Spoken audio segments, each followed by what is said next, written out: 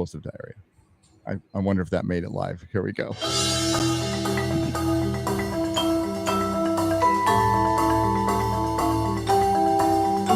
Baby.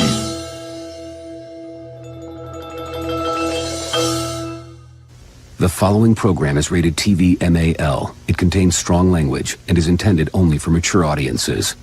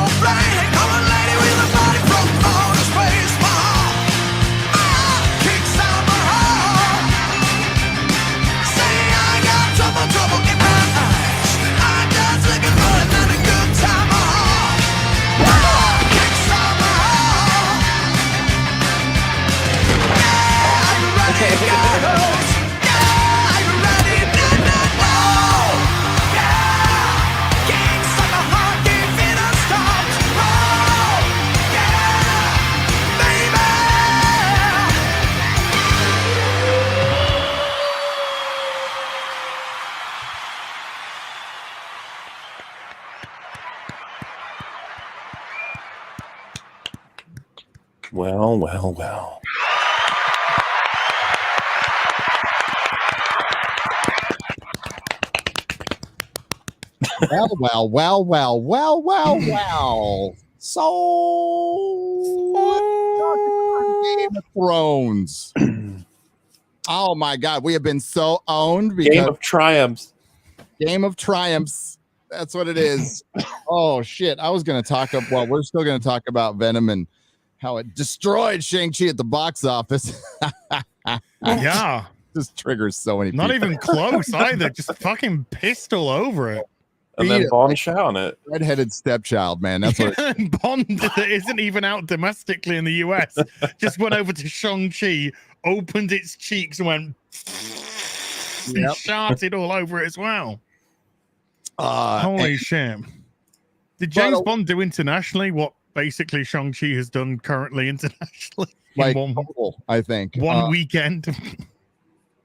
Well, I know that Venom made its money back in 3 days. $90 million budget. I mean, it showed. Okay. Hey, it took Shang-Chi 5 weeks. Leave it alone. By the way, ladies and gentlemen, stay tuned after the show because my Venom review will be right after this live stream. Hey. There you go. So, but a little trailer came out for a show that all of us have covered. Well, it's a spinoff from a show all of us have covered. You might have heard of it. Game of Thrones totally ended in disaster. And the House of the Dragon trailer came out, and we've got a lot to talk about. We've got a lot to fucking talk about with this trailer. HBO just praying that you forgot the last 2 seasons of Game of Thrones. All the top comments are about that. It's just a battered wife knocking at the door going, honey, definitely. are you home? Honey, I'm back. I'm back. The broken arms and the black eyes have healed. Are you going to let me in, honey? What's that baseball bat you're picking up as you're coming to the door? Do you need that, honey? Okay. I've changed. I went to 30 days of counseling. It was my fault, not yours. Yes. I'm so sorry. Holy crap. So yes, we're going to talk about House of the Dragon, the book it's based on, why it delayed, why it is the reason A Song of Ice and Fire will never finish, why it's a horrible book to be adapting for a fucking show. But it's got dragons because there's part of the audience that just wanted the dragon stuff. The problem is it's all Targaryens, and we'll get into the details. But for the people who haven't read Fire and Blood Part 1, by the way, so we're starting a show on another unfinished book series, technically. What could possibly go wrong? What could possibly go wrong? There's so much to go over. 100,000, a bunch of likes on a YouTube video does not a good show make. I'm sure people will. No, I think you'll find it does. Oh, absolutely. That's what people have And been saying. Yeah. and you need to carry that L. You need to take that L, Gary. It's not even. It's a teaser. There's not even anything to celebrate yet. That's just, this is just the fucking weird. It's a minute of nothing, and you've got people going, "Ah, Game of Thrones, baby! Ah!" Knowing full well that like 2 years ago they were like, "Fuck this show, fuck these people," and they were gonna fucking see another shit again in my life. Fuck you, JRR. Fuck you, Dan and Dave. Fuck you, HBO. And here they are back off a 1 minute of fucking nothing going, "Oh my God, it's the fucking triumph." I'm pretty sure I saw a dragon in the corner of the screen at one point in the trailer. Yeah. I saw a dragon's I think it was a tail. tail. Oh my God, it was So emotional. I cried. I cried. They were Matt Smith actors. looks so It was a fucking horse. beautiful. It was swords. And yeah, it's an amazing cope in the comment section. If you scroll down, basically some of the comments are just saying woohoo, excited. Many comments are saying, "Okay, what we didn't like isn't here anymore, Dan and Dave." So I think this is gonna be good. It's like, yeah, this is gonna be good. You know what? I thought that I would never be interested again, but after this teaser, I'm thoroughly excited. I'm just sitting there like, there's a bunch of people walking around and some nice graphics. It's 1 minute. What the hell? They haven't proven anything yet. Wow. Oh man, this is why Shang-Chi eventually breaks even. I should really say. I was going to say makes money, but that's a bit harsh. Eventually breaks evens because people have no fucking standards right now. They'll just take any old fucking. I mean, Yes. Right? It's a minute that doesn't do anything, doesn't show anything particularly. Yeah, it's got an image of the Iron Throne and swords around the Iron Throne because maybe they haven't been fused on it yet or whatever. I don't fucking give a shit. And it's just they just have to show like that and go, hey, look, hey, remember the Iron Throne? It looks a lot more like it's described in the book than the Game of Thrones show had it be. Well, the one in the the one in the book is like really high, isn't it? It goes like really high. Oh yeah, but I'm talking about the more jagged and extended pieces of, because like the one in the show, looking back on it, it's pretty reserved, like it's they didn't want sword bits up people's pieces. It is, and a king should never sit comfortably. But there are people who are like, that alone, just the throne, gonna watch the show this season. It's like, guys, like, come on. Just oh god, it's the hype. It's just it's real, and I guess it's just been long enough. If this trailer had come out, I don't know, a couple of months after the end of season 8, maybe people would be like, no, I'm not having this. But they have gotten over it by the looks of things. Jesus Christ! Because this is the thing. I'm not saying it's going to be terrible. Guarantee it. I'll give it a shot. I'll talk about it with you guys, but I'm just cautiously neutral. I think I'm just gonna wait to hear what Gary says about it or you say about it. I'm not rushing to watch this in the slightest. I really couldn't give a fuck. And it's not. Oh, you're just being contrarian. You're just being. No, it's that game. That last season of Game of Thrones, it killed anything for me. And now that we're going back to a time before, so we're going back to a piece of history which is fucking useless anyway, because we now know what happens 200 years in the future.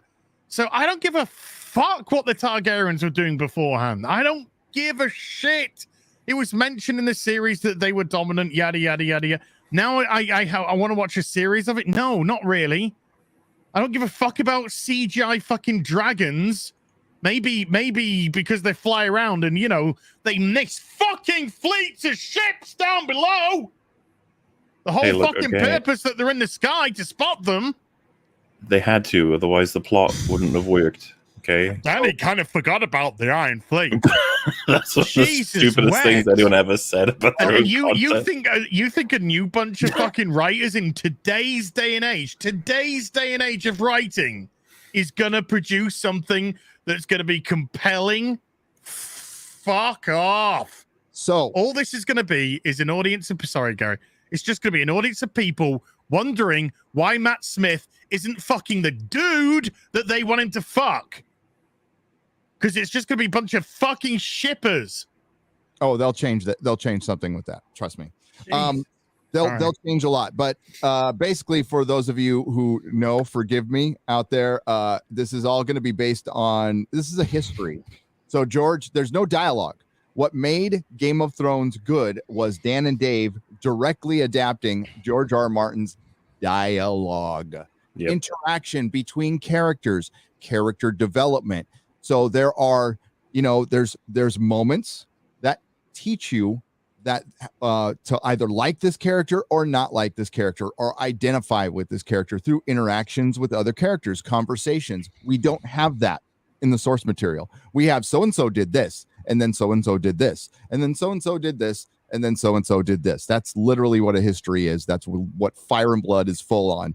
It's just it's just a recounting from a maester and a fool, and it's unreliable narrator. But overall, what the story you're going to see is how the Targaryens started to fuck up their throne, fight amongst each other, and kill most of the dragons. That's it. There's no zombies. There's no threat of final conflict and all the stuff the normies like the zombies versus the dragon stuff. You're not going to get that. You're going to get one house versus the other. It's a civil war. That really badly.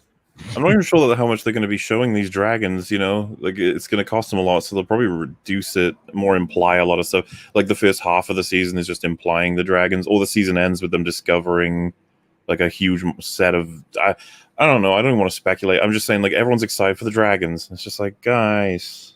I'd much rather see Aegon's conquest. That would have been much more interesting, because we can finally get into his head, and we, at least in the TV show, they can adapt like why he felt the need to go when he did and to go take over Westeros, and we can get a little bit of the history of the fall of Valyria. But like the Targaryen civil war is, for me, one of the most boring parts of fucking A Song of Ice and Fire. I'd much rather read or hear about 5 or 6 other stories over this one, especially after reading the book, that Fire and Blood is the reason Winds of Winter didn't come out. George stopped writing Winds of Winter. I'm not sure if he was even writing it at the time, to go and write the entire fucking book, and wrote because history books are easier for him to write. So he did it. He whipped it out in a couple of years, but that's 2 years of not writing. Probably 3. There you go. There's that. So, your entire story isn't finished here, by the way. But yes, there is better people involved in this show. I just don't know how interesting it's going to be to people. It's going to be probably political intrigue, a lot of dragon fights, and it's going to be very, very nihilistic. Can we just remind people that this is one of 5 TV shows that was meant to be made, one of which they wanted to go full steam on ahead of this, that they pumped $30 million into a fucking pilot, or a series really, that will never ever be seen. Because it was deemed so fucking shit. Oh, doesn't that make you want to really see it though, knowing that? No, it makes me really want someone else to see it for me. I would happily react to it for you guys. Thank you. I'll happily watch your videos of you reacting to it than watching it myself. The people involved. That's a whole fucking 6 episodes was it they made? And they were just Bloody hell. This is dog shit, and stopped. Mm-hmm. One of the top comments says, like, I'm watching this for Matt Smith, and I'm like, that's the why they hired him, isn't it? That's why. Look, it's Matt Smith, everyone. Come watch. Come on. That would be, that is when I say the only interesting is not the right word. Matt Smith being in it is the only thing which makes me it makes this in my vernacular, makes this in my my sort of territory. If Matt Smith wasn't in this, I just wouldn't even be bothered to talk about this at all. But No. so the casting for people who I can't say that because that's unfair to a lot of people. But obviously the casting to try and get people to come in, the casting's got to do that. And Matt Smith is a draw of sorts. Not the biggest draw in the world, but he's a draw of sorts. He's got a big following in America with Doctor Who. They love him for Doctor Who in America, and Brits think of him fondly here. I think Matt Smith's a great actor. I think he's a very, very good actor. Hot off the Crown as well. So he's got a good body of work behind him. Just forget about Terminator, folks. He's got a good body of work behind him since he's left Doctor Who. But yeah, I am so fucking bored of this shit. The reason the title is House of the Stupid, and I meant to put in motherfucking dragon, but I couldn't put it in my title, is They don't let you. fucking hate everything that led up to this motherfucking show. I hate the stupid book it's based on. I hate the fact that it derailed an entire fantasy series, and it's the jangling keys in front of George. He just posted up on Not a Blog, which he doesn't talk about Winds of Winter anymore. By the way, he's not finishing the Winds of Winter book, and that is fucked up. He needs to come out and just say, I'm not going to finish it. I respect that more. But to tease everyone that he's going to finish this book when he's not going to finish it. He's doing the Elder Scrolls or whatever, the fucking game. Like, he did a lot of work on that. And he's doing a lot of work producing these shows. He's old. But yeah, it's this show, that book derailed the thing I cared about, the main series. I don't give a fuck about a history of a story that doesn't finish. Like, who gives a shit, And I don't care how George rationalizes it. This is a history of a story that's not going to finish. Like, fuck that. Like, why would you? Because, okay, say this is a hit, massive hit. You move forward. You do Robert's Rebellion. Then you're back into, like, where do we go? Because it finished in disaster in the show. And that can't be undersold, like how fucking bad the last, in retrospect, 4 seasons of Game of Thrones were. Wasn't the show that was canned, the one that they made, wasn't that leading into Robert's Rebellion? Blood Moon? No, that was set 5,000 years in the past. Oh, okay. The start of House Lannister, and it was supposed to be the Age of Heroes, and it was somehow going to be all started by women. Yeah. And it was called Moon, which was the working title, but that's basically, it's Moon's Blood. You can guess what that's the term for. And it was a little feminist. That's all. Just a tad. And it didn't make it. It was too woke for HBO, which is hilarious. But yeah, this show's going to be, A Song of Ice and Fire is filled with the themes, themes of gender, themes of feminism, all kinds of stuff. That's why George wrote it. And it's the overarching thing is it's very anti-war. And George is always trying to show you the ugliness of war, that he doesn't want to make it look good in any way. So the words are escaping me right now because I haven't had my coffee, but he's not trying to glorify war in any way. So he's trying to make it look ugly and nihilistic, and that's what it's going to be. This is going to be a soap opera, so a lot of people will like the soap opera part. There's a lot of fucking around in this story, a lot of people fucking each other over, stabbing in the back, the politics of Game of Thrones. But I was talking to MauLer prior to this, like, the things I liked in Game of Thrones were Varys and Littlefinger. I would, scenes, the few times they had scenes together, and they had times to shine was early on, and a lot of it, not all of it, was adapted from George's dialogue. And yeah, I love the threat of the zombies against the dragons that we didn't get to see because it was all fucking dark. And then the Night King turned out to be fucking nothing. Just because it's different writers, don't think we're gonna have a different result here. There are better people involved, but one of the guys who's co-show running this is the guy who directed that third episode, the Battle of Winterfell. So I don't know. Do you remember what just like pushback he got for the darkness? And then there was that thing. I can't remember if it was a quote from him or someone else. They were like, "Turn the brightness up on your TVs, idiots." It's just like, yeah, what? Like, yeah. I'm watching it on a fucking beautiful 4K TV, and I'm like, "What did you just say?" People couldn't see what was happening. Like, and that was their response. And no, it was fucking dark. You couldn't see anything. But Game of Thrones was always shot dark, like from the get-go. It's always shot dark. Fucking Venom, dude. I was trying to find a shot for my thumbnail, right, of Venom. So I went through all the I couldn't find. There's not one single clean shot you can get, effect shot. It's all blurred. It's all terrible. That's what modern effects are now. But yeah, I'm resentful towards Fire and Blood. This fucking bullshit book that, by the way, it's his worst in the series. It's absolutely its worst. I'd rather see a Dunk and Egg show. At least you can have some kind of closure with that. But this, I mean, it doesn't take a lot of research to find out like how this story ends, and it ends really badly. It's when you're finished watching it, you're gonna go, "Why did I watch this?" Am I the only one that's just sick and tired of this nihilist bullshit? Yep. Everything's nihilist. Every fucking show's nihilist. Every film's fucking nihilist. I want something heroic. Is that too much to ask for nowadays? I want something hopeful and upbeat. you're reminding me of what I think my issue is with old versus new Bond, by the way.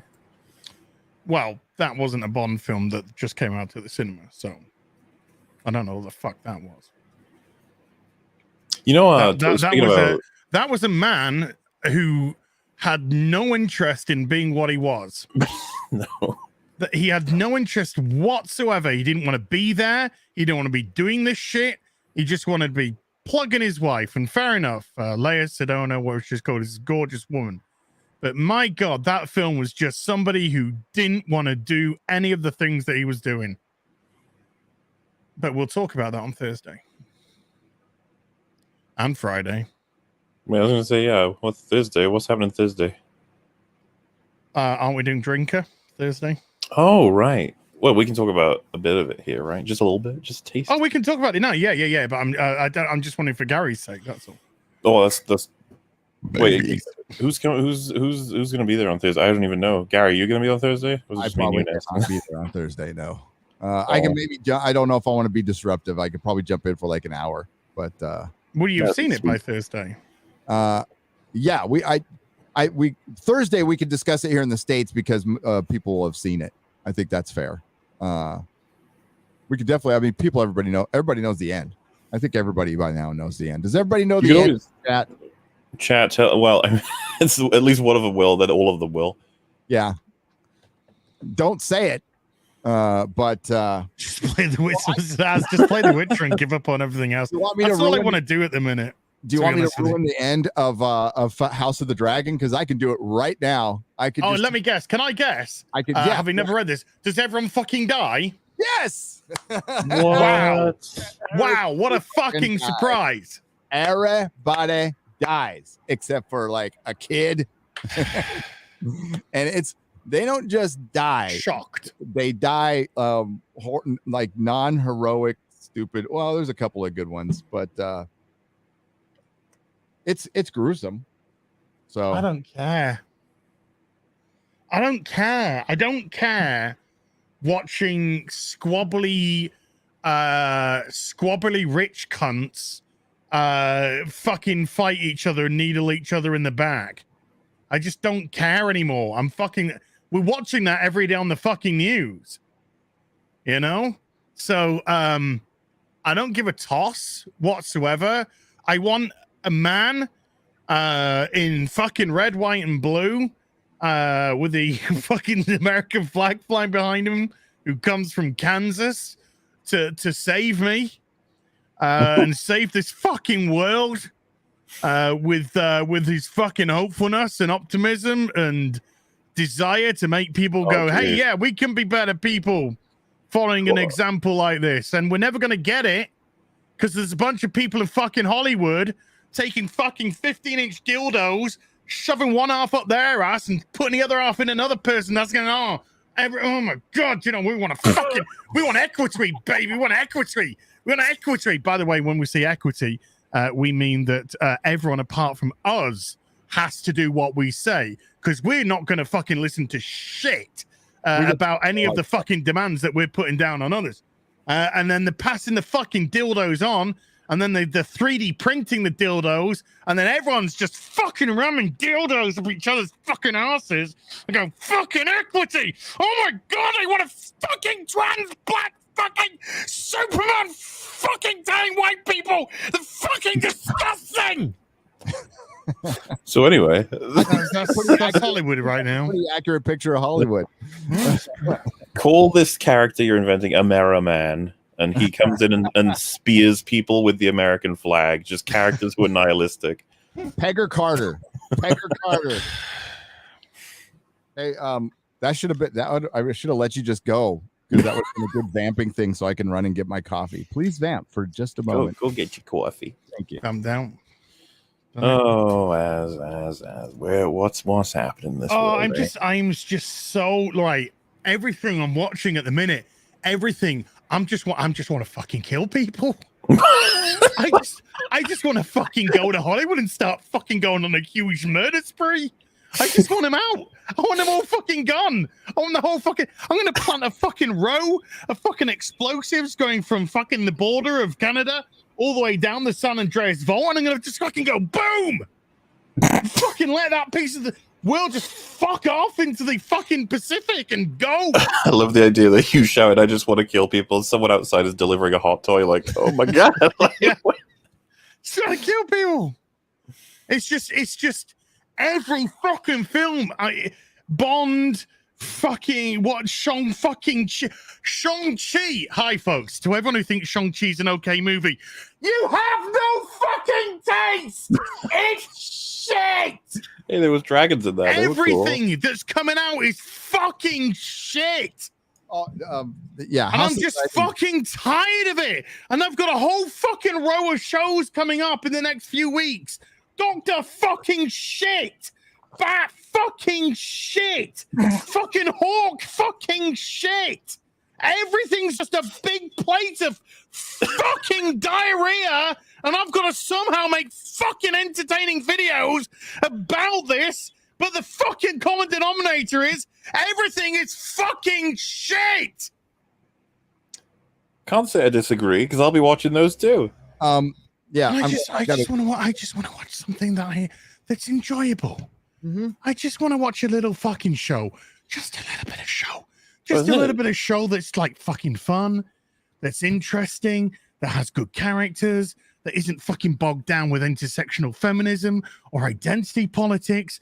That's just there to say, hey, you sat there. Yeah, it doesn't matter who you are.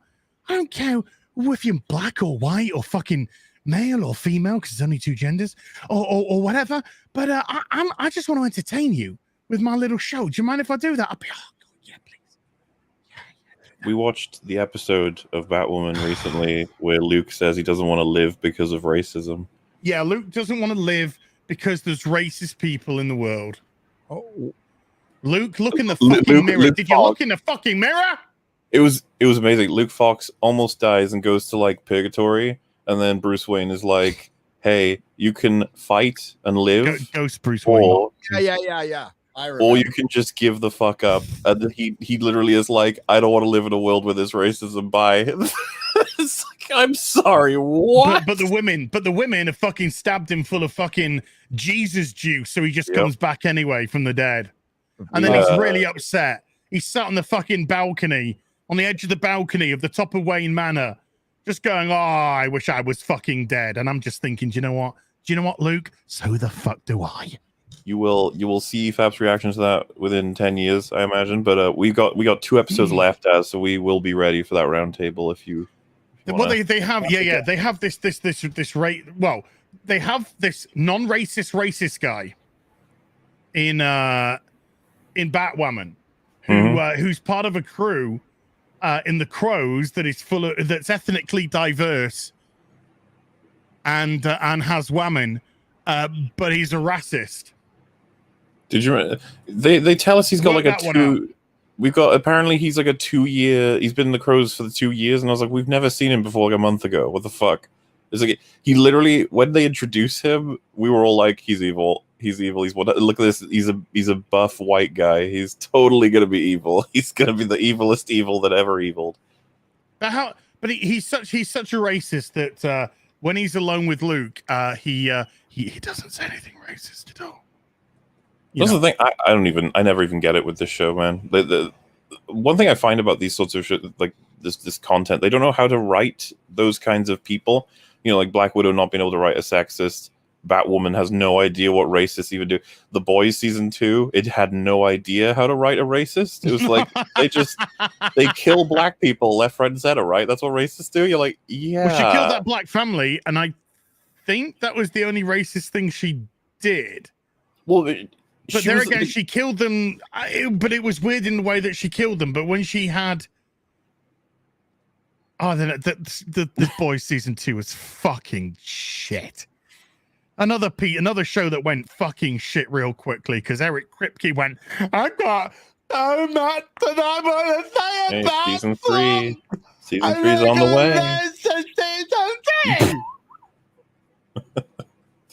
That was actually live footage of fucking Eric Kripke talking about season 2 and 3 of The Boys. And that's it, man. You know, the break is over pretty much. Like we had, I don't know if you guys noticed, we did kind of have a gap. Now we're running right back into loads of shows at once.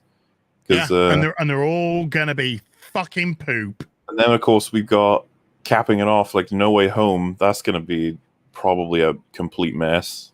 No Way Home.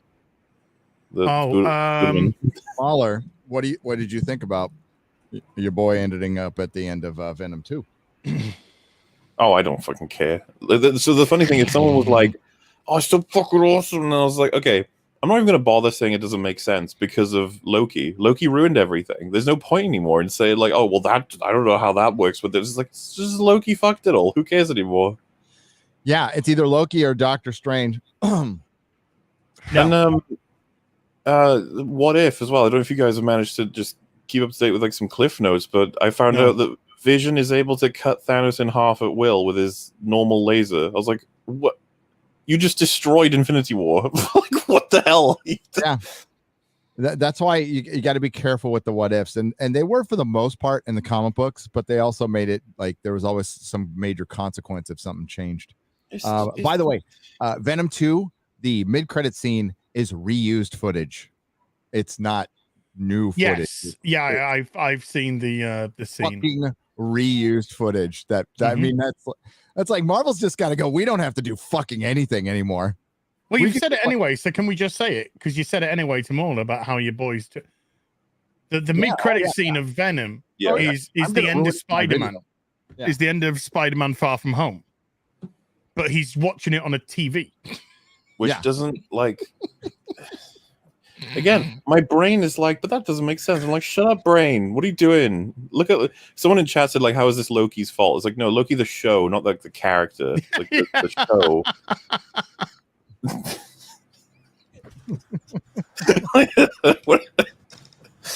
It's like the idea they assume Loki personally ruined all of this.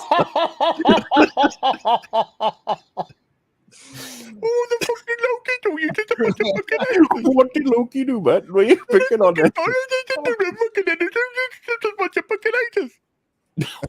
The show. Kang's fault as a character, yeah, you can say that. Kang did it. Boy. Kang did it. That's how we say we that's how we do it now. Kang did it. Oh, I'm so not done with House of the Dragon, by the way. Go for it. Okay, go for it. Some more stuff that's just making me so. For one, George again writes feminist themes. He likes bending genders and stuff, and he does it in a way that's realistic, that's grounded, because he's an actual talented writer. I'll give him that. Yes, there's a bunch of plot armor on Arya, even in the books. Let's be real, Arya probably should have been at least. Brienne got the same thing in the show. Brienne probably. It would have been cool to have killed Brienne, but I don't think they had the balls to do that. Yeah, and like Sansa and Brienne and Arya don't get touched in a world where people just get brutalized, and it doesn't make any sense. But it's still, they're compelling characters, they're interesting characters, they're well written in the books. Well, they weren't though at the end, because the last season, the last two seasons, possible three. In the book. Well, the last three seasons of the show, though, they've got so much plot armor on them that by the time they're killing them off in the final episode, no one gives a fuck. Well, they get crushed into plot lines too because they rushed everything. They're just like, they got to end this way. Shut up.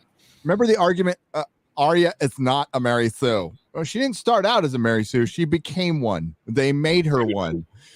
When I lost the plot with her, do you remember when she was stabbed 5 times in the gut and then thrown into like a sewer? Sewer, yeah. And then she was healed by chicken soup. I was like, fuck off. That's so insulting. Like, you want us to believe she's dead. She ain't surviving that. It's just not happening unless it's magic. Yeah. I mean, you have magic, fucking use it. I mean, like your chicken soup, just like to get a woods magical chicken soup. Magic chicken soup with the woods witch. It's like got a real chicken in it that she just killed, and the soup is actually the chicken's blood. But yeah, that kind of chicken soup. Mm-hmm. You got magic, fucking use it. But they didn't even use it because Dan and Dave hated the magic part. But she got killed and turned into a chat. Yes. I gotta remember that. Like, I've had my Game of Thrones turned off for a year and a half, so I gotta reconnect that part of my brain. Who was the director? The director of he did Hard Home. So he did, that's the one. Sapochnik, I think his name is. Miguel Sapochnik. Okay. Good director. Like, directed some really fucking great episodes up until that shitty one he directed. But I remember doing a video on him, and I remember listening to a couple of hours of interviews with this guy. He hated his experience on Game of Thrones. Like, go listen to him. He's bitching the entire time. It's night. It's long shoots. It's grueling. Grueling is the word I heard. It's like, dude, you're taking pictures at make believe. Okay. If it's hard for you, give up your millions of dollars that you get. But like, he's good. He was good for most of it, and he's going to be in charge of the show. But the only thing I keep remembering is that everything was grueling about making Game of Thrones. Maybe it was Dan and Dave. I don't know. Maybe he was just trying to say working with Dan and Dave was grueling. Man, do you remember the production stuff for like Star Wars? Nightmare. Everything's going wrong. Everyone's working their asses off. You don't hear them like looking back, be like, it was grueling. There was lots of night work. Right? Instead, they're like, it was a fucking incredible experience. We worked really hard. We got this done. Meanwhile, Game of Thrones, like, we felt like the audience, to be honest. Oh yeah, it was a grueling for the audience as well. Again, there's no doubt. I mean, they could adapt a decent show, but it's not going to feel like Game of. It'll look like it, but it won't sound like it. It won't. You can't copy George's dialogue. You can't even begin to even think you can write dialogue to the level of George R. R. Martin. Just forget it. As pissed as I am at the guy, he's fucking talented, and he's a genius when it comes to. There's a lot of those people who are talented who are assholes. Like, it's a lot of them. Yeah, and there's no way you're going to be able to mimic that in a show. It'll turn into probably like a CW Dragon show. That's how I see it. Like the effects will be good. The sets. Like, nobody can die, even at the end. Like, top-notch people were working on Game of Thrones. The sets were great. The costumes got a little bit ridiculous and modern towards the end. Yeah. Everybody was wearing jackets and shit. I'm like, what the fuck? When did we start wearing jackets in the fucking Middle Ages? Leather jackets that look like motorcycle jackets. And nobody had long hair anymore. It's like, what? They can't cut their hair like a lot. They have to cut it with like knives and shit. And they had shears, but only the rich people got access to that. But I digress. It's going to be a big soap opera. And as far as intersectional feminism goes, like, those themes are there, like I said, and they're going to accentuate those themes. They're going to build on those themes. And it's going to be, it's just going to be another show that's going to play up stuff where they don't need to. If they do what George has guided them, it'll probably be a little more believable, because not all the women are Mary Sue. They're actually very fallible and stupid and make, fucking dumb decisions just like the men. But it's still, at its core, it's two women fighting each other, which can be great. It can be fantastic if it's done, if they don't play into the intersectional feminism and they actually just play into the story. Then it can probably work. Matt Smith plays, I think that's good casting. I think it was actually really good casting. I like Matt Smith, but yeah, I just can't care. I for one, I'm telling you, like, if episode 1 ends with like just you can see the flames of a dragon in the background of darkness, fans will just be like, "Fuck, this is so good." It won't even matter what actually happens. Yeah, no, it won't. I like the bit where Matt Smith got naked in front of the other dude, and it's just like, oh my god, are they gonna kiss?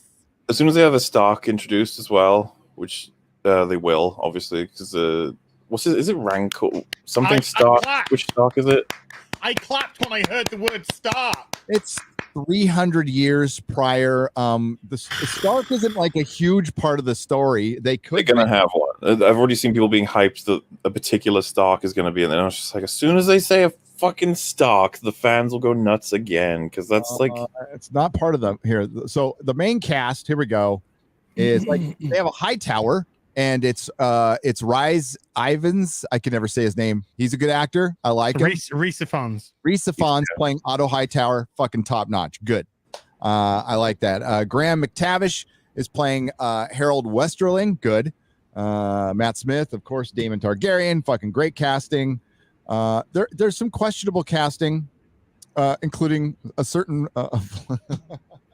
you can't bring it up though, because if you bring it up, you're a racist. So we'll just completely ignore Cloris That's Blair. fine, but I want my token fucking white boy in Wakanda forever. Yes. Yes, please.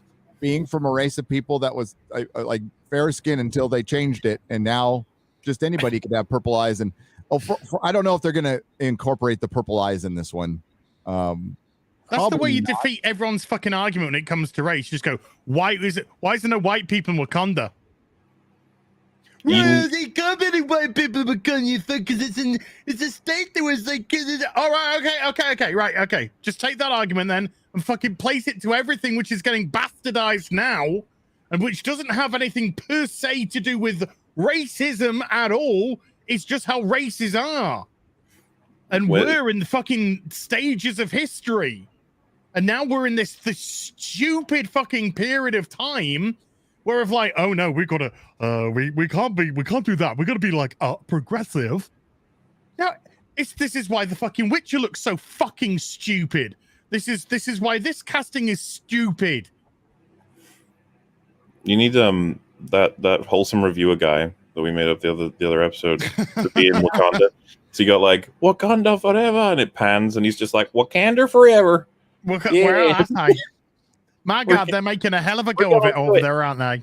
My God, we're stronger united. We're gonna do it.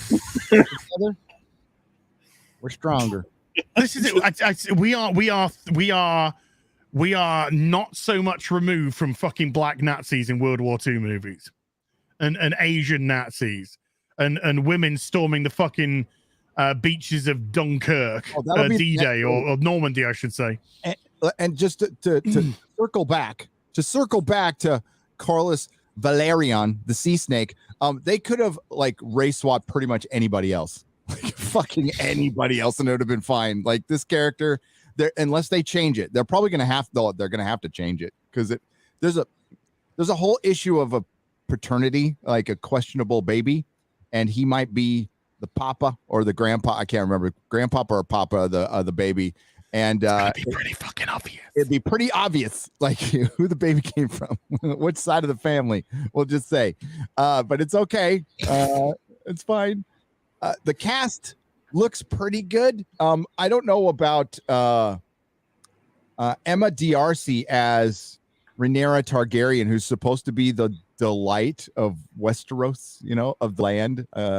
What's her official title? It is like the delight of it's the delight of the realm. She's the delight of the realm. Not exactly. That should be hotter. That's just me. I could be being that could be my horrible sexism coming through, but I don't give a fuck. I forgot. I don't give a fuck. But hold on, I'm just having a look. pretty okay. Yeah, no. It was a Cregan Stark No, is the one apparently they're expecting to show up. Thank you. Yeah, he's because he's like less honor bound than like the Ned era. Yes. Yeah. Well, okay. So it's going to sound very familiar. There's a nice king at the beginning of the story, unless of course they change it. And this nice king does a nice thing, and it ends up fucking everybody over. That's pretty much it. And who's playing Cregan Stark?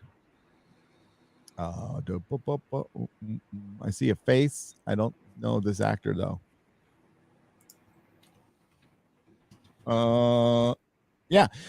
They're gonna mess with a lot of stuff. So you're gonna have. I mean, just because one Stark is honorable, the one right before that could be. Well, his Ned's brother was a dick. So I mean, like it's just. It's individualism. They got that part right. That should be interesting. But the Starks weren't a huge part of it. I mean, that I remember. Yeah, but that name, right? It's like fan service. This is what I mean. Like, I'm already exhausted, and they haven't even done it yet. No, There's going to be a scene, right, with a Stark, and he's going to be with a Squire or some shit called John. and John's just been living down in fucking King's Landing all his life, and he just takes him up north to deliver some shit, and John's just like, what's sir, what's all this white stuff that's on the ground there? And then he's gonna go, that's snow, John, snow, and they're gonna go, Sir Jon Snow. So, I mean, it's gonna be full of that kind of shit. I bet you. This was originally written as a history to add texture to A Song of Ice and Fire, to add texture to A Game of Thrones, A Storm of Swords, A Clash of Kings. It was all supposed to be texture for the main story. So for this to be a story, for one, you're going to repeat themes. What's the theme of Game of Thrones? The TV show you watched. What was the fight for the throne? There was one, and they destroyed it, which was ultimately all the political squabbling is irrelevant compared to our continued existence and working together. Like, that's the important. But who is on top of the throne is irrelevant compared to how the realm is ruled. And of course, the White Walkers were going to remind everyone of that. They should have died in the last episode. That's when they should have died. And there shouldn't have been a declaration of a king. Should have been that they go off into the sunset. That is King's Landing, going back. And all the leaders of the different areas of Westeros are going to work together, and Essos, and they're going to be like, let's make a new world. Roll credits. We don't need to know what that means. Yeah. The last episode should have had King's Landing covered in fucking snow. Yeah. Surrounded by fucking White Walkers. But a new dawn. With them all fucking literally squirreled away there together, forced in together, the remaining band. But, you know that thing that they set up for, I don't know, 4th season's Jon Snow versus the Night King? What if we just, don't pay that off at all? The second they had Jon they stayed each other down at Hardhome, that was like the show being like, Jon and the Night King will fight. Yes. It's like, excellent. They never did. No, because the symbolism of a little girl killing the Night King was much more powerful for the message. Well, I mean, isn't that what they said? They were like, "Oh, we don't want Jon killing him. That would be lame. We got to have Arya do her teleportation move." Yep, and this was after I was arguing with people. People were going, "They planned this from the start." No, they did not. They even admitted that they didn't. What was it they said at the beginning of season 7 or season 8 or something? They're just like, I feel like it was gonna be too obvious. Of course, it's too fucking obvious. You're setting up, you dipshits. Imagine someone said it would be really obvious if the ring ended up in Mordor, so we better not do that. Let's do something else. It's really obvious if they dumped the ring inside Mount Doom, so they decided to take it on vacation. The Emperor being defeated would be too obvious. Let's resurrect him. I just want to stop proceedings for a second, if I can. Let's talk about Mr. Kipling's extremely good cakes on the stream the other day, and somebody sent me yesterday some Mr. Kipling's French fancies. So might just have one of them. Go ahead. Do it. I'm having coffee and I'm feeling much better. Food review. Yeah. So like They are before good cakes. before I started this channel, I obsessed over Game of Thrones. It was my favorite thing in the world. I read it over and over again. I watched the episodes over and over again. When I get obsessed into something, it just like it locks in. And then when I started this channel, I kind of wanted to be just a Game of Thrones channel. Thank God I wasn't, by the way. Woo! Thank God I sucked at it. I was fucking terrible at it. And I was still learning things, but I read the books cover to cover. That's why I'm pissed to this day that the story's not going to finish. And I'll probably be pissed for a little while. I think it would be nice for George to come out and be honest with his audience, with the people he's taking a lot of money from and his publishers. He's not, because George isn't a nice guy. Like, think he's a jolly George nice guy. No, nice guys don't fucking string their audience along, who have been very supportive of him and very patient. And now you're just at sycophant status if you're still following this guy, thinking he's gonna fucking finish a story for you. He doesn't give a fuck about you. George hit it late in life, and I wouldn't blame if he came out and was honest. I would respect that. I would respect it if he just said, I'm not gonna finish. I hit it late in life, and I've only got so many years left on this planet. I'm gonna enjoy them. I'm like, okay, good on you. You know, let somebody else finish, which he won't do, or write a history. Because you like doing that, write a history and just tell us how it's going to end, which he's not going to do, by the way. No, he's going to end up teasing and going and running shows, which he has every right to do. It's a free country, but I can criticize it. I can criticize it all I want, because I did invest. And listen, I'm the dummy. I understand that. I'm the dumb motherfucker who trusted him and bought his books and invested in story and wasted a bunch of fucking hours. I completely admit it. My fault. I also feel bad that I got a lot of other people into it, because now we're all sitting here with, nerd blue balls. But I'm like beyond caring at this point. Like now I don't care if he finishes the book or not. It's like I'm over it. And I think, we get this show. It just reminds me of all that. But we are in a different world than we were a few years, in 2011. Nihilism was still cool, and subverting expectations was new and fun and different. When they killed the hero and the villain in the first season, well, they do the same fucking thing in this story. It's the same fucking thing. And you end up having descendants fighting each other till they all just kill each other. And the theme of this show is thrown bad. Just like the first one, thrown bad. I've heard that somewhere before. Yeah. So you're just going to see the same thing again. I'm not.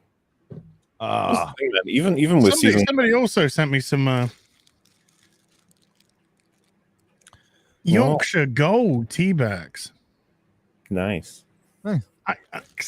Yorkshire tea is my favorite blend, and but none of both people did not put who they were in their packets. Just look So at I can't. looking after you. Yeah, there was no like forwarding address on the back or little note inside, so I don't know who you are. So whoever sent the tea bags and the Mr. Kipling's French fancies, thank you. Fuck. What are you eating there, Gary? Well, so like a pita that feels like it's been sitting Big out garden. for fucking a pita. You ate a pedo. Like a pizza bread, right? Okay, now Hot. it's hot. It tastes like shit. Oh. Oh wow. I am. Somebody just said, "As is so over it." I'm just look. Game of Thrones died for me 2 years ago in that final season. I mean, I even tolerated the 7th season. Even though it wasn't great, but I tolerated it, even though everyone had fucking plot armor and it was fucking wank. But that season 8, that it just killed. I think that moment in the penultimate episode when I just snapped, when Daenerys just went around murdering everyone, and I couldn't stop laughing uncontrollably. I think that was the moment that my mind had just broken about ever giving a fuck about Game of Thrones again. Yeah, I had crossed into the threshold of just laughing when I watched her first kill the children. It was just comedy. It was just it was laughable comedy. I passed over anger. I was just into like absurdity. Yeah. Like we have just broken everything. I was into like the first 2 episodes. I was like, wow, these not a lot's happened. Nothing's happened in these 2 episodes. I was sure that they must be really like pumping up for the final 4. Talking out of the way, right? The rest, they're gonna be. It's all right. And then the Battle of Winterfell. I'm like, okay, great. Couldn't see fucking shit. Everyone had plot armor on the fucking Battle of Winterfell. Okay, go figure that one out. Remember, and then the next episode, they're back to fucking sitting and talking again. They did until they didn't. If you remember, Jorah was killed by a rusty knife in his like highest fuck value armor from a zombie. That shit pissed me off so much. He deserved to go out by getting killed by a White Walker, not a fucking Randy zombie. That sucks. And then they teleported down to King's Landing to watch Thingamajiggy have a head cut off, and I'm just sat there thinking, why haven't they just fired all the ballistas at them and just wiped them out right now? Yeah, it was a party. They brought down a small party, and they're just outside there, and the whole of fucking King's Landing's guards are all there, armed to the ballistas. The dragon's just like sat over to one fucking side, chilling, saying, "Hey, I'm a fucking easy target." Tywin would have fucking killed everybody there if he'd have got everybody in one spot. Tywin would be laughing that they turned up. He'd be like, "This is amazing! Everyone, go get them! We're done. We've won." Yeah, just wipe him out. This is the whole fucking leadership right here. Wipe it out. Woof. Sorry, I mean, Tywin would have been so disappointed. The Dothraki turned around and went back home. Yeah. Careful! Don't eat your hands. I'm not eating my hands. My egg whites. My egg whites. Egg whites. Egg white supremacists. Egg white supremacists. It's a special at Starbucks. It's the alt-right menu. Yes, the egg white supremacists. I'll take the egg white, please. Off the alt-right menu. Speaking of the whole tea, white, of course, 2 sugars. Also, it's funny you're drinking a Starbucks cup when we're talking about season 8 of Game of Thrones, by the way. Yeah, that's a good point. Yeah. No, that's a wrap. Fucking hell. I still give a fuck. Yes, I'm still pissed, and I'm gonna. Oh, of course, I'm still pissed too. That was on track to become my favorite show of all time, and then it fumbled until it literally fell into a coffin. I was just thinking about the whole like, she forgot about the Iron Fleet. Like, what's stupider / funnier, that where a writer has to argue their main character forgot about an entire legion in a war, or when Patty Jenkins quote tweeted someone defending her that it wasn't a rape scene, trust me, in Wonder Woman 84. Oh, that's a close call, dude. But I gotta say, trying to justify your rape scene is pretty bad. It was awful. Some random Twitter user was like, "Oh, I thought it was a reference to Big. It's referencing movies where they have the body swap." And then she just quote tweets that. It's like, "Yep, it's not rape." But Wizard Cat in the chat just said, "When will MauLer be included in the opening credits?" Wizard Cat, you clearly haven't been watching the opening credits for the last couple of weeks. So, yeah, go back. I would advise you to watch the opening credits, and then you might actually see MauLer. Sitting in the back seat with you guys now. We're all going off the cliff. We're all going off the cliff together. As media in a blaze of fucking glory, hopefully. But I mean, look, even if she forgot about the fucking Iron Fleet, it was a nice clear day that you could see it perfectly from the fucking sky. How do you forget about the main problem that they have to deal with? She was listening to her iPhone. She had like Grimes on, and when she was flying over Westeros, she fucking forgot. Oh, remember how the ship got destroyed? Varys and Tyrion washed up on a beach safe, but Missandei was just kidnapped. It's like, okay, how did that happen? It's like it just did. Well, you see, MauLer, that happened because they sent a special kidnapped Missandei ship, and it got her. Oh God, I was so checked out. I was Jesus Christ, that show. It couldn't be. Gary, do you remember as well at the beginning of episode 5, before she kills everybody, they play us the first time ever, I think, on Game of Thrones, they gave us what was like, it wasn't a previously on, it was a montage of all the quotes from across the series of people saying Targaryens are nuts. Yes. Yep. Just to be like, okay, look, Targaryens are crazy, so please believe us that it's because of that she's killing all the children, okay? And you're like, no. Yeah. You can try, but no. No, this is the dumbest fucking thing. So like when Varys read his final lines, he just threw his script in the middle of the table. Hey, HBO said we will give you more shows. Yep. We will give you more money. How many creatives say no to that? But they'd already been offered the Star Wars trilogy. Yep. And accepted the Star Wars trilogy by then. That's working out well for them. Because like, we're not like geniuses that read it and go, I see what is wrong here and how it's out of character. It's like, of course, the people who play these characters knew as well. They were reading this shit and they were like, what the hell? Like, yep. Okay. Well, you've seen them all for the final season. What can you say about the final season? Best season ever! Yeah, there's that quote from Amelia Clark. She said she like walked through London crying or whatever after she read the script for the season 8. She's just like losing her shit. She couldn't believe that was the ending for Daenerys. It's like, yeah, that sucks to read, I'm sure, after everything you thought that character was. Because if you guys remember, it's probably one of my favorite scenes when the grieving like shepherd father guy brings the bones of his kid to her. Yep. It's like a guy we see once. That actor was fucking great. Yeah, because Dragony Poo got her. And he basically like the scenario is like, you're my queen and your pet killed my kid and there's nothing I can do about it. And Daenerys feels so guilty she locks up all of her dragons. Yeah. Or rather the 2 that she has access to. Yeah.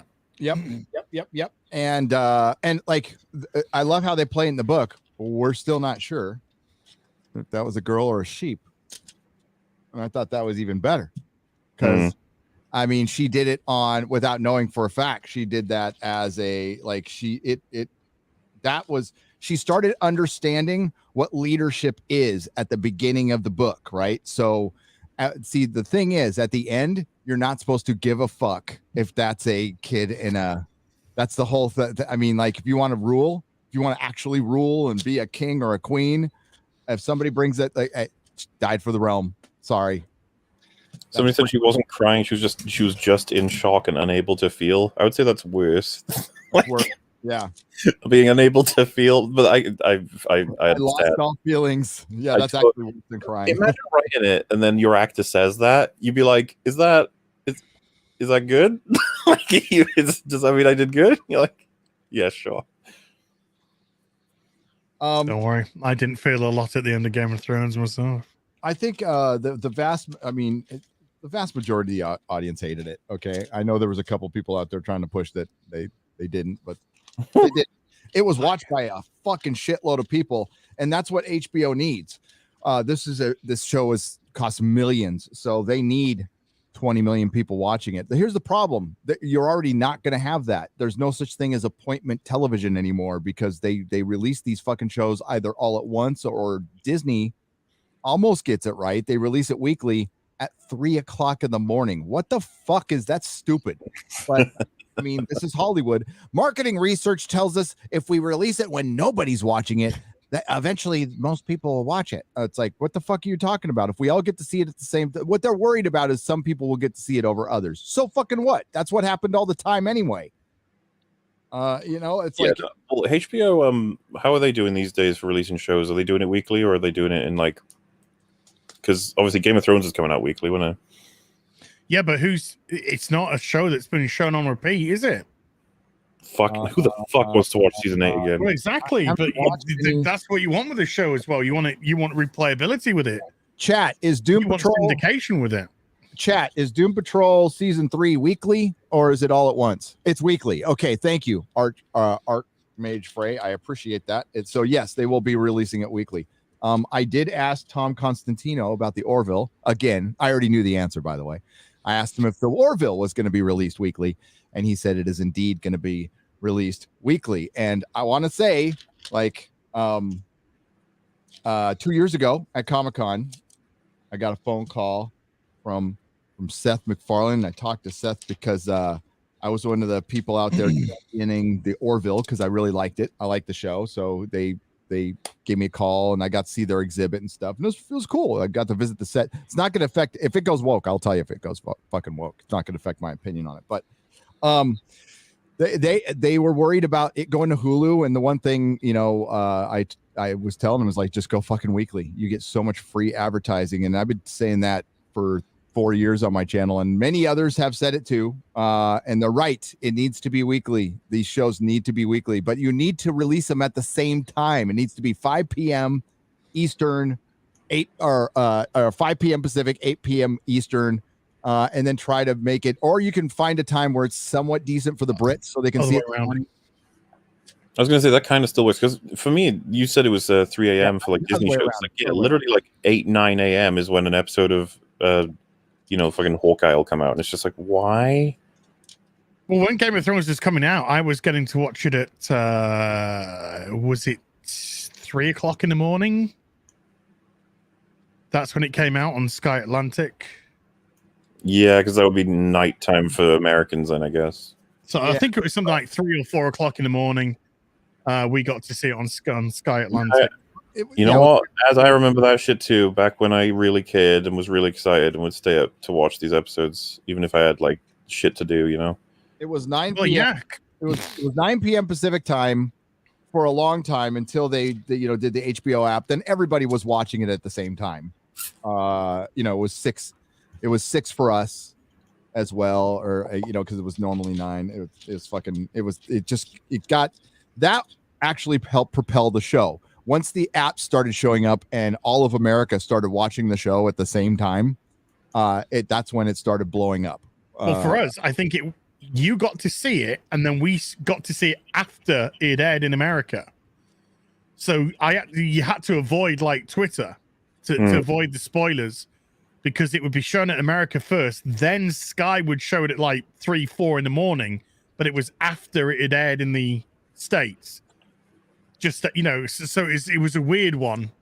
So you just like stay away from Twitter for this hour. I read the book, so I knew it was just a matter of, is this going to fit in? And it started out with, I can't wait to see this adapted to how they're going to fuck this up. Oh, dude, the Oberyn Mountain scene, because I'd read all that ahead of time, and I was with a friend of mine who didn't know what was going to happen. And like the second Oberyn starts taunting him, I was like, getting really stressed out because I was like, his head's about to explode.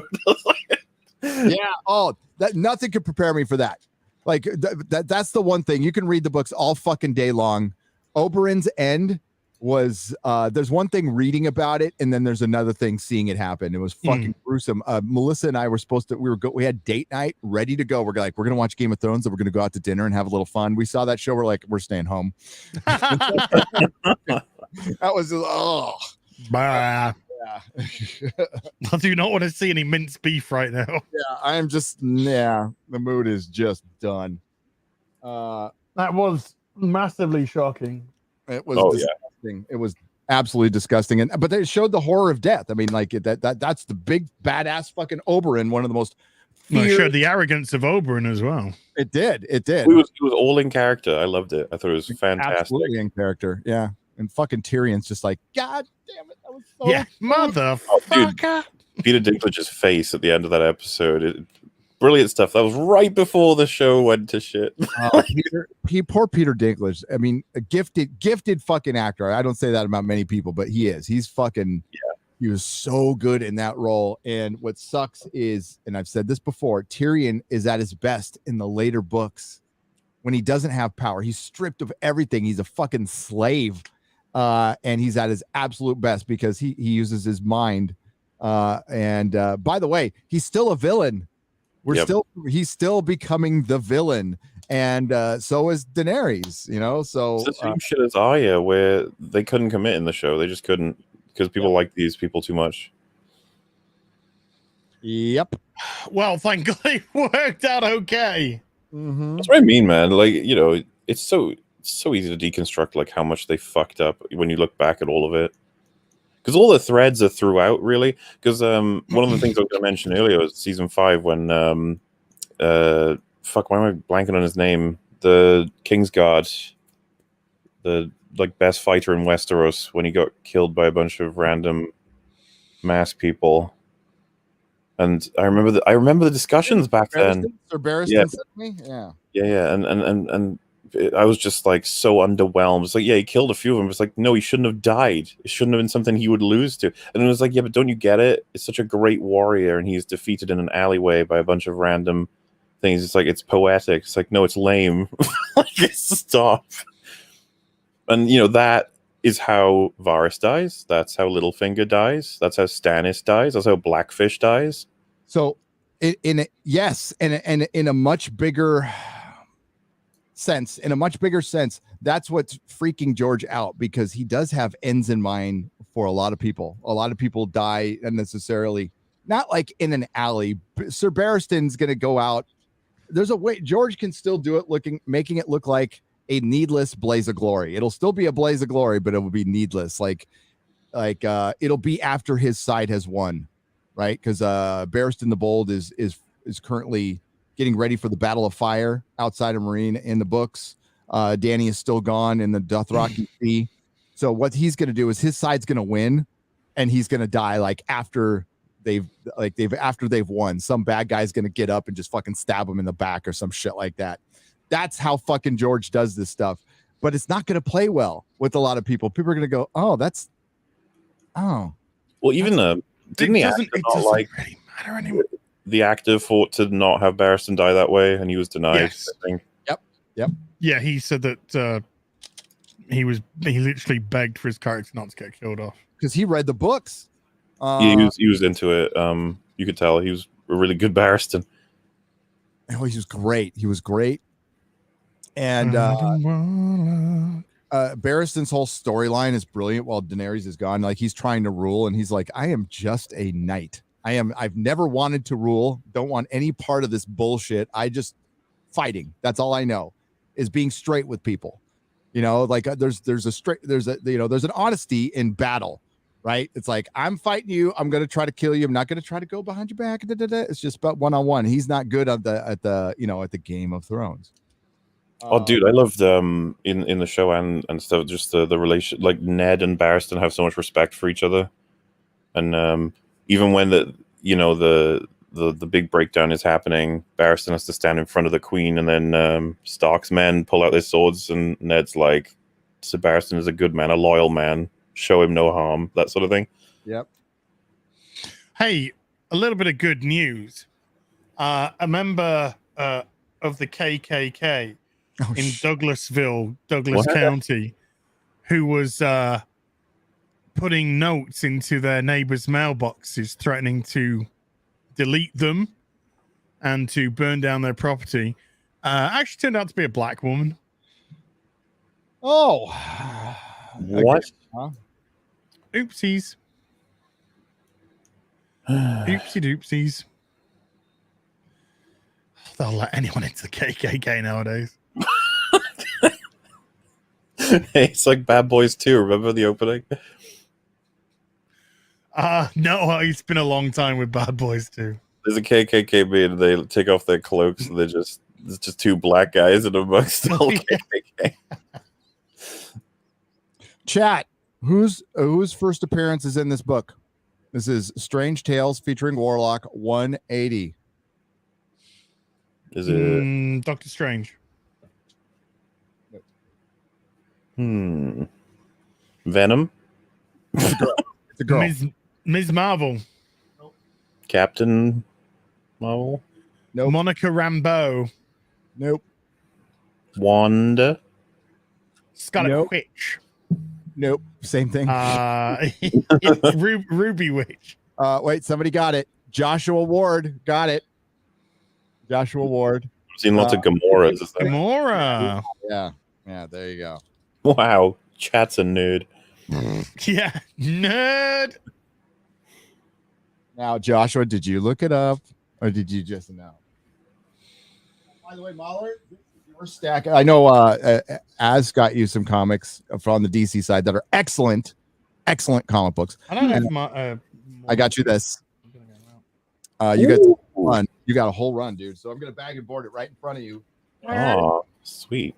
I It's was actually going to say, guys, have you checked Shang-Chi's box office total? Oh, you've officially won now. I have officially completed my incredible adventure. Profited $5. What an absolute triumph.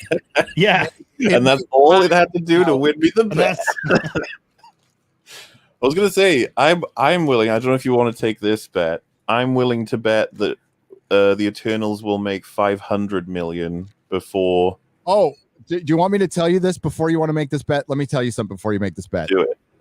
All right. I talked to an old friend of mine yesterday. I did a member stream yesterday and spilled all this. So I talked to an old friend of mine who works in the industry for 10 years. I can't say any more than that, or this friend who has worked like mid-tier, upper tier in the industry, has had meetings with people like John Favreau, Kevin Feige, been in Zoom meetings with them, been in the office with them, talked to them, seen entire first cuts of most of the Marvel films that are completed right now, including, I can't say, but there's a couple movies out there that are already done that he's seen, and I can't talk about those. And there's actually some really good news that I would love to tell you that I can't talk about, but eventually I'll be able to talk about. What I can say is he said that he saw the Eternals.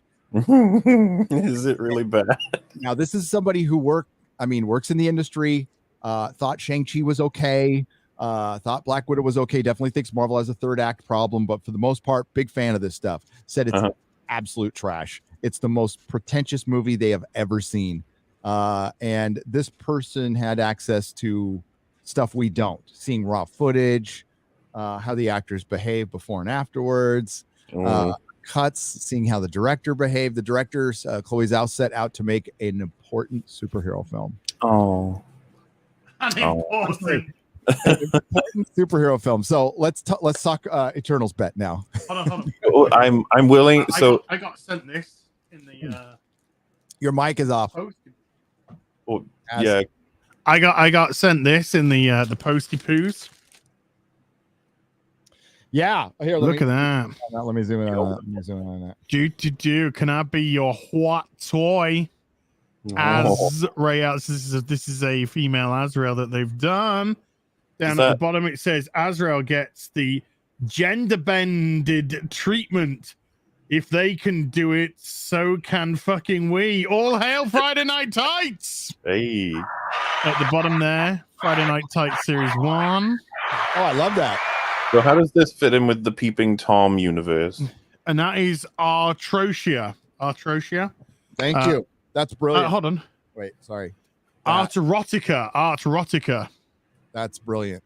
Boosh. Gorgeous. My bathroom. So if I want to point towards Az, I just point towards my bathroom. Oh, okay. And then MauLer, I got you. I don't think you've seen these, so I'm going to show you these. I think I showed Gary, but not you.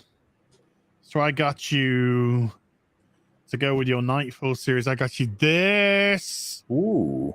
Which is Batman Contagion. It's really where good. a plague is let loose. It's called the Oh, fuck it. Oh my god. On Gotham City.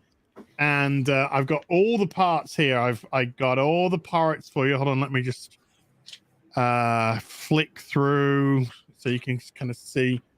So you got there's I think 11 parts in total, but there's 12 here because there's like an extra one as well. So you can see which parts you need to read, obviously, because they've got the number in the top. Honestly, honestly, that'll be easy for me to follow. I'm good at 1 through 10s. I don't like when they go. Just go to 11. You guys recognize anything from that Eternals movie here? Maybe, yeah. That's meant to be Icarus. Yeah, that's. But that clearly doesn't look like the real Icarus. But here's Star. I love fucking Star-Lord's costume in the comics. It's fucking badass. Yeah, these are. So yeah, that's a good run. Well, he's too busy taking jacuzzis with alien men now to be bothered about cool costumes. Apparently they undid that. They undid it. What? They canceled it or something. Yeah.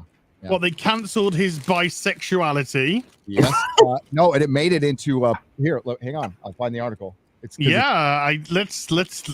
this first. Star-Lord no longer by, and I think it was on pink.com or something like that. Marvel abruptly cancels Guardians of the Galaxy comic featuring bisexual Star-Lord from pinknews.com. Okay, so Marvel said, we want to work with Chris Pratt in the future, so go fuck off. They said that to the writers, maybe? Yep. Well, all these books are MauLers, by the way, and those are MauLers for our Lost Bet. And somebody also, before we get into this, somebody also brought up on my member stream, don't let me forget this, we should cover the Long Halloween for the BBC before Halloween. Dude, we can't even get through the 3-part fucking I know. longbow hunters. We can try. we can try. And you want us to go to the 12 fucking parts of the Long Halloween? No, we can just read it and then discuss it for like a half an hour. We don't have to go through like every panel. We could just read it and see what MauLer thinks of it or something. Sure, I'm on board. I was going to send it to MauLer, but because I want to send in the parts. If you want to buy the Long Halloween in parts nowadays, MauLer, it's going to cost you about 250 quid. Oh, yeah. So if you want that bet with the Eternals, we better make it a big one. Well, so with Shang-Chi, I actually, if you guys remember, I didn't think it would make that money. That's why I bet that. So now I'm going to have to crank it up a bit for the Eternals to match. And I'm saying... Do you know how much this was fucking... It was $200. This is just for that one. Wow. No, for the series. For here's the stat. Oh. I mean, I got all the variants and stuff, but this is... Oh, okay. This is the run, and it features... There's Thanos. Hey. Yeah. So Thanos. We're going to bag and board all those. But yeah, let's go. Let's do the article real quick, and then we'll do some super chats. Marvel has abruptly canceled the Guardians of the Galaxy comic featuring bisexual Star-Lord. The entertainment company's comic division, not to be confused with Comics Division, our co-host has dashed the hopes of a bisexual polyamorous Peter Quill. Do your hopes Dash the hopes. Dash the hopes. I mean, your bisexuality, does your identity rely on a fictional character being like wanting to stick their penis in the same places you want to stay or be stuck in or whatever? Does that really matter? Does that make you to these people?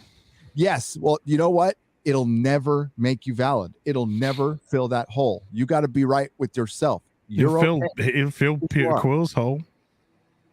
Now it won't, apparently. Now it won't. No filling holes, no filling holes. I am disgusted with this. The 1980s pop culture professional scavenger becomes a mainstay. Marvel, without offering any explanation, has made the 22nd September issue of the rebooted series about the galaxy hopping squad the last. Oh shit. Yeah, it got canceled for lack of sales because no way. I know. Like, wow. I thought everyone was reading that. Shocking. According to Fansided, per the Washington Times, Fansided is just, by the way, it's a group of websites owned by a corporation. The 18-issue relaunch, helmed by writer Al Ewing, that was meant to signal a massive step in the LGBTQ plus representation, has come to an end. The end. Thanks for everything, and see you as Gusnell's the last page of the series reads in the 18th and final issue, with Chris Pratt becoming the face of Peter Quill. The thumbing success of the cinematic adaptation of the thumbing. Well, thumbing, if you're in the bisexual, I have to say thumbing. I can't read. I'm dumb. Successes as the cinematic adaptation. Maybe the thumbs went somewhere. I don't know. Maybe they did. Adaptation of Guardians of the Galaxy in 2014, as well as 2017 sequel, touched off a comic book remake of the franchise. Yes, because one of the reasons I mean, it was heartbreaking to sell my shop, but I heard from David Gabriel back in 2000. It was 2000. I think it was 11. where he said like they're going to make all the comics match the MCU. Eventually, the MCU is now driving the comics. The comics should have been driving the MCU, and we're already starting to see that. In the ninth edition, I shall make you a Star-Lord, the human. What is that? Sportoy hybrid is. Where are you? Sportoy. It's right here. Yeah, I don't know what's. Sorry, where are you reading? I don't know. Oh, human. Sportoy hybrid. Hybrid is revealed to have died in an explosion, and he was teased to have in Guardians of the Galaxy #2. Instead, he had been shunted to a parallel universe where he had he was trapped on a planet Mornis for 140 years. There he meets Ardea and Mors, two blue-skinned humanoids that Quill embarks on a polyamorous relationship with. What else are you gonna do if you meet two? Because sexuality is a choice now. Yeah, that's odd. Propaganda. Well, I mean, being born a certain way goes against other narratives. See, they're crossing the narratives, and they're having a real hard time justifying it. The narrative. They are. They never cross the narratives. You can never cross the narratives, and they're starting to change language now. Anti-vaxxers is fucking in the dictionary. Fuck your newspeak, by the way. Quill, who has long been presented as something of a charming womanizer, that's exactly what he was in all of his books, including the magazines that none of you fucking read from the 70s. Both in the comics and the film, is initially hesitant to embrace the pair's idea of togetherness as he yearns to return to his reality and reunite with Gamora. But as 12 years fly by, Star-Lord has since settled down with the couple and embraced his bisexuality.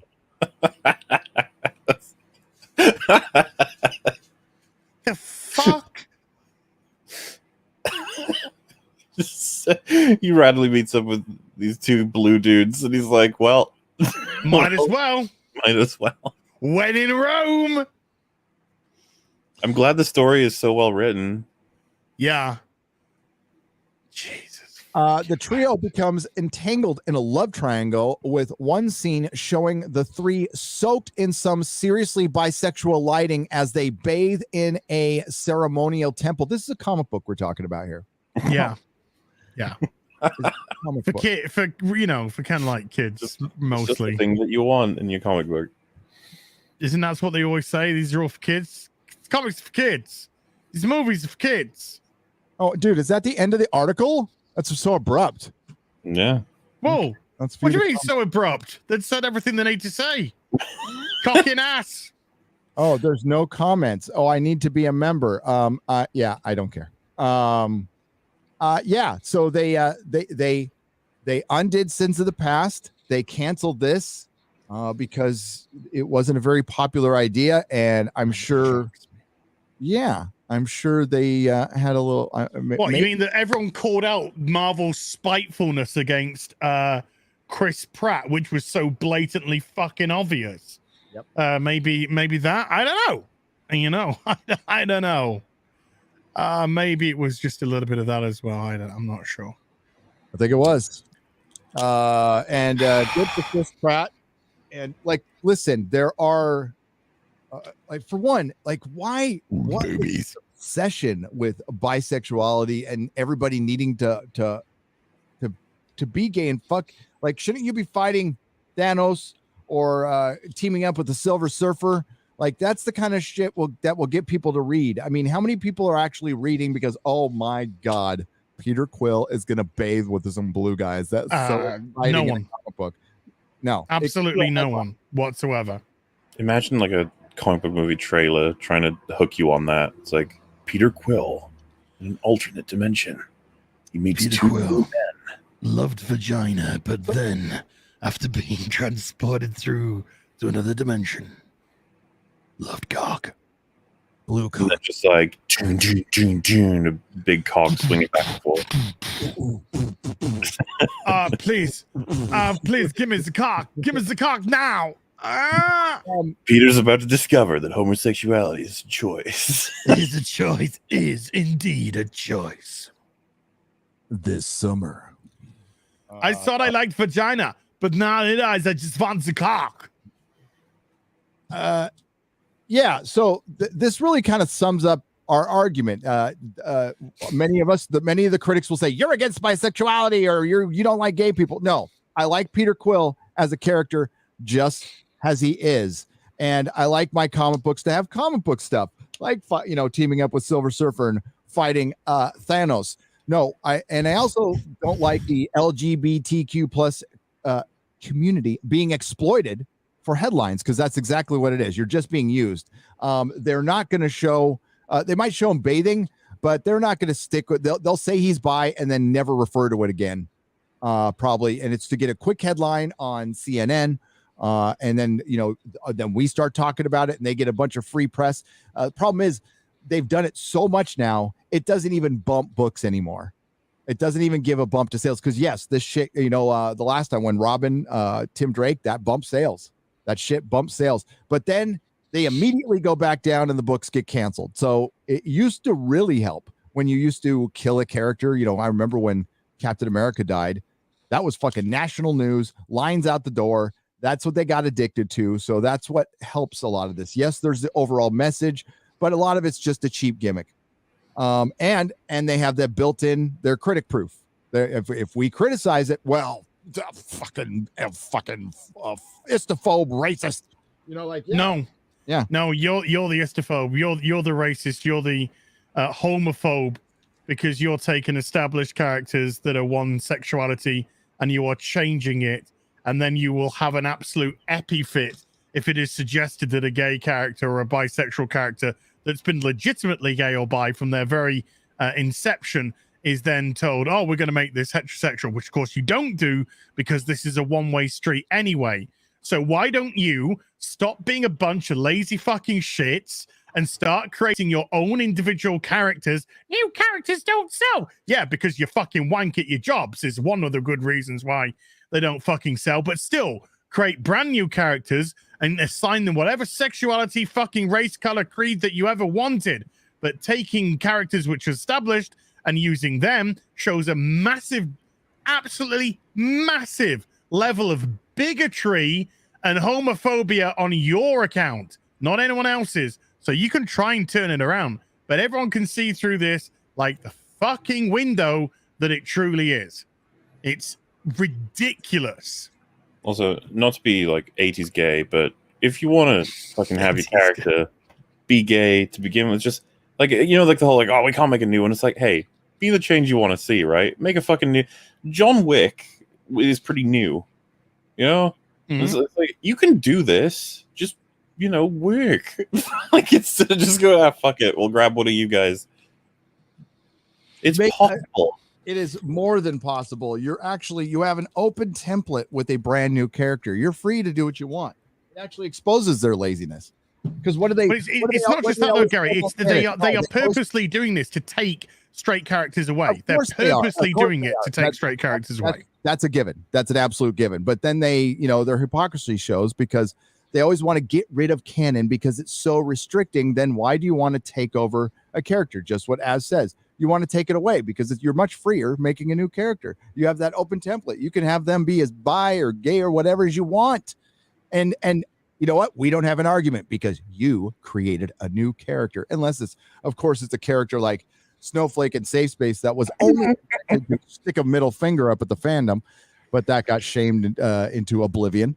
Gary, tell me you don't want to see a $300 million production of Snowflake versus Snowflame.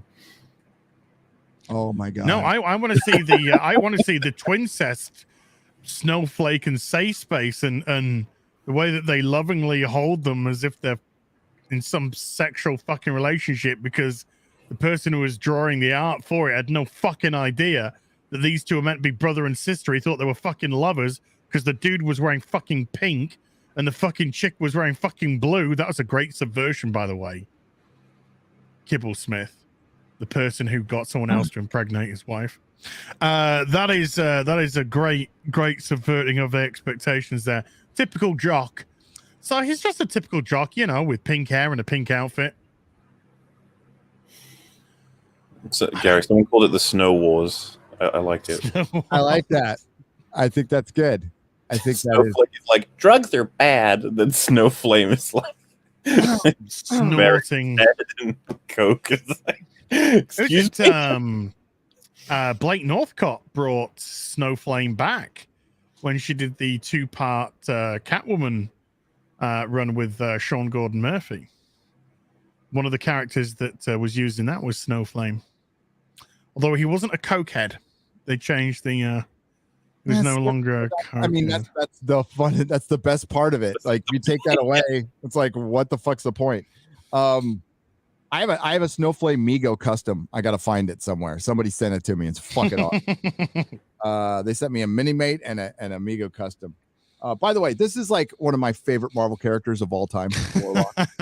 A huge part of Guardians of the Galaxy and that whole realm. Huge part of the fucking Infinity Saga, and like just never brought him in. And why?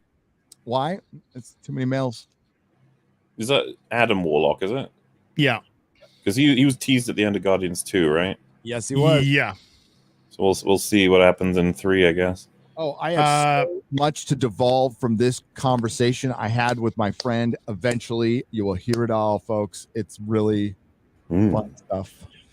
This is perfect. From Tropic Thunder. Yep. Star-Lord is about to discover that homosexuality is a choice this summer, starring Tug Speedman. Oh my God.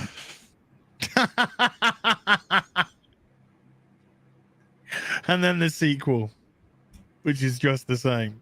And the same. And the same. Oh, mercy, mercy, mercy, mercy, mercy, mercy me. The Grizzly for $100. Thank you, guys. You guys have been awesome today and patient, and thank you. We're getting to your questions right now. You get my first hundo super chat in a while. Nothing in today's day and age of entertainment will ever compare to those days of long gone writers. Razors chant, reject modernity, embrace pulp. Love that fucking video. I love that fucking video. And yes, I mean, he's way more eloquent in what I was saying is just go. The future's the past right now. Go back and read old stuff. A bunch of people have been doing that. Watch your old TV shows that you've never seen before. Never seen The Twilight Zone, right? Rod Serling. What are you waiting for? Go watch it right now. It's the best written television show of all time, without question. If you haven't seen it, watch it. And then go ahead and watch the 80s series that Straczynski and George R. R. Martin worked on. Really fucking good. Not as good as Rod Serling's, but really fucking good. Then watch Jordan Peele's. And then puke in your mouth. Rewatching Burn Notice, you might like it. I'm sorry. I'll get to that one next. I just Ring more true now than ever. They have ever before. Stick to small entertainment. Absolutely. If you haven't seen Razor Fist video about that, he basically shows the pulp roots of comic books and how much, Bob Kane was a fucking thief, because he was. Bob Kane was a motherfucking thief. And he got away with it, but the first superheroes were Zorro, and he gets into the Shadow and stuff, and yeah, some of that shit's really cool, and some of it's cheap, some of it's not. You can definitely get the Shadow radio series pretty cheap. Flash Gordon, stuff like that. Flash Gordon was a big one. Well, I mean, he was talking about pulp, but yeah, Flash Gordon and Buck Rogers for sci-fi were kind of my thing. I like those. I preferred that over the Shadow, but the Shadow's fucking good. And this is all stuff. We're getting into some Robert E. Howard, some old Conan. Elric is finally getting a fucking audiobook. Michael Moorcock's Elric. It comes out December. So you just say Moorcock's. Michael Moorcock, that's his name, dude. It's like, yeah, you just said Moorcock's. It's Moorcock's. Who's your favorite author, Gary? No, Moorcock's. Tolkien. Tolkien cock. Tolkien cock. Talking cock. No, Michael Moorcock thinks Tolkien was a fascist. So, yeah. What? What? Why? What? Dare I ask why? I don't know. He was really good when he was on drugs and writing in the 60s. And when he got sober, his writing sucked. But his Elric stuff, which Razor Fist turned me on to, is fucking awesome. It's brilliant. And that's something they could not make today. Not even today. If they tried to adapt it into a film, it would be a fucking joke. But check that stuff out. Yeah. Stick to small entertainment. Rangi for $10 says House of the Dragon proves normies will clap like seals at nothing. Superficial as fuck. Also, as rewatching Burn Notice, you might like it. Have you ever seen Burn Notice? As I don't think so. No, it's not. good show. The name's ringing a bell. I've definitely heard of the name. It's a good show. Sorry, I'm typing with a on-screen keyboard because I might fucking smash the shit out of my keyboard earlier today. Oh no! Hmm? Why? Why did you smash it? You want to talk about that? You don't have to if you don't want to. Okay, you don't have to. What was that? Oh, Bruce Campbell's in Burn Notice. Yeah. Ring more true now than ever. Gabrielle Anwar. Yeah. Trying to brave season 1 of Buffy. Are you sure this show is good? Yes. Yes. Listen, okay. I know that you got the hyenas possessing people's weird, and the praying mantis lady, and the robot demon. I know season 1 is weird, but season 1 is season 1. Okay, it's everything up. I mean, well, it's foundational for 2, and then 2 for 3, and 3 for 4. Like, you gotta watch it. You gotta do it. I usually tell people. Well, I usually find, Gary, I don't know if you're in any way the same, but when they reach Passion, that's episode 17 of season 2. That's when a lot of people turn. They're like, "Oh, this show's like good, not terrible." It's when Miss Calendar is she gets things. Really hits hard for a show that hasn't done that yet. Quite brutal what Giles has to go through. And yeah, there's a lot of people like, man, is there more of this in the show? And you're like, there's a lot more of this as it goes along. Darker stuff, good stuff. So yeah, hang in there. Hang in there. It when you get to seasons 3 and 4, you're gonna go, whoa. That's what you're going to do. By the way, the Grizzly, thank you for the $100. I appreciate it. And we got a Theodon is here for $99.99. It'll repeat there. So psyched for today's show.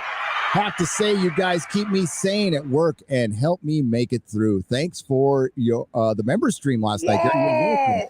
Thanks for inspiring me to get into hot toys and thanks, MauLer, for your thoughtful videos. Hail all. Aw, thank you. Dude, have you heard what they're doing in Australia now? Fucking. Are they releasing the Velociraptors finally? They are, right. They are randomly phoning houses. If you do not answer within 5 minutes, then they will send police to your house. They're actually doing that?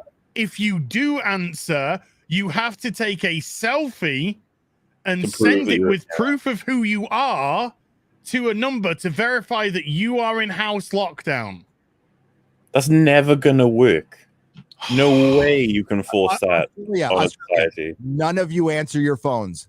None. Yeah, nobody in Australia, nobody answers. What are they going to do? Send police to That doesn't even make sense. The police will turn up and be like, "Are you in your house?" You go, "Fuck off." And they're like, "Yeah, okay." Well, this is Australia, so they'll probably kick the door down and fucking shoot you in the head, and then kick your head in front of your children, and then grab you by your throat, and then toss you onto the ground and kick you in some more. Because Australia's a fucking Nazi state right now. My favorite line in Return of the Living Dead. You ever see Return of the Living Dead? Good zombie movie. Is when they eat the cops and then they get on the is it Return of the Living Dead? I'm pretty sure he's all send more cops. That's what you need to do is send more cops. Send them all. Well, I was going to say there's way more civilians than there are cops. They can't check all Land of the Dead, wasn't it? Land of the Dead was Dennis Hopper was in that one, right? Yeah. Was it Return? I'm pretty sure it was Return of the Living Dead, but like it was the 80s and I was high. No, this one came out in Land of the Dead was like early 2000s, I think. Yeah, early 2005, I think. 4 or 5. Return of the Living Dead was like 86. Return of the Living. Thank you, Hugo. I appreciate it. Yeah, I was talking to Java Bean, one of my members on the member stream last night, and we were discussing that Australia is just the future for the UK and the US. I've got a video. Do you want to watch the? It's a minute. It's a reporter going through it. This one's never going to work. It's not even this feasible. Is from Libs of TikTok. Okay. I hope. Don't have to. Don't want to. Yeah, it's all right. We'll watch it. But this is just madness. Today, the has gone out to everyone in home quarantine in Victoria to take part of our pilot program. And what that means is that they will receive random phone calls and they have to answer within 5 minutes with a selfie sent to this app, which will then geo-track where that person is and to make sure that they are who they say they are as well. If they don't answer within that 5-minute period, that's when health officers come knocking, Pete. Today, fuck off. Out to everyone. Health officers come knocking. You know what? I want them to try to implement that here, and I will tell you. I will tell you what neighborhoods to start out in. Yeah. No fucking. South Central would be a good one. Yes. Try that to start with. Go to Compton. This fails in so many different ways. If I got called and they were like, send a selfie, I would literally be like, no. What are you going to do? Send health officers to my house? What does that even mean? Do you know there's people in this world who don't own a phone of any kind? Yes, I know several. Yeah. Some phones don't even have cameras because they're like, because they'll be that far. I know someone's got a flip phone still. Oh, we're going to have to all go Battlestar Galactica. We're gonna have to go hardline flip phones. Yeah, we're gonna. You call it a pilot program? Fuck the pilot program. Star-Lord is a choice. Only this time it's different. Starring Doug Speed. Oh man, I thought that was a joke when I first heard about it, but now that there's an actual report on it, that's fucking amazing. That's real. It's crazy. Australia's gone absolutely crazy. No way that program doesn't crash and burn. There's no fucking way that they actually implement that in a serious way. And yeah, the funny thing is, like, yeah, you might be able to push on Australians, you might even be able to push it on the UK, but no fucking way America. They won't push it here, mate. No fucking way. What I'm saying is, like, they could set it up, but we ignore it. But like in America, I don't even think they'd be able to set it up. I don't even think that there would be a chance. Like, it would be such an absurd fucking thing that they're doing. States would rebel against it. So, I mean, there's one thing America got that Australians don't, and that is a big thing. States' rights. No, guns. Oh yeah, well. Lots of them. Yeah, shit tons. There's a lot of motherfucking guns here, folks. So you go around to somebody's house there, you try knocking there, and you'll soon find out what's going to happen. But you heard the lady. It's like they knock and just go hello, and you're like, "Fuck off! Piss off! You can't come in my house, so go away." Like what? You almost want them to try to overreach and do this. I mean, go ahead, try it. If these people turned up, they don't even, they don't want to be there. They'll knock on your door and just be like, "Can you just sign a form or whatever?" And you're like, "No," and they're like, I don't know, mate. Have you seen how things are going on in Australia at the moment? Honestly, it's a bit depressing to look at. It's absolutely madness, fucking madness. What's going on down there right now? Yeah, because there's parts of it that are fine. It's the two provinces, I guess that's what they're called, that are run by the big cities, right? Which that should sound very familiar to the UK. I remember when I went to the UK for the first time. Was the biggest protest I was in the anti-war, because we were just going to Iraq for the first time in 2003. Was it the anti-war protest or was it the ban on fox hunting protest? It'll be the ban on fox hunting if it's the UK. Ban on fox hunting protest. There was millions of motherfucking people. I've never seen millions of people, by the way, like together. That was my first time near Marble Arch in London. And it was it was straight up the culture war. It was big. It was London versus the rest of the country. That's what that whole thing was about. I had no idea what was going on when I first. I'm like, fox hunting, like for what? You know, like me, I'm like, I wouldn't hunt a fox, but you know, but I looked into the argument, and I'm like, yeah, they should be able to hunt foxes. I don't think that's a fucking problem. It's a traditional thing, and it's just it's London trying to exert its power on the rest of the country. And I'm like, wow, that could actually happen here where I live, where Los Angeles and San Francisco could, you know, basically dual tenants in common, run California, which is what's happening right now. In the fox hunting debate, I mean, I don't want to get into the fox hunting debate, but it's more of the humane way to dispatch foxes. Yeah, there's always the argument of like there's a reason. It's almost like humans have to become natural predators to thin their numbers of foxes.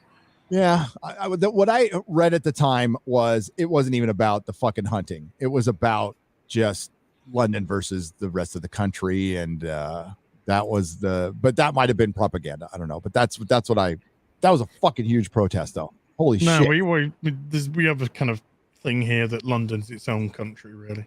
Yeah. Anything north of the Watford Gap, and it becomes a whole new world. Well, I didn't know until I got there that is that inner city of London, right? That's its own thing. That's its own private. There's London, and then there's Central London, City of London. Yeah, City of London, which is its own separate thing that we walked through on the Jack the Ripper tour I went on. I did one of those touristy. It was fucking awesome, by the way. We went out and went to all the places he murdered people. Really fun. London has really cool just history and aesthetic. It's just. Yeah. It's, you know, there's other things there. I was going to say as well that it's that whole idea, that program, not going to help with the average person's faith and hope in the government engaging that. No. Really, like if I was on the board of their, you know, decision making, I'd just be like, guys, this is going to not only fail miserably, but they're going to hate us a lot more when we do this. Yes. Tell you, man, like the average people, like my mum and dad, if they found out the government wished for you to text your face to them to make sure you're abiding the rule, they'd be like, what the fuck? Oh, they're gonna get so many dick pics. It's gonna be unbelievable. Yeah, there's gonna be people just with fucking middle fingers hanging up. Okay, yeah, that's my addendum. If make sure don't call back or send a dick pic. One of those two things. It doesn't have to be your dick. You could just find one on the net and send a dick pic. Maybe blue waffle. Send a blue waffle pic. That'll be no. You know, still not looking into that one. No, thank you. It would be so fucking funny if you then got a response email saying, "Thank you for confirming you are home." That's probably what it'll be. Some bot, right? Yeah. Yes. Oh. And you know what? By the time they announce it, those clever kids out there will find a way to get around it anyway. Absolutely. Oh, Facebook had posted, the way you share news is changing. In response to Australian government legislation, Facebook restricts the posting of news links and all posts from news pages in Australia. Globally, the posting and sharing of news links from Australian publications is restricted. What? What's going on over there? You know what? What? It's the Petri dish. It's the experiment. Well, why do you think they didn't embed reporters for the Afghan war? Remember Vietnam? There was reporters there. There was video from fucking Vietnam. There was film all the time, and that's why people got to see how fucking ugly war was. Yeah. And then they decided to not do that anymore. You know, the first Iraq war, shit, it was live on TV. People had their popcorn out watching fucking Baghdad getting bombed. And then they just stopped. Why did they just stop? Well, because you would see how fucking ugly war is, and you'd be all, no, we're not doing this. Is like, why are we there? So that's how they control. They've been controlling the information for a long, long time. These are the kind of things that I don't know. Alex Jones was bringing up fucking 10 years ago. But well, apparently that he's crazy. segment is 8 months old from Facebook. So that has been in effect for approximately 8 months. Well, it hasn't worked because I've seen a bunch of Australian shit show up in my in my. Well, yeah. Group. Well, I don't go on Facebook. I do to share my live streams. Uber Geek for £50 says, I officially denounce the Craig era of Bond. It ended with Brosnan. Craig's reboots are generic action films with no substance. Totally agree. And I'm more angry about this than I was about Star Wars, as James Bond was instrumental in bonding me with my mom and grandfather. Yes, I mean, this is what I was trying to implore. I'm saving a lot of this for my review, but this is as bad as The Last Jedi, and I can't believe people aren't seeing it. Like, I don't care how unwoke the movie is. I certainly saw plenty of things in there, but this is all about making the way for the woke. That's all this is. This just opened the fucking door for the woke, for the intersectional feminism. Does no one see that? I mean, like, I'm sure you do. Oh, I said that in my review. Yeah, like, but I'm not hearing it a lot from like other people. For one, I'm not going out and watching reviews, so I'm going off of what I saw on Twitter. Yeah. Facebook, because I haven't watched a review yet. But most of what I see from the fans, from people watching, is it's pretty good. Not really big with the ending, but it was quality film. Totally disagree, but everybody has a right to their opinion. That's fine. One of the biggest lies that our detractors try to run with, because they don't really watch all of our stuff, is they think we tell you not to watch stuff. I've never told you not to watch. No, something. I've recommended you save your time, but I've never said don't watch that, or you're dumb for watching that, or I've never made a video clowning somebody for liking somebody. Why for something? Why the fuck would I do that? That's ridiculous. We're all going to like different things, but I just tell you why I don't like something. That's all. But if you want to see it, even in my Venom review, I tell you to go see the movie. I do. I actually tell you, go see it, because it's better than Shang-Chi and Black Widow, and it still sucks. There you go. I never quite bonded with this era of 007. Oh. I couldn't resist doing that. You earned that. But yeah, I'm assuming the chat is kind of this. I've always kind of seen it as Brosnan's era ends, and then somebody decided they wanted to do a different kind of James Bond, and it's like, okay, you can do that, I guess. I didn't really like him that much, and a lot of people do. I don't know. Like, I've been rather loved Casino Royale. I fucking loved Casino Royale. I thought it was great. Absolutely great. Well, so that's kind of what I mean. It's like it was definitely, it stood out as a new Bond, and it was really successful and really well executed. And then Quantum of Solace just like cut all of the momentum completely off. Exactly. Oh, thank you. That was the origin story, and then it was supposed to get a little more fun after that. Yeah. That's it. It never got fun. He's too fucking miserable. It's hard to watch. I'm sorry. It encapsulates fucking this modern era of entertainment. Everything is just fucking Watchmen. Everything is motherfucking Watchmen. That's all it is. Skyfall was the most Bond of any of his films. That was the one that felt the most Bondy. But there again, that was the one where they introduced like Q back into the equation, and Q, who will now be known as Gay Q after this film. Honestly, I need to rewatch them again. I don't know which one is the most Bondy. They're boring and bland to me, and I never felt the need to. It's not, Casino Royale I've seen 10, 15 times. Easily. Once. Just once. I like Quantum of Solace. I like it. Oh, because it's a continuation on from direct continuation on from Casino Royale, which had not been done before. It's a epilogue. And I actually quite enjoyed the Broken Bond for that, but I kind of thought it was going to be a, sort of like a one-off, and then we'd get into it, and then Skyfall,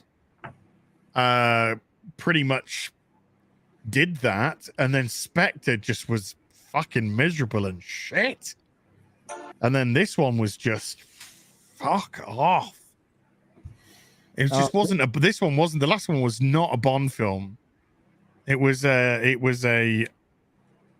man and a wife, a man and a woman get married, and then a man thinks his wife's betrayed him, and gets rid of her for 5 years, and then realizes he'll do anything to save his family. Starring Liam Neeson. Coming to Netflix near you soon. This is the only part I liked about Quantum of Solace.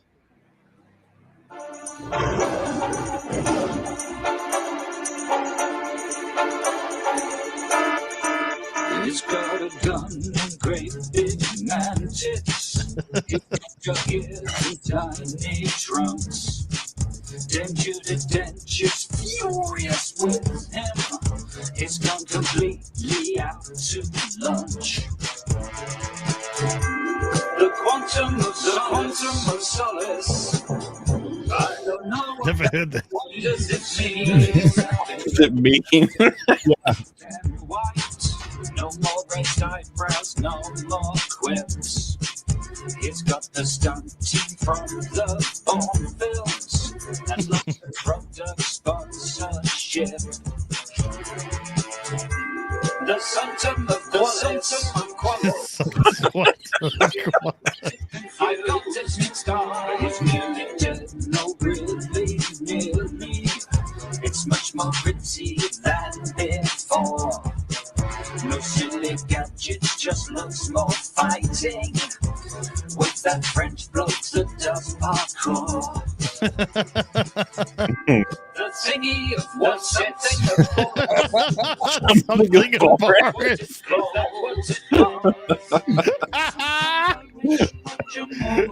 Keeping the British end up.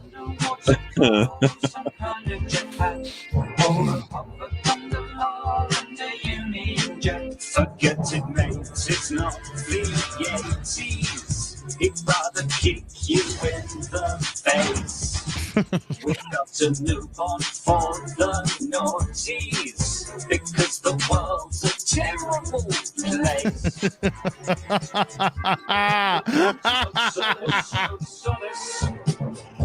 Oh, they got it right.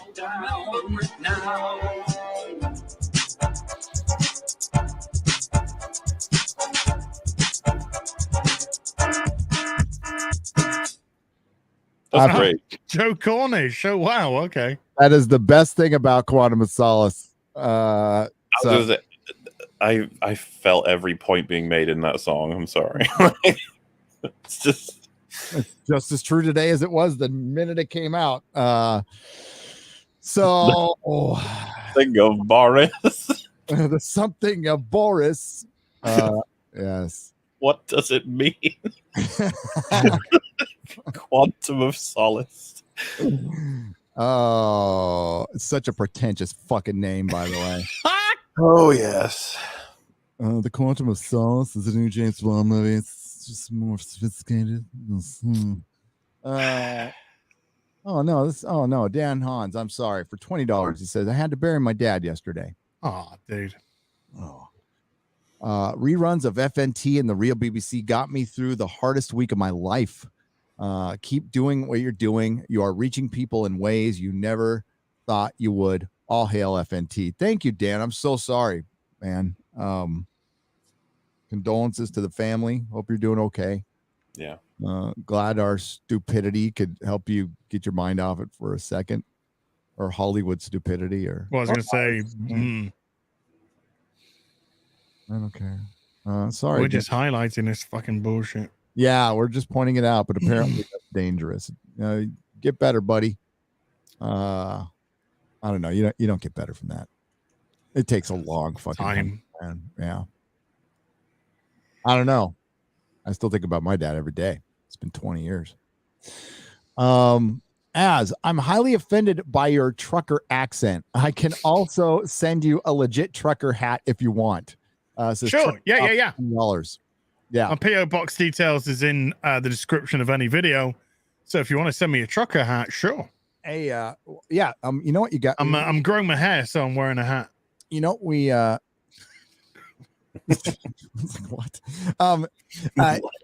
So no, I'm gonna start putting all your give me all your info so I can start embedding that in all of our shows description, so the PO box will be on the show. If one of the mods wants to throw up Az's PO box in the chat too, please, pretty please. Thank you, something of Boris. For something of Boris. The quantum of quality. The soul of Quantus. I really like that. You guys haven't seen that. This is the again. Wow, Tropic Thunder is getting all the memes today. Well, if you live in Australia, this is how you need to deal with the phone call. Sir, are you home? Take 3 steps back and literally fuck your face. That's what you should do on the phone. I love fucking Matthew McConaughey's face in the background. I'm talking scorched earth, motherfucker. I will massacre you. I will such a good scene you as well. Yeah, Tom Cruise should have won an Academy Award for that fucking. Dude, that film was best thing fucking he's great. ever fucking done. He was nominated. Was he? Well, Robert Downey Jr. was nominated, wasn't he? Nah, but Tom Cruise is better. Tom Cruise is Tom Cruise is great. It's like, but he just had too little airtime, I guess. Les Grossman was fucking amazing in that film. There needs to be a Les Grossman movie. Make it happen. Fuck. Oh man! Do you remember when Four Leaf is talking about how he fought in the war? This book is based on his films, and Les Grossman is like, you know, shut the fuck up. You're an American hero. You fought really hard. Now shut the fuck up and let me do my job. He just spits his apple up. Yeah, he was fucking amazing in that film. I don't know what it was. Oh, yeah, so you are an American hero. Now, shut the fuck up. You. Punch him in the face. Yeah, he said, like, who's the key grip? And it's just like this guy goes, punch him in the face real fucking hard. There's so many good quotes in that film. Oh, it's unbelievable film that would never ever be made today. No, it wouldn't, and that's a huge fucking shame, honestly. That shows how we've regressed as a society, that you can't decide society. Well, not society itself, because I don't think it's the regular people honestly that feel this way in the slightest, but government have just taken things so seriously now. Grab like a Zoomer who doesn't even know that films were made before the year 2000 and make them watch that, and it's 2010 rather. I feel like they would honestly be like, Hollywood couldn't have made this. It must have been some horrible demon or something. It wouldn't make sense. Well, look, somebody sent me. I can't show. I don't think I can show it because I think it'd get you. You can get into trouble. But somebody sent me a claim. I don't care. I can clip it. No, it's not a copyright claim. It's a something else claim that you would get, a phobia claim, where from Libs of TikTok, as somebody has recorded themselves, a transgender has recorded themselves, and a guy's at a by the looks of it, just like at a toll booth or something, or at the entranceway to something, and he's just asking them what they would like to be referred to as, and they're just saying, well, what do I look like? And he's just been like, look, I'll refer to you how you want to be referred to as. What do you want to be referred to as? And they're like, well, what do you look like? And he says, looking at you, a man. And at the minute, you've only seen them record him. And then they turn the camera on themselves. I burst out laughing. And I didn't burst out laughing because of transphobia. I burst out laughing because if this was a sketch in a fucking comedy film, it would have been hilarious. Because you see the person, it's like, yeah, that's a dude. There's a dude in a dress. Yeah. So the guy's trying to be nice to this person, and that is where we are today. People they're out to get you. They're out to gotcha into being a phobic. You're gotchaing. Oh, you think that's funny? Gotcha, you phobe. It's just so fucking pathetic. Pathetic. The person is asking you, how would you like to be referred to as? Because Yeah. they don't know what you want to be referred to as. They're just being nice, and then you're giving them shit. So now they're getting a bit. Well, what do you want to refer to as? And now, you know what? Yes, absolutely right. It's hurt your cause. Like now, I don't give a fuck. I would when people come to the comic store, and this is I can't think of a single occurrence that it's ever really come up outside of going to a hair show with Melissa, where you see high numbers of beautiful people and LGBTQ plus and at the beauty stuff. But like in San Francisco for fucking 10 years, I didn't come across that situation fucking once. And that would be the one place where you would, right? And I was next to San Francisco fucking state and it didn't come up. And like, you're going out there, you're weaponizing language, you're weaponizing your cause to get people. Just what Az said, you're doing it just to get people because you're insecure, because you have a problem with how you identify. I don't know why people are doing. I think it's insecurity. I think it's a desperate need to belong, to play victim. Yeah, of course. And that's because we're in a victim narrative now. We're having all this equity nonsense because the system is saying the system's rigged against you from the start. No, not really. If it was, then why are all people of all different backgrounds successful? Life is rigged against you from the start because as soon as you're born, you need clothes. You need somebody taking. You're totally fucking helpless for fucking a decade minimum, probably 2 with a lot of people now.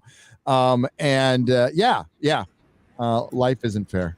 It's not safe either. It's very dangerous.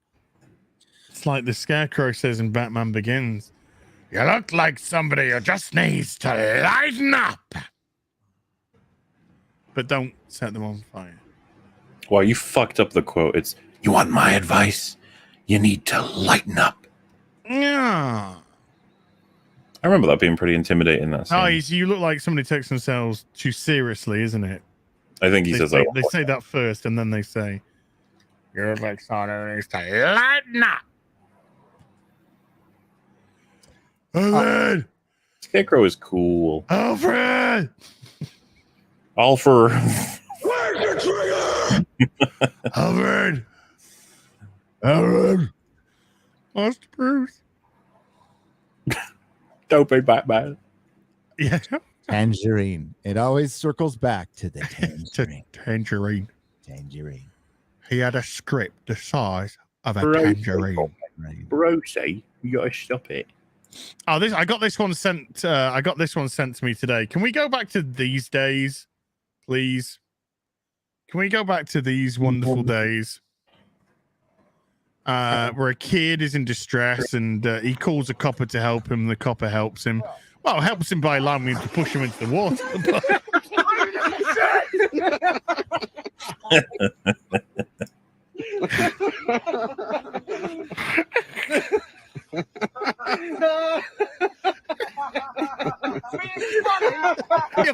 It's funny. Yeah, I think the last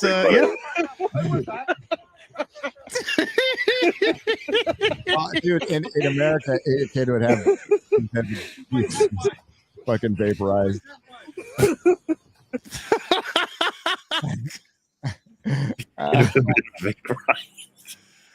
His head would have been. He goes running off after the kid, by the way.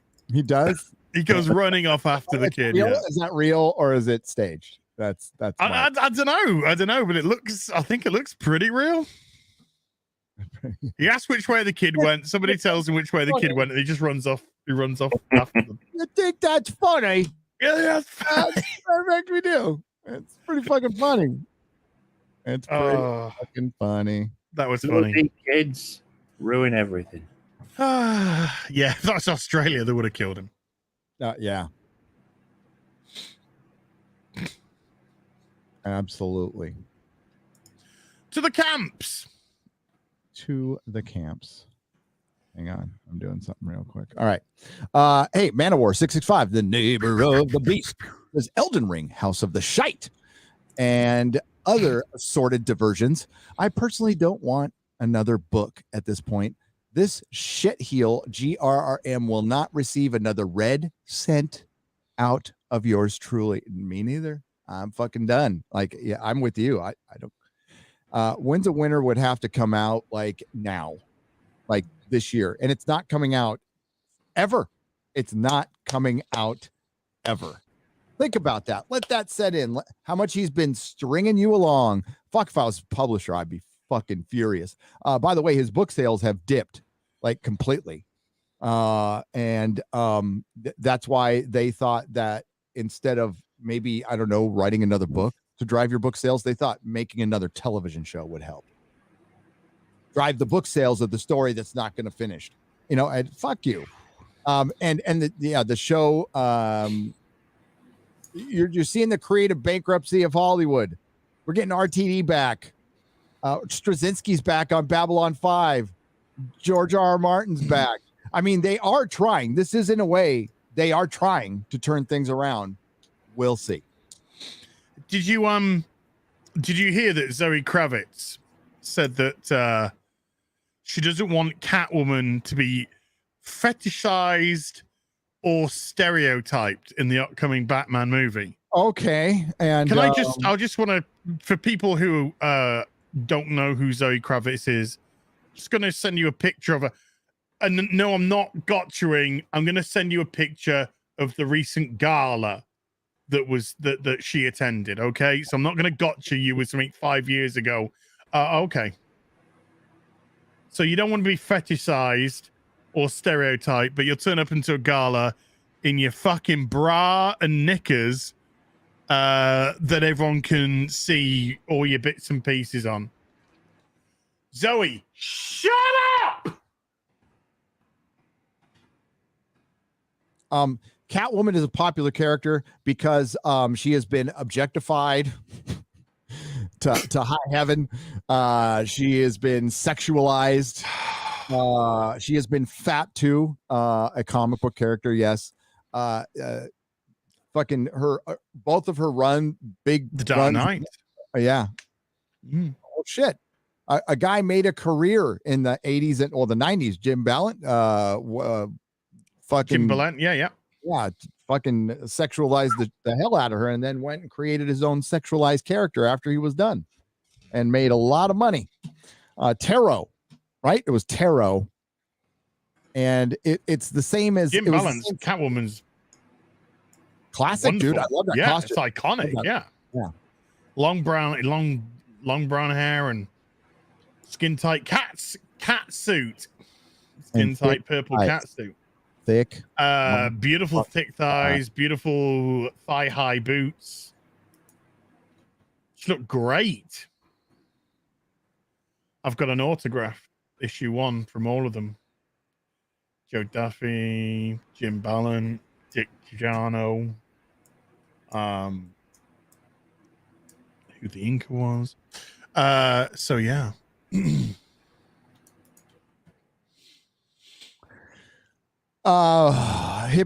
It's hypocrisy. That's all it is. It's just I mean, fucking pathetic. Just shut up, you fucking retarded Hollywood twats. You don't have 2 brain cells to rub together. When you open your gob, when you're a massive hypocrite, you just show yourself to be a fucking buffoon. So do yourself a favor. Shut the fuck up. Just shut the fuck up. What is with all this anti-marketing that's going on nowadays that's just meant to put you off going to see a film instead of making you want to sit in and see a film? There used to be a time when the talent would have representation and the studio would have much more control, and they would recognize, like, this person is not the kind you don't have to do any interviews. You just sit back, say something like, I don't give interviews because I want people to see my character and not me, because that's what Harrison Ford said at one time, because he was too stupid to give fucking interviews, and do that and not say anything. Not say anything. That's why my whole fucking entire last James Bond video was about, like, just don't say anything. Like, this all could be bullshit, and it doesn't matter anymore. Like, you know, with the Venom stuff, it did kind of end up being bullshit, it was gay baiting. There was an allegory in there for sure. It's like it's absolutely there in your face, and it's not even subtle at all. But it's a joke. It's done as a joke, and if that's, I mean, I don't know how that really plays off, to be honest with you, because Eddie and Venom have a fucking violent relationship. Now it's a platonic relationship. It's a odd couple relationship. It's not. Well, I don't know. At the end, Venom does say he loves Eddie. He loves him. While they're sitting on the beach right before the multiverse change happens, and the most interesting thing in the movie, and then they play some reruns from another movie. But that's what modern cinema is right now. Here's a great cover for Batwoman. Hey, when do you think, guys, we're going to get the first blockbuster that's just highlights of previous blockbusters? It's like Coming trailer. soon. It's going to be like a top 10 video on YouTube. Clip show. Yeah. The clip show of superhero movies. Ready Player One, you know, I mean, that's what the whole MCU thing is going to be, is Ready Player One. Yeah. Nice. That was Jim Ballen's Catwoman. Can you zoom in on that? Can you click on the cover maybe? Can't click on the cover, unfortunately, but Oh, there you go. number 33, Catwoman 33. And Chuck Dixon, of course. Always Chuck Dixon, because Chuck Dixon was a fucking awesome writer. Still is, bro. Mm-hmm. But all the Bat books, Robin, Chuck Dixon, Azrael, Chuck Dixon, Catwoman, Chuck Dixon. Detective Comics, I think it was, with him and Graham Nolan, of course. Dixon and Nolan. Great run of Batman, Detective Comics. But that's the sweet little eye candy that we used to get, and great writing to go alongside it as well. So it wasn't if it was just all eye candy. It was great fucking stories. Yep. Just like this Guardians of the Galaxy run that MauLer's going to be reading, and just like Batman Contagion that he's going to be reading. Or Oh yeah. awesome shit. Excellent. I've never been so happy to pay off a bet, though. I know, same. Oh yeah, we're supposed to, so the next one, if you guys wanna, I was gonna say the Eternals has to make 500 million for me to win. I'm sorry, I was distracted by Gamora and her skull fucking. Oh yeah. Oh blimey. Damn. Nice skulls. Why Gamora? Why Gamora? 500. Okay, so the Eternals has to make $500 million worldwide without China, because it's not being released in China. Within the 45 days, is that how long it takes before it goes to 5-day window. And it will be up against, when's Eternals coming out? November. So yeah, it's going to be leading up into Spiderman. Yeah, what would you guys reckon? Do you want to take that bet? I'll take the 500 million. I don't know. It's probably going to open to like 178 million. There are mandates in California and New York that you need to show proof of vaccination or I don't know. It hasn't stopped. The football games are still pretty full, and they require that shit too. I think that might affect the movie crowd, but I think people are coming back to movies. I just think the Marvel movies kind of sucked, and they didn't want to go see woke bullshit. And when Venom came out, like, they came back. That's when King Kong came out, a lot of people went and saw that. They just want to see a dumb monster movie, right? And they both suffered from the same thing. The people and the relationships were like, I didn't give a fuck. I just want to see Venom fighting Carnage, and that wasn't even that good. But yeah, I think people just would rather see a dumb superhero movie than a preachy, woke, unfun superhero movie. I might be going out on a limb by saying that, though. Well, I don't think it will be that successful, but that's why I want to do the bet, because it's I'll just take the bet. Whatever. I'll just take it. Okay, so you're saying, even know what the bet is, but I'll take it. So it's got to make 500 million within the first 45 days worldwide. Well, it's same as last time, I guess, if you guys want to just do that. I got more riding on this time. I'll go against it. Fuck it. I'll back that because that's the one movie that I said could flop. That's the one I said could flop. I was going to say Shang-Chi ain't making 500 million before the 45 days. Nope. And knowing what I know from this movie, and I know more than I've told you, is going to be Captain Marvel. Maybe time two. You've told me more than they've told them. Oh, I'm doing this bet. Even if you told me they already know it won't make a single dollar, I'd be like, let's do it. I'll just take the bet to take the bet. I don't give a fuck anymore. I'm just taking the bet to take the bet. Yeah, I'll take the bet. This movie is going to be as woke as you think it is. You said 25 days, MauLer? Why would I say 25 days? 45 days. 45 is when it goes to DVDs and stuff, right? Yeah, it goes to Disney Plus. It goes to D Plus. Yeah, that's why it's 45. 25, I don't know what's significant about 25. Can we see this? Okay. You want a strong female character. This one's already got it. Oh, hold on. I don't think I've shared volume. Hold on. Fucking just if I've already What was that? it should just default to audio and you click it off if you don't want audio instead of vice versa. Just look, this is amazing.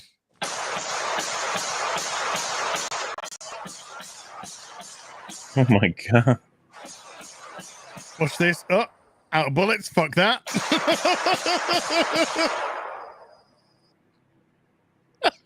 Oh my god. What a video, dude.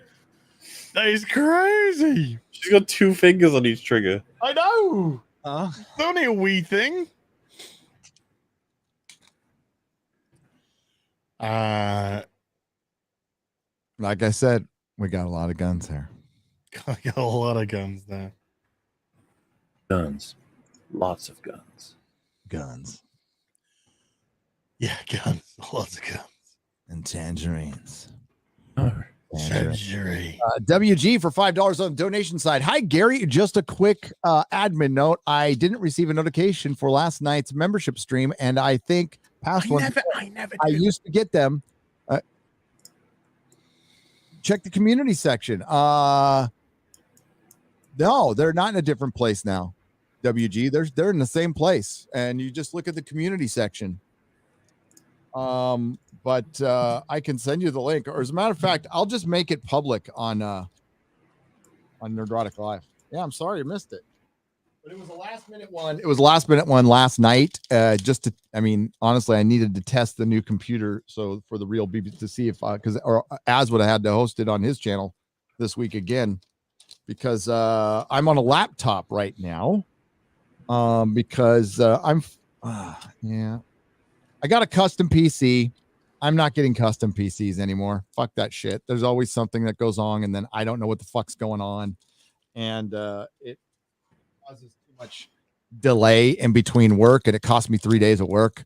So I am just going to get something I can rely on, and I might have to go back to Mac for editing. That makes me a little sick inside, but I fucking never had a problem editing on a Mac for 10 years. And I have all kinds of problems. Like streaming is great on PCs, but editing fucking blows. It just blows. The shit crashes all the time. But we'll see. We'll see. So sorry about that. Let's see. Phoenix Tangent for $5.99. Hey, Gary, MauLer, and Az, I think I might be safe to say Venom 2 is just an absolute triumph. Well, I mentioned in my video, Yellow Flash has mentioned this prior too. Imagine if it said Disney and not Sony on that movie. Do you think the critic score would be 58% or 59%? Fuck no, it wouldn't be. It would be a fucking 98%. We all know that. Marvel ghosted this movie. They ghosted this movie. They weren't promoting it the first couple of days. And I mean, it's happening. Sony does not need now. Sony and Marvel, I do believe they have a partnership for streaming movies. I don't know how far this goes into making movies, but it goes from 2022 to 2026. I don't know how many more Tom Holland, in the MCU movies we're going to get. I think we're going to get some more. I'm not sure on this one because the details I read were streaming rights and movie rights to get on your platform. I didn't see anything regarding Spider-Man or Spiderman.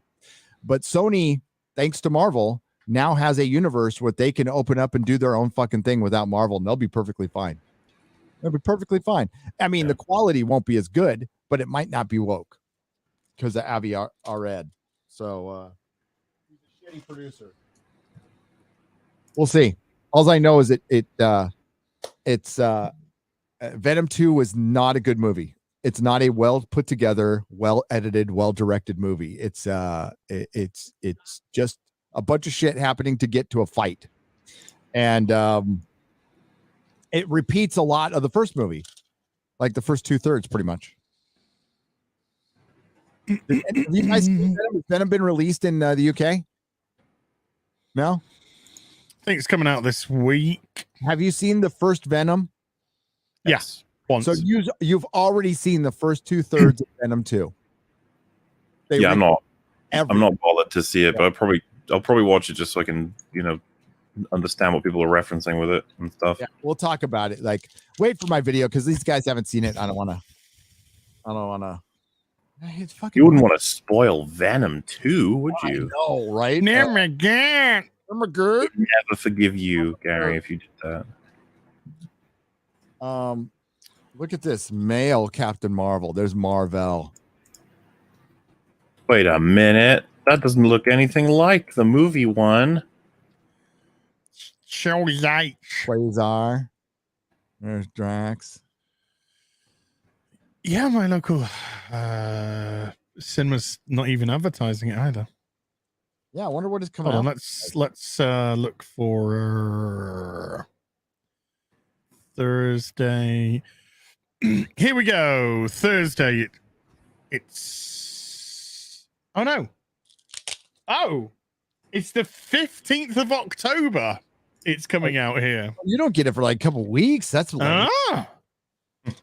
Friday the 15th of October is when it comes out. Nobody will be talking about it in the States in 2 weeks. I mean, internationally, I think it's going to do very well.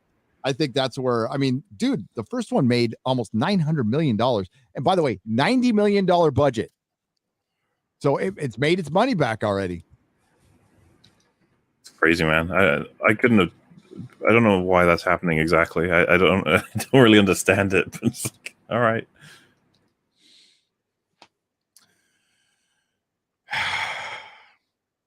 Why don't we get costumes like this? Because you like them. That's a good You want a fat fucking bitch with blue hair instead. No, I want my stinger in my next Marvel video to be IKEA spring collection. Oh God. Your sarcasm isn't going to save anyone.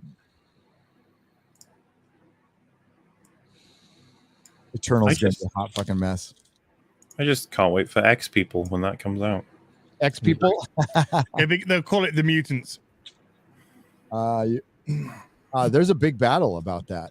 I know. There is a big battle internally about that because the marketing people are like, no, X-Men's an established brand. We need it to say that. And there's a big for a fact. Yeah, that is the exact argument. It's like, we're going to lose a lot of money for this. And it's like, yes, but we'll gain money from being progressive. No, you won't. You won't gain a penny. Fucking happened. Oh, I really, do you know, there's a part of me that just really wishes they would call it X People. Oh my God, yes.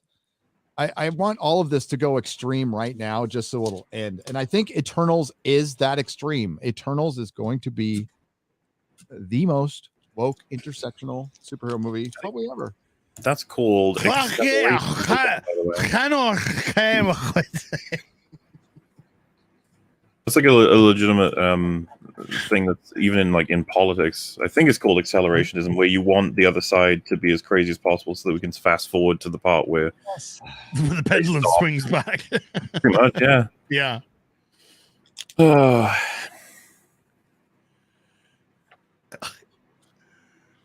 Rock the Hell 666 for $5 says, P.S. My second donation. First one was on August 22nd. FNT still waiting for my Be Gentle catch up. Here we go. Oh, wait, that's not it. Be Gentle catch up. That will be on. I know I do square ups. Ketchups are these Brits. They say ketchup. Ketchup to me is something that goes on my corn dog. On my tomato You ketchup. don't say ketchup. You say ketchup. It's very Catsup? different. Very, very different. Is it? Is it? Okay. Ketchup. I say ketchup. I say ketchup, and it goes on a corn dog. I don't necessarily like ketchup on my hot dogs. I'll eat it, but I prefer mustard and lots of onions. Like so many onions, my wife won't make out with me for like a week. Ooh, that sounds good. I mean, I like ketchup and mustard on a hot dog. I like both.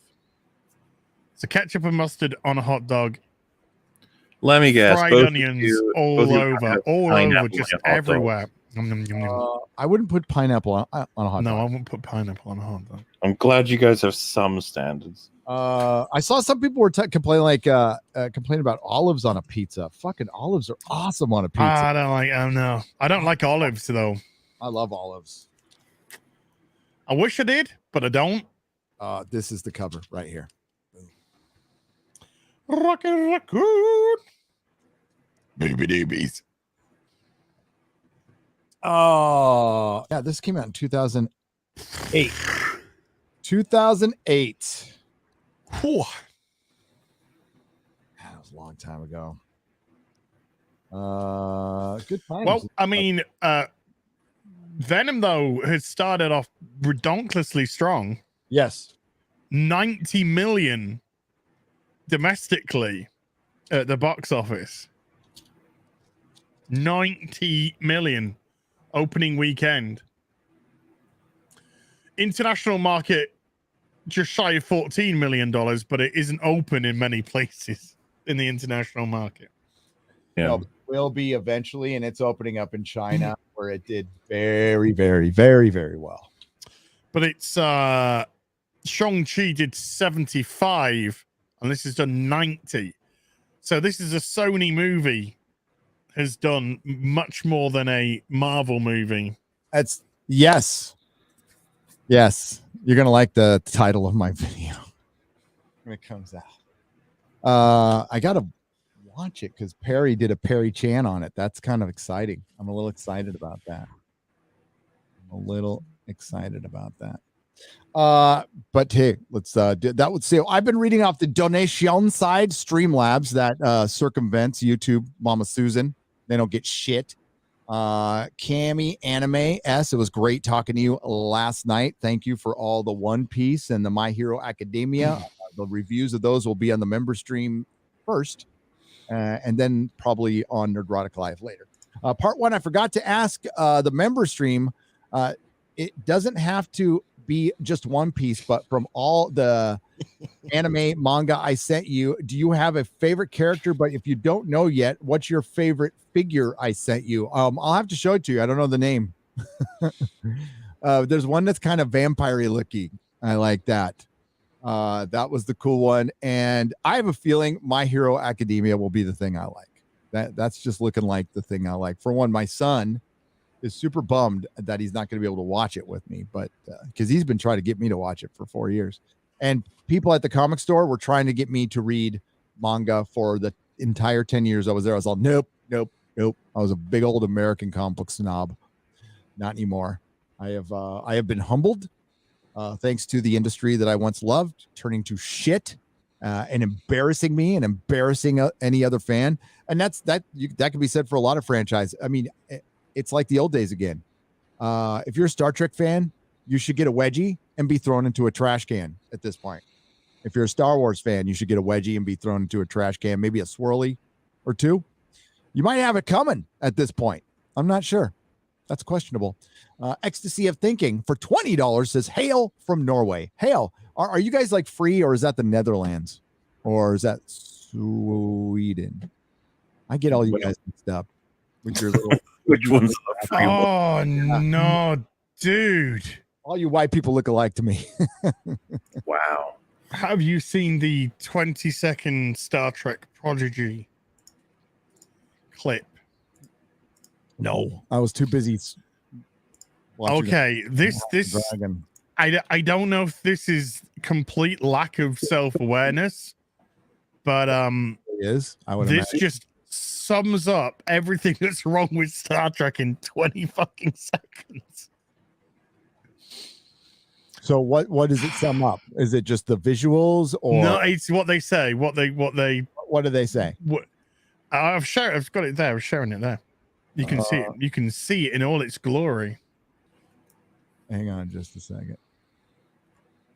I'm like, This is the Star Trek Prodigy is the even newer animation that's coming out.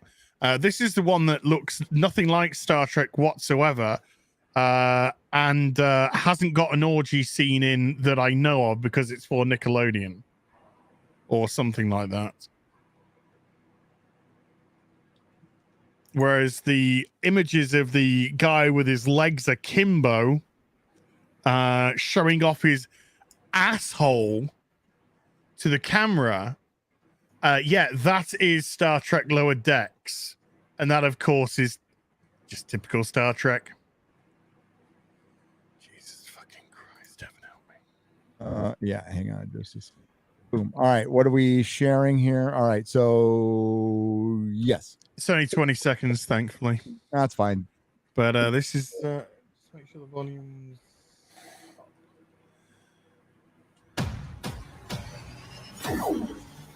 Fire the torpedoes. Do we have torpedoes? Then the pew pew pew button. I don't see a pew pew pew button. Just hit them all until it goes pew pew. No. No.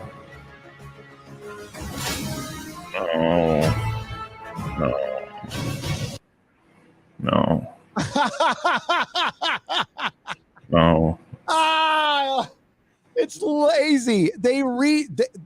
They just took another animated series and like, let's just digitize some Star Trek in this thing that we already had finished. That's all this is. This is repurposed. This is repurposing. This is repurposed squared. And I love the uncanny valley. Just hit like the mouth is moving like it's full of mush and it's not actually saying anything. Wow. Remember when Star Trek was smart? No, not anymore. No, Star Trek is for dummies now. It's just for dummies, made by dummies, for dummies. Mm-hmm. And you know what? The people who are still backing it, I don't think they're dumb. I think they're desperate. I think they're consumers. I think I'm talking specifically about channels. Listen, if you enjoy shitty entertainment, I don't care. Go on, have fun. Just keep in mind that you're ensuring that we're going to keep getting shitty entertainment. But yeah, the Star Trek channels, particularly the ones who used to call me out a couple years ago, I don't know if they still do. I don't even care. Who are still like hitching your train to the Star Trek wagon. You might want to think about a different show at this point. Just thought. Just a thought. Or making your content about like you and not Star Trek or Star Trek trivia for the 80th time. I mean, like, listen, I love Star Trek. I don't call it the original series. It's called fucking Star Trek. Love it as much as the next person. Absolutely in my top 3 of all time of anything ever. Grew up on that shit all the fucking time. It's done. And there's enough there. There's enough there to enjoy. By the way, if you're one of those people who hasn't seen the original series, like now's the time. Now's the time to go back and check out stuff you were thinking about checking out. That's one of those things. Twilight Zone, fucking Star Trek, Outer Limits. Go back even further. You're gonna find, what Razor Fist said. Go check out some of those pulps. They're fucking awesome. Mm-hmm. They are good. And I love that he recommended The Rocketeer. This is why I love Razor Fist. In all that, at the end, he recommends Dave Stevens' The Rocketeer. Probably the single best comic book series ever created as far as just art, writing, design. It's a compact story.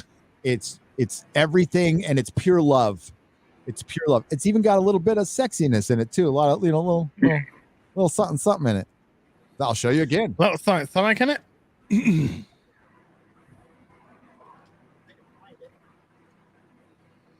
Oh, of course. Yes. Bisexual Star-Lord, by the way. That bisexual Star-Lord. Hey man, you don't know. There might be a guy just off screen who's also He's got that look on his face because like I don't want a woman on my leg. I want that guy with a big dick. That's it. You got it. Got my rocket. Bye. Bye.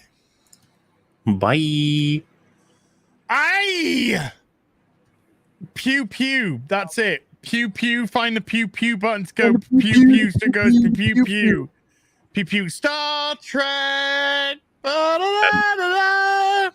As you guys know, like I'm not too used to Star Trek, but whenever I hear people talking about Star Trek, they just love the lasers, explosions, and constant like running around of characters. That's what Star Trek's all about, right? Like that's like the main appeal. Kind of. Just go pew pew explosion, and I remember people always talking about like Picard is just that action hero Picard. Warmonger.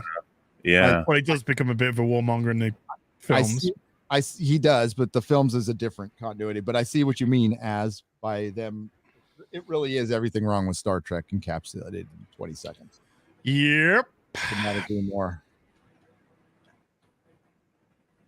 The guy's art was just so fucking tight. Beautiful, isn't it? Yeah. I'm a forgot. Just the color, everything. This is like comic book perfection. This is before digitized fucking anything. This is all the 4-color format. And oh, look at this. Oh my. My. But she gives him fucking right there to his face, man. She just boff. Nice. And then we get like, oh yeah. It's called sex. It's called sexualization. Half-naked women. Yeah, it's called sex appeal as well. Created a $1 billion industry that's turned into a $500 million industry. Well, in fairness, okay, because drag queens will dance in front of your 7-year-old kids. Yep.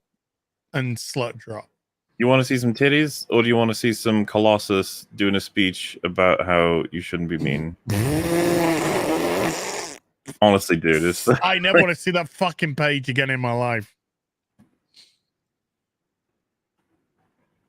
The other it's all very femme fatale, very Art Deco-ish. It is pulp as fuck. Good. It's good. And my rack over there is filled with all the Rocketeer issues. And Razor Fist recommends you get the complete Dave Stevens. That's the one you get. Completely. It's a good book. That Star Trek is shit. After seeing is it Dent? I forget. I haven't watched Lower Decks in a while. Is it Dentmer? Is that the I don't know the names of these characters. Lieutenant Bulmer, the guy showing off his butthole. Yeah. Good for that, by the way. Yeah. I mean, it did shock a lot of people. And the thing is, like, for those of us who have seen Star Trek, that's it. That's it. That's what it is. Yeah, the buttholes and stuff. Yeah. Yeah. Cami Anime S for $25. Part 2 is Gary. I really appreciate you guys and what you do. Like you guys are my TV, but you guys are rad. And also, Gary, some things just deliver for your boss man another new anime. Oh, deliver to you, boss man, another new anime, but a classic, and 2 more chapters of My Hero Academia. And George!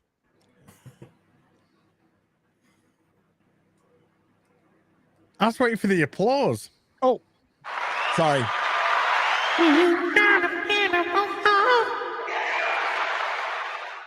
I knew I was forgetting something. I don't like it when things are different. Yeah. It scares me. It frightens me. Things are becoming so different. Yeah, it's different and it scared me. I'm just a caveman, frightened and confused in your world with your machines. Caveman Lawyer. So good. Big Worm for $10 says, Hail Gary, Az and MauLer. Hail chat. Been watching Law and Order original from season 1. Absolutely no home life bullshit in that show. 100% crime drama. Nothing else. New shows focus on home life and drama. Fits all shows I watch now. Sci-fi and crime. Yeah, home life and drama. Like, who gives a fuck? Go chase the criminals, shoot your guns, cut open the bodies, find out who the bad guy is, and put him in jail and serve justice. Justice. Victor for $1. Victor says, my favorite Hulk comic is Feeding Billy. MCU ruined Hulk for me. Also, I'm coming out as drunk. Love you all. Okay. That is so brave. That is so brave. Badger Toast for $13.64 on the donation side. My normie friend said to me that he had no idea Shang-Chi, Venom, and the Eternals were even coming out, and he loves the MCU, even Loki. Yeah, I think because there's too much. I mean, this is the most Marvel we've ever in live action we've ever received in the history of time. We're going to get 5 TV shows. What was that? Sorry, I like that they said even Loki. It's just funny. Even Loki. Even Loki. I love that people are coming around on Loki though, MauLer, because that was the one we got the most pushback on. It just takes time sometimes, yeah. It just takes a bit of time, but nobody's remembering what Loki was about. They just like Tom Hiddleston. That's basically it. It's just next thing. And Venom like really signifies the next thing. And they did it in the cheapest way possible because people are going to walk out with a really good feeling of Venom. You take away that mid-credit scene, it's pretty much the same movie. They just switched out the bad guy at the end. And there's just some goop is fighting some more goop with their goopy powers. And terrific. I like Venom. I like Carnage. They toned down the origin of Carnage like ridiculously, and they gave him a fucking like girlfriend in his history who was Shriek, who he had a relationship with in Maximum Carnage, but like they made them boyfriend girlfriend, and like he loved her. It's like this guy eats people. He doesn't love.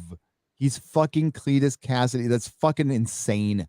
And that's how they ruin villains. I recommend a comic book in my video. I'll recommend it here. Mind Bomb by Warren Ellis. Carnage Mind Bomb. It's really fucking crazy. It's about a guy who goes to visit Carnage, and Carnage gets into his head, literally, and drives him crazy. Does a Joker thing. Did this modern nihilism in movies start with The Matrix, or is it more recent? Southeastern Kaiju for $3. It started back when The Matrix came out. And it was fine. And nihilism and the nihilism of the Watchmen, we'll just call it Watchmen storytelling. It's been around for a while. It's subverting expectations. It's flipping your superheroes over. And there was a time where it was interesting, where superheroes were Boy Scouts all the time. So showing them with complexities was new and different and great. And they started that Marvel started that. That's why Marvel got popular. And it was through the 60s and 70s and 80s. I think it reached its peak. And since the 80s, they have been repeating the Watchmen on a loop. So the Boys is just the Watchmen. It's all like, what if Superman went bad? How many what if Superman went bad stories do we have? Yeah. A lot now.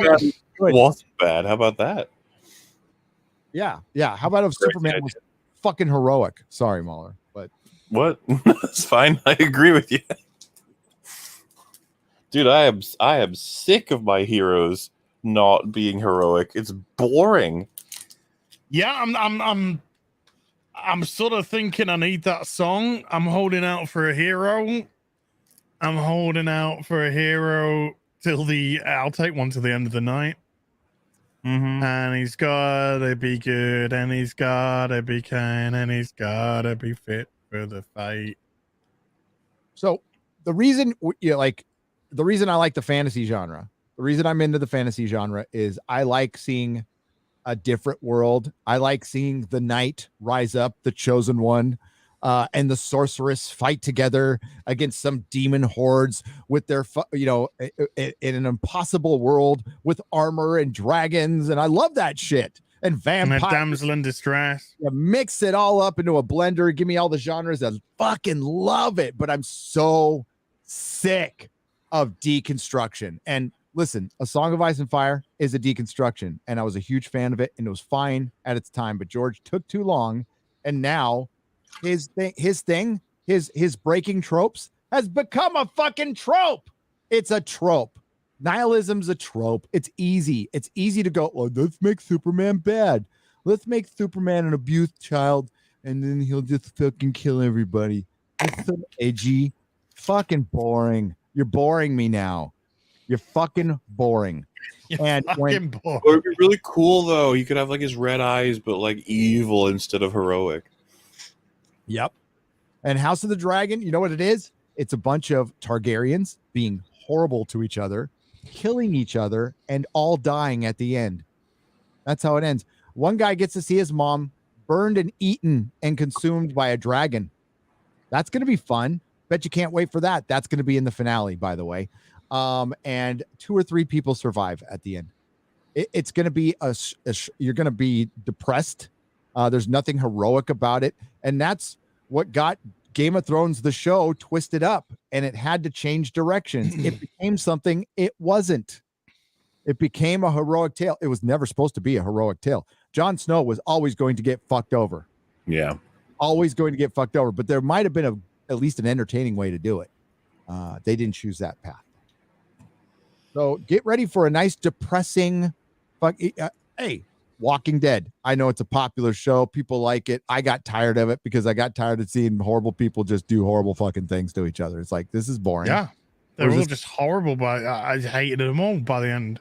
Well, when I say by the end of when I stopped watching, I didn't give a shit who got killed because they were all just fucking miserable, horrible people.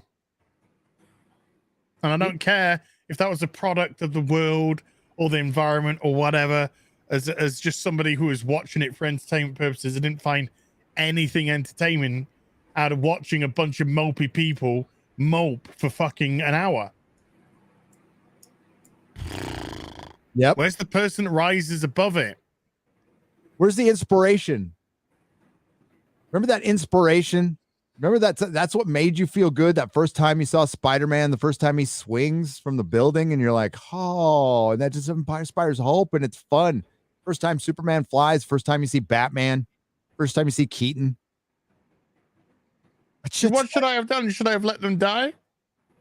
Maybe. You're fucking trigger me right now. I fucking hate that scene. God damn it. Go back to Jonathan. Go back to Jonathan Kent's speech in the Donner film. That's Jonathan Kent.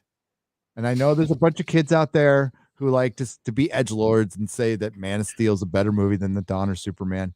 They're kids. I'm not even, like, it's like what it's like when you see your toddler, and they're like scooping peanut butter in their mouth, right? And wow, you are gonna shit peanut butter. I could stop you, but you know what? I'm just gonna let you do it. Stop you, but I won't. But I won't. You'll learn a lesson after you shit fucking peanut butter for an hour. That's what you do with the youngsters. You just let them. Son, just let me die. Just let me die, son. And then he does. Okay. Okay, Dad. In the time I said, let me die, you could have saved me and nobody would have seen you because you're fast. But okay. Faster than a speeding bulletos. And what are they going to do? Tell the government, oh, he ran real fast, I'm pretty sure. He teleported. No one's going to fucking believe him anyway. Yeah. Who would believe it?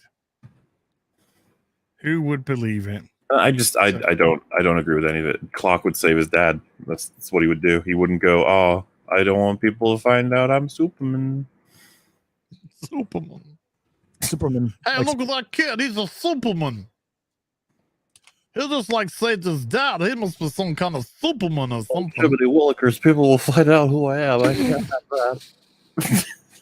Let's all go to the top of the price chain and go, oh, we found ourselves a Superman.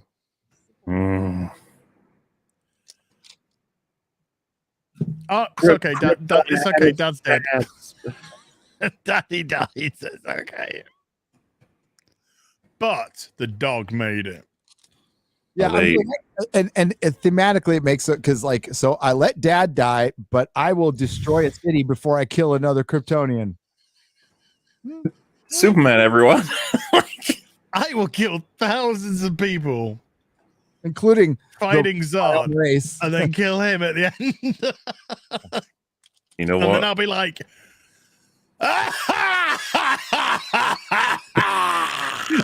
You like Man of Steel as what happened? no, there's aspects of it I like. There's aspects of it I absolutely detest.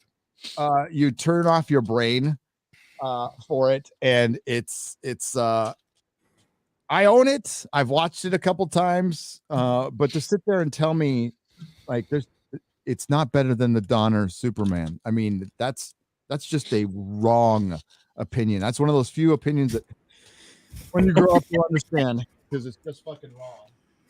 Or in the case of like Uche, you just smoke too much damn pot. I don't know, but Uche's the one who came on my channel and said that the Donner cut shit and Man of Steel. It's like, dude, Really? worst fucking take on the internet. Single worst fucking take I've ever heard. God. I've never heard Uche have a bad take before, so I know. You can like Man of Steel all day long. Again, I fucking own it. Okay, I own a 3D copy of it. I've seen it. I'm a superhero fan, and I love the Snyder cut. I do. I love it. It's the Donner cut, man. We're not even talking about superhero movies without the fucking Donner cut. Yeah. Donner cut's great. The producers didn't fuck that up. Superman would have been as big as Star Wars because Superman, when it came out, was as popular as Star Wars in '78 because I was fucking there. And everybody had a Superman shirt on. Everybody was fucking talking about it. Everybody was excited about it. And then they fucked up with Superman 2. There's some other reality where the Donner cut comes out of Superman 2, and the Superman trilogy that he was going to do is considered all-time classic, which the Donner cut, by the way, the original Superman movie, is considered an all-time classic. And Donner cut's got some dark shit in it. Yeah. But it's got some really empowering shit in it as well. So now what I said about the MauLer, what I said about the Snyder stuff was when you watch it all together, you can see what he was going for. And it makes sense. It's an Elseworlds tale. He was going for injustice, but dude. It doesn't mean it's anything close to like Donner cut when it comes to like Man of Steel. It was supposed to be injustice. That's pretty much it's meant to be injustice, and it just didn't know what it was doing. And Batman dies at the end. And there's Kang, by the way. There's Kang. Well, Kang. Like I even with what Snyder was trying to do, I don't see why he wouldn't have had. You can get the same messages across without him watching his own dad die for no reason. Like, well, he didn't commit to the bit. The problem was he didn't commit to the bit. He was taking influences from all over the place, and he didn't have I don't think he had a solid vision of what he wanted to do. He's like, oh yeah, I like this bit in The Dark Knight, and I like this bit from Death of Superman, and I like this bit from Injustice, and just put him into a blender instead. And he needed that person to just be like, no, Zach, no. Why does everybody in fucking Hollywood, why does their first instinct with Superman is to deconstruct him, depower him, make him bad? Why? Because you guys don't believe in heroism anymore. Well, it's harder to write for them because it's because of their fucking worldview. They don't believe in inspiration anymore. They don't believe. It's not that. They don't believe in inspiration. They don't believe in the country. Yep. They don't believe in the person. They don't believe in the values. They don't believe in any of this stuff, and that's blatantly obvious. And that's why a character like Superman gets such a short shrift nowadays, because it's not written or in the hands of people who actually have those values, that optimistic value, who believes in their country. It's Superman is the ultimate test of a good writer. If you can write Superman and you can pull it off, you're talented. If you can't, you're not. Hail Dan Jurgens. Yep. Well, but wait, Gary, did Zach pull him off? I think Zach could have Let's pulled him figure off. it And out. Zach would really fucking resist the need to make him fucking bad because there are little moments where he's Superman. There are. And I don't know if that's Henry Cavill's performance, but they certainly don't give him a lot of lines, just like they didn't give him a lot of lines with Bryan Singer. I mean, Bryan Singer was the worst human being alive to give Superman. I mean, just I can't. And yes, I know that movie has its fans. Every fucking I saw. There's Andrew Garfield fans. Spider-Man 2 was an abomination. It was a fucking abomination of a movie. So yeah, Brandon Routh was a decent Superman who spoke no lines. And you want to know why? Because they didn't know what to fucking do with them. Because these people are so fucked up, they don't know what a hero is. They don't know what, and because they're afraid if they show somebody heroic, then it's jingoistic or some shit like that, or patriotic. And as said it, they hate the fucking country. They do. Is Gary frozen for you? Yeah. Am I still frozen? Hang on. Yeah. A little funny. Can you still hear me? Mm-hmm. Okay. There's at least one person saying that I must not have watched the movies to have got them wrong. There's actually videos of me watching them online. No. Movies. I did watch them. He legit doesn't like them, and that is not Superman in those fucking movies. I enjoy him, but that is not fucking Superman. That is Elseworlds, Zack Snyder's Snyderverse Superman. That's the only way I can accept it. But as far as the Superman collectively that I have read over 4 fucking decades, not Superman.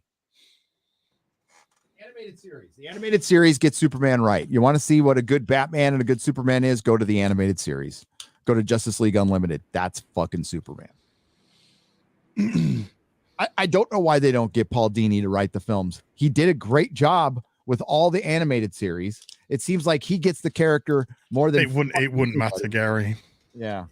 He would be lost in his studio system, pretty much probably how Jeff Johns is lost in his studio system. Yep. And I think that Paul Dini, I'm sure he had something to do with Birds of Prey.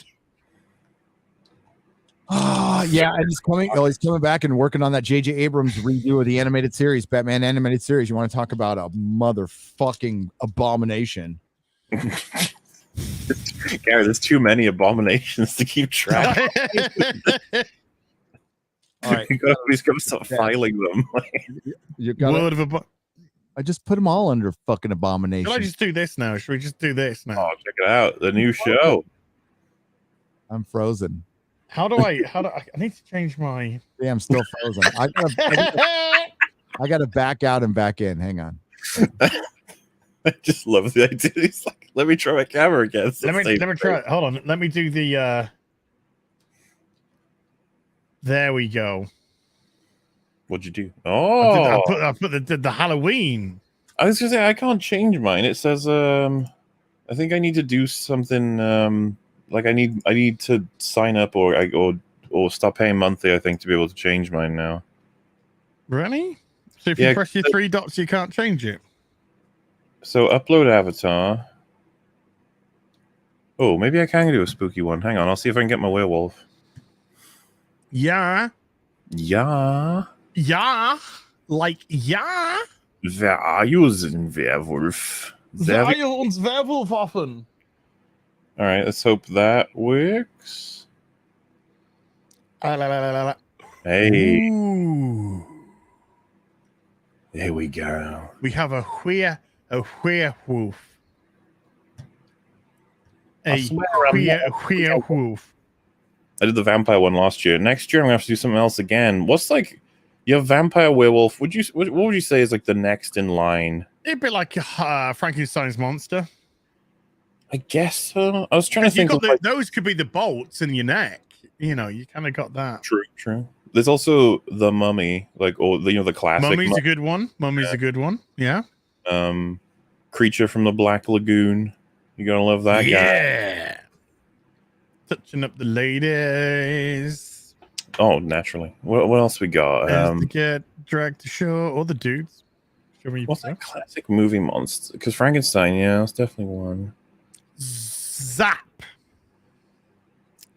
You mean Zat? Wait, I remember. Zat. That's it. Yeah, a classic. The classic Zat. Nosferatu. Yeah, Dr. Jekyll and Mr. Hyde. That's Ooh. how would I do that in one image? I guess you'd have to be like half. Mm. Then again, people would be like, "Is that Jack the too big?" Ripper, you can have a top hat on there, and Yeah, Scarecrow. Ooh, I think you could do an easy like Scarecrow variant from my mask. Yeah, that might be next year. Sexy nurse MauLer. Yeah, I could do that. sexy nurse. Hell yeah. What are you going as? No, On I'm gonna go as this patient now. I meant for Friday Night Tights. I can't tell you, but my I can tell you that my costume is arriving tomorrow, I think. Ooh. For the Halloween edition of Friday Night Tights. Beautiful. I don't know how I've ordered it early because I don't know how it's gonna work because it's a weird one. So if it doesn't work, I've got time to sort something else out. Somebody sent me a Santa beard today and said, "Here's your Halloween costume sorted." And I think it must have had something to do with the conversation I had live on stream with somebody. So I think I've lost that one. But yeah, so it's going to arrive tomorrow, and yeah, we'll see how it works out. And if it works, I'll be like, "Fuck yeah!" Yeah, because it looks so fucking stupid. It's great. I should go as a clown one year. Creepy clown. Creepy clown. That'd be my backup plan if this one fails.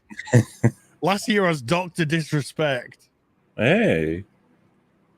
He was selling these Dr. Disrespect packs for Halloween because he does like Doctober, and both myself and the Quartering got one.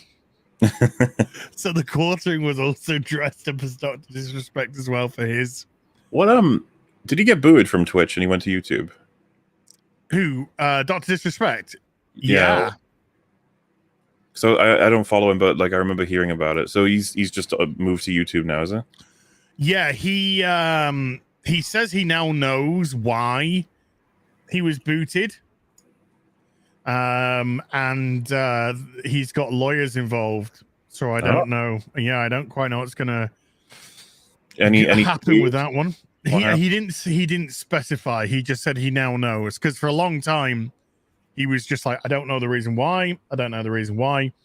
And then I think they have to say now if they boot somebody, hey, you're moving.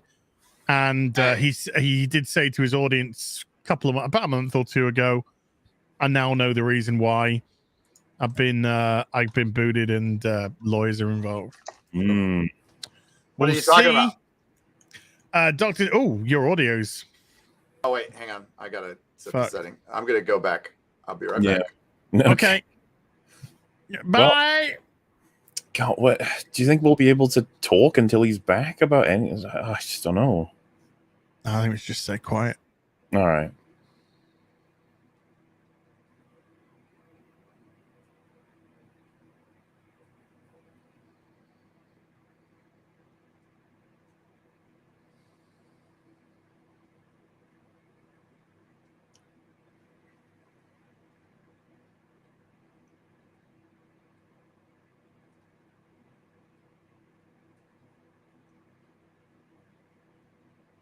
Oh, hey, Gary. We were just having a chat. How you doing? How you doing? Were you guys just quiet until I came back? That's good for viewership. My laptop decided to fucking update. That's what it was. Just like, oh, we're gonna update now. Okay, thanks. Shit. Nice. What was I was writing something in the private chat here, and I'm going to where are we at right now? So okay, we're gonna read Healthline magazine. Can men get pregnant? Is it possible? Oh, yes, no. It's possible for men to become pregnant and give birth to children of their own. No. In fact, it's probably a lot more common than you might think. No. More common than you might. What? No. I missed a few classes in biology or something. In order to explain, we'll have to break down some common misconceptions about how we understand the term man. Well, I understand the term man to be a male. It's a man with a cock. It's a body with a cock. Sorry. It's a body with a cock. Yeah. With a bona fide cock, not a fake. Bona cock and balls. Boner. Bona fide.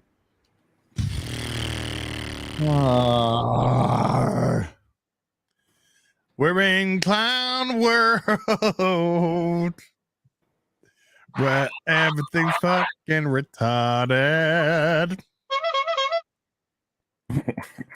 Retarded. Retardado. Retardado. For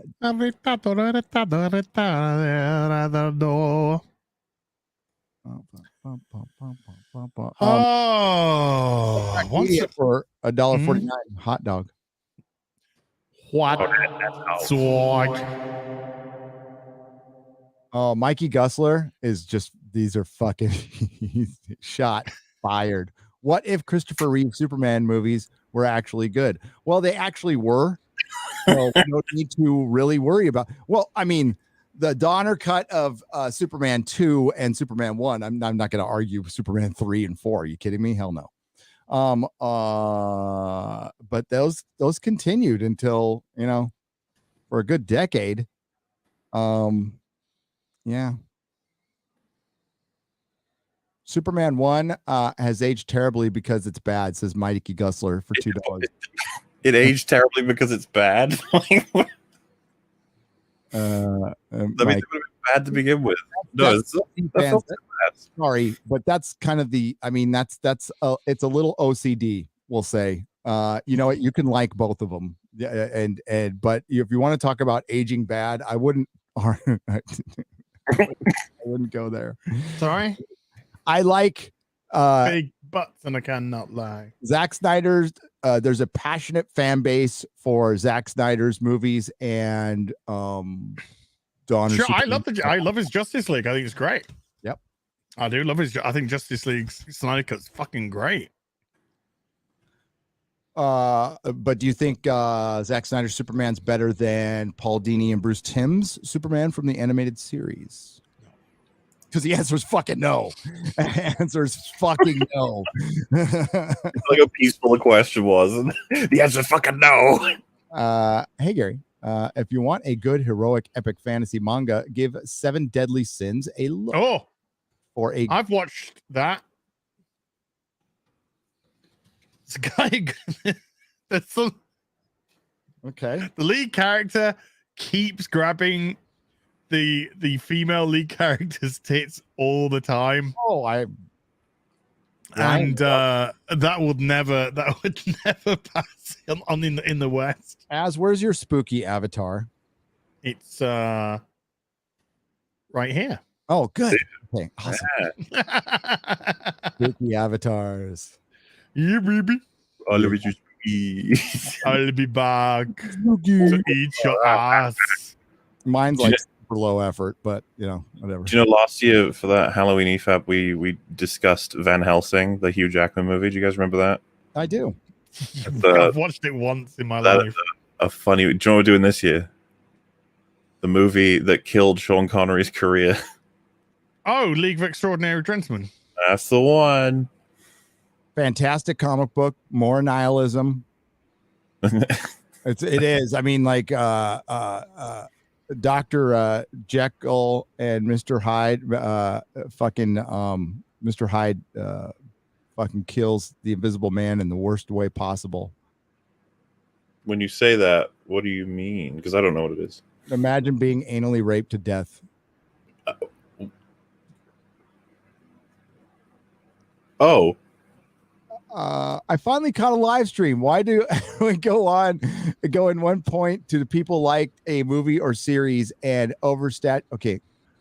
Why do everyone go in on one point that people liked of a movie or a series and oversaturates new movies or series with it missing the charm it originally had? Like Star Trek, Simon. Yeah, because they watch highlights, and these people, they're never fans, so they don't get what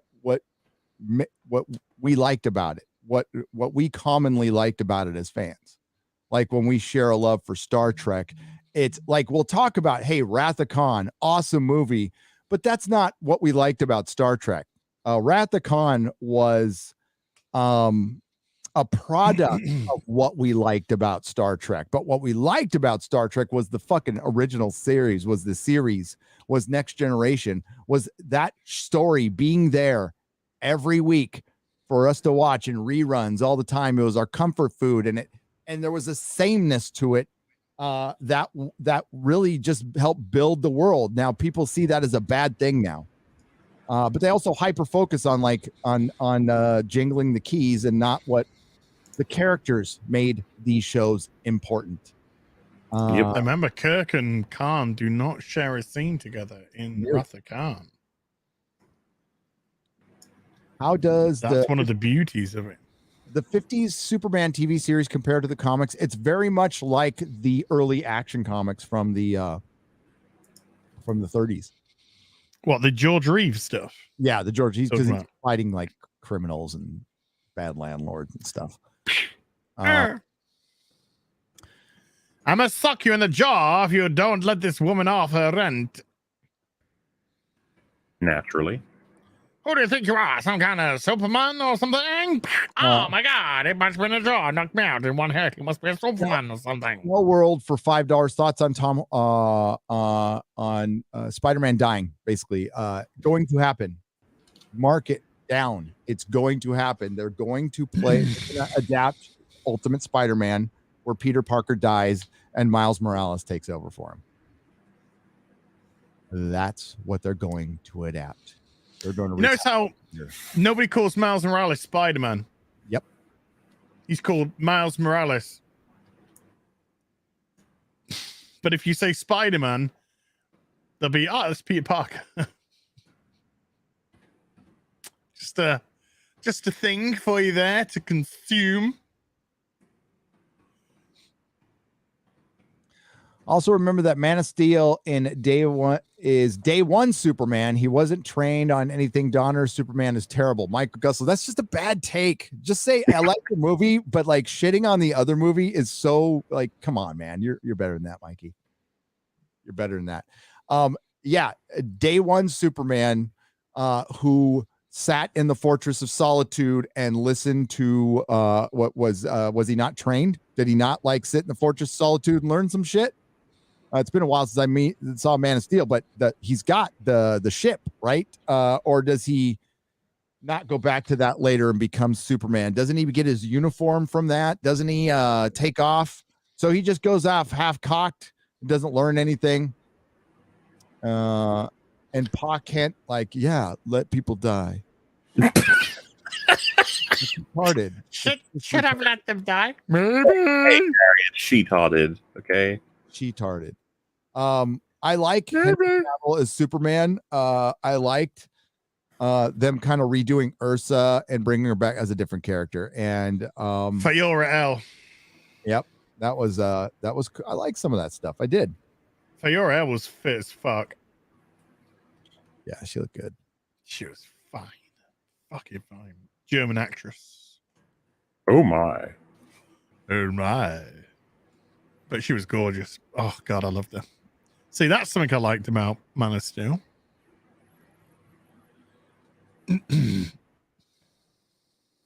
I liked it when Superman impaled a guy's van on some logs. I actually like that. I did like that. I liked it. It was a dick. He did that in Superman too. Like he comes out back and beats the shit out of a fucking trucker. Yeah. And then when they look at him because he beats the shit out of him, he just turns to me and goes, I've been lifting some weights. Idola for $20. Think of One Piece as anime Buffy. Crazy story arcs full of contrivances, but the character work and high pay point are among the best in media.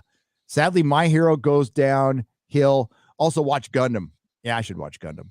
Yeah, like character work is my favorite thing. I don't need, especially in comic books, I don't need things to make a ton of sense all the time, as long as my characters are interesting. But if they're not, then I'm going to start looking. My thoughts are going to wander.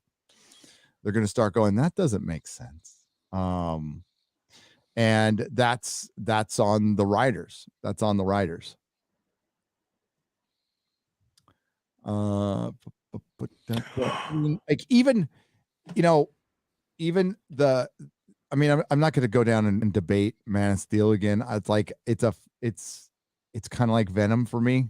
I watched it. I like the superhero stuff. Doesn't need to make a ton of sense. It's kind of forgettable. I think Henry Cavill was wasted as Superman. I think in better hands. I don't think Zack Snyder's a good choice for Superman. I think he's a much better choice for Batman, to be honest with you. I think I don't know if anybody could direct Superman in Hollywood right now. I don't know if by the way, Mikey, Warner Brothers doesn't know what to do with the character. And they've got their biggest star. They got like Henry Cavill's a big fucking star. And if they came out with the Superman movie tomorrow, directed by whatever, Sam Raimi, I'd be on board. And I think it would make a bunch of money. I think it will make a ton of fucking money. But they don't. We're gonna get J.J. Abrams. So it'll be interesting. DC fans are gonna, because I know DC fans are like hyper loyal. We're gonna see how hyper loyal they are when all of their characters get deconstructed. Oh yes. Yeah. Well, they all are. That's just the problem. Is just every character is getting deconstructed now. There's no heroicism, but there again, look, I don't think there's even a point discussing this, to be honest with you, because DC and Marvel are dead. Just dead. Creatively dead, emotionally dead, figuratively dead, economically almost dead. If things weren't being propped up by AT&T and Disney, they'd be under by now. They'd be under. Remember that rah-rah campaign recently from Jim Lee? We're doing great. We're doing amazing. We're doing so good. We've fired virtually all of our editorial staff and cut our books down to a tiny number now. And we're doing so well. It's never been better. What did they call it again? They used not fortifying the future. Hang on. Oh, yeah. Because they think that whoever AT&T, who owns them, whoever Warner, chains of ladders, are going to use them for ideas, are going to use them as an idea bed, literally. So they're not writing comics anymore for you as a customer. They're literally writing comics in their eyes for Warner, for AT&T, to utilize those stories for future film projects. Dude, they got way too many fucking stories that they'll never need to tell. They don't need these sucker fucking wankers writing them. They could shut them down.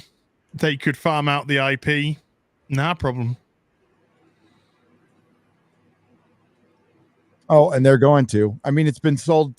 I mean, shit, they're going through more management now. Poor DC. They had their chance. I don't mean to jump ahead. I'm just interested in what you guys think about it. Snell World for $5 said, "Did you guys hear about the rumor that Tobey Maguire's Spider-Man's going to die in the new Spider-Man movie?" I've heard it multiple times. Yeah. That he's going to sacrifice himself. So I was going to say I'm downright pretty sure that's going to happen. I imagine he's going to die to make sure Tom Holland lives. And he'll probably impart some kind of wisdom before he goes. And I honestly, there's a way they can handle that. Hopefully they do it well. If because as far as I'm aware, wasn't there some quote from Tobey Maguire where he was like, "I will not be playing Spider-Man ever again," or something, in some kind of in a way that implies he is in this film, but that this will be the last time we'll see him as Spider-Man. Which could mean that he's dead, could mean that he just doesn't want to do it again. It could mean a lot of things, but there's a way you can handle that, you know. I guess we'll have to see how they do it. Yeah. Terrible idea. I think they could have. I think Sony could do a one-off Spider-Man 4 with Sam Raimi, and Hell yeah, dude, that would still look crazy. I think. Yeah, I don't even know why they're not doing that. Like, you got Keaton back, and you bring him back. Do you really not know? Yeah, I do. But I mean, well, they're dumb. I mean, like, bringing Keaton back to put him in an Ezra Miller Flash movie, I can't think of a bigger waste. I mean, yeah, I'm going to go see it out of curiosity, but it's just going to be a waste. It's going to be an utter fucking waste. You think anybody gives a shit about Ezra Miller Flash? No, this is the Batman film. That's why people are going to see this. They're going to see this because of Batman. They're not going to see this because of the Flash, or the vast majority, I would say. And if they do some sort of Flashpoint-esque storyline, which they could easily do, who knows? But the drawer is Michael Douglas. Michael Keaton. The drawer is Michael Douglas as third pedestrian on the left. I've been keeping track of evil Superman. My count is up to 22, says Professor Chaos 56. Oh, is that including like old shows, games, comics, and yeah, there probably is 22. The whole scene is always taken out of context. The point is that Superman saves the kids and gets exposed. He won't get to save other kids. Plus, the whole dad thing is at the time he wasn't trained on anything yet. Maybe you should watch the film. Gutzler, thank you for the $50. I did watch the film. Mikey's just ravenous. I know. It's just like, wow. There's no need to die on that hill. Nobody fucking likes the line from his dad saying, nobody wants to see Jonathan Kent saying, maybe you should let the kids drown. Nobody wants to see that. Yeah. It's not a matter if it makes sense or not. That's you know what, with film criticism, that's a lot of people get hung up on like literalism. It's like, I understand why they did it. I believe me, I understood it in the film the first time I saw it. The execution did not work for me. That's it for me. I don't believe Jonathan Kent. I don't think that's a very good adaptation of Jonathan Kent, and I don't like him. So therefore, I don't like the movie. I'm like, well, that's a horrible choice as a father. That's a fucking retarded fucking choice as a dad. Yeah. Period. There's other ways to do that. You always err on the side of life. It's Superman. And it's why Jonathan Kent in Smallville was so good. Yeah, and that's why you don't get too real with Superman. You don't ground fucking Superman. Like, that's the dumbest thing in the world. Why would you ground Superman? It's a fantasy. Let it be a fantasy. Have some fun. Like in the first episode of Superman, in the first episode of Smallville, Lex Luthor drives into Clark Kent on a bridge when his Porsche goes out of control. He gets knocked out. Clark rips open the top of the Porsche, takes Lex out, saves his life. Lex, to repay Clark for saving his life, because he lives on this farm. They're not got a lot of money. It's hard work and difficult to keep up with the banks and all this sort of stuff. Lex goes and buys Clark a truck that he really likes, and Clark is like all excited that he's been given this beautiful brand new truck by Lex, and his dad says to him, "Is this how it's going to be? You have to make some decisions. Is this how it's going to be? Are you going to be accepting rewards for doing your deeds with the powers that you have? Is this the kind of guy you want to be?" And he ultimately returns the truck to Lex, saying, I can't accept that, which is a great thing. It shows great maturity by Clark. But he understands it's not his dad being a dick. It's his dad saying, once you get a taste of rewards for doing these deeds, then this could be your driving motivation for you doing these deeds.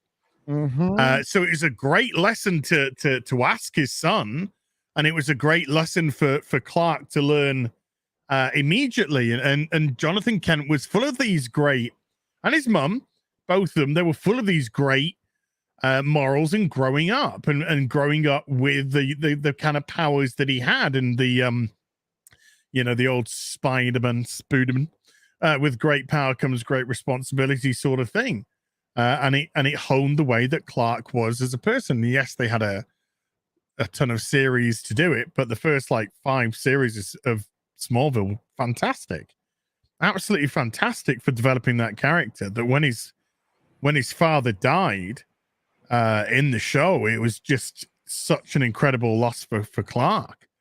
And the show felt the weight of the loss of that character, which just showed how strong that character was in Clark's moral fiber and moral upbringing. I can't wait for the Bond to go female. I'm pawn tampon. For fuck's sake, says Daryl the derelict.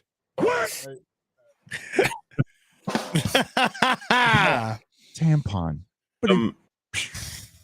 Someone in chat said that's a weak lesson. He did a good thing. Let him keep the car. I actually am on the complete other side. I love the idea that he said, you didn't do that for the car, did you? You did it because it's the right thing to do, and you don't want to train yourself to stop being like. If you remember, I think Gary has this good old episode of Angel when they start trying to make money more so because they're looking after the baby.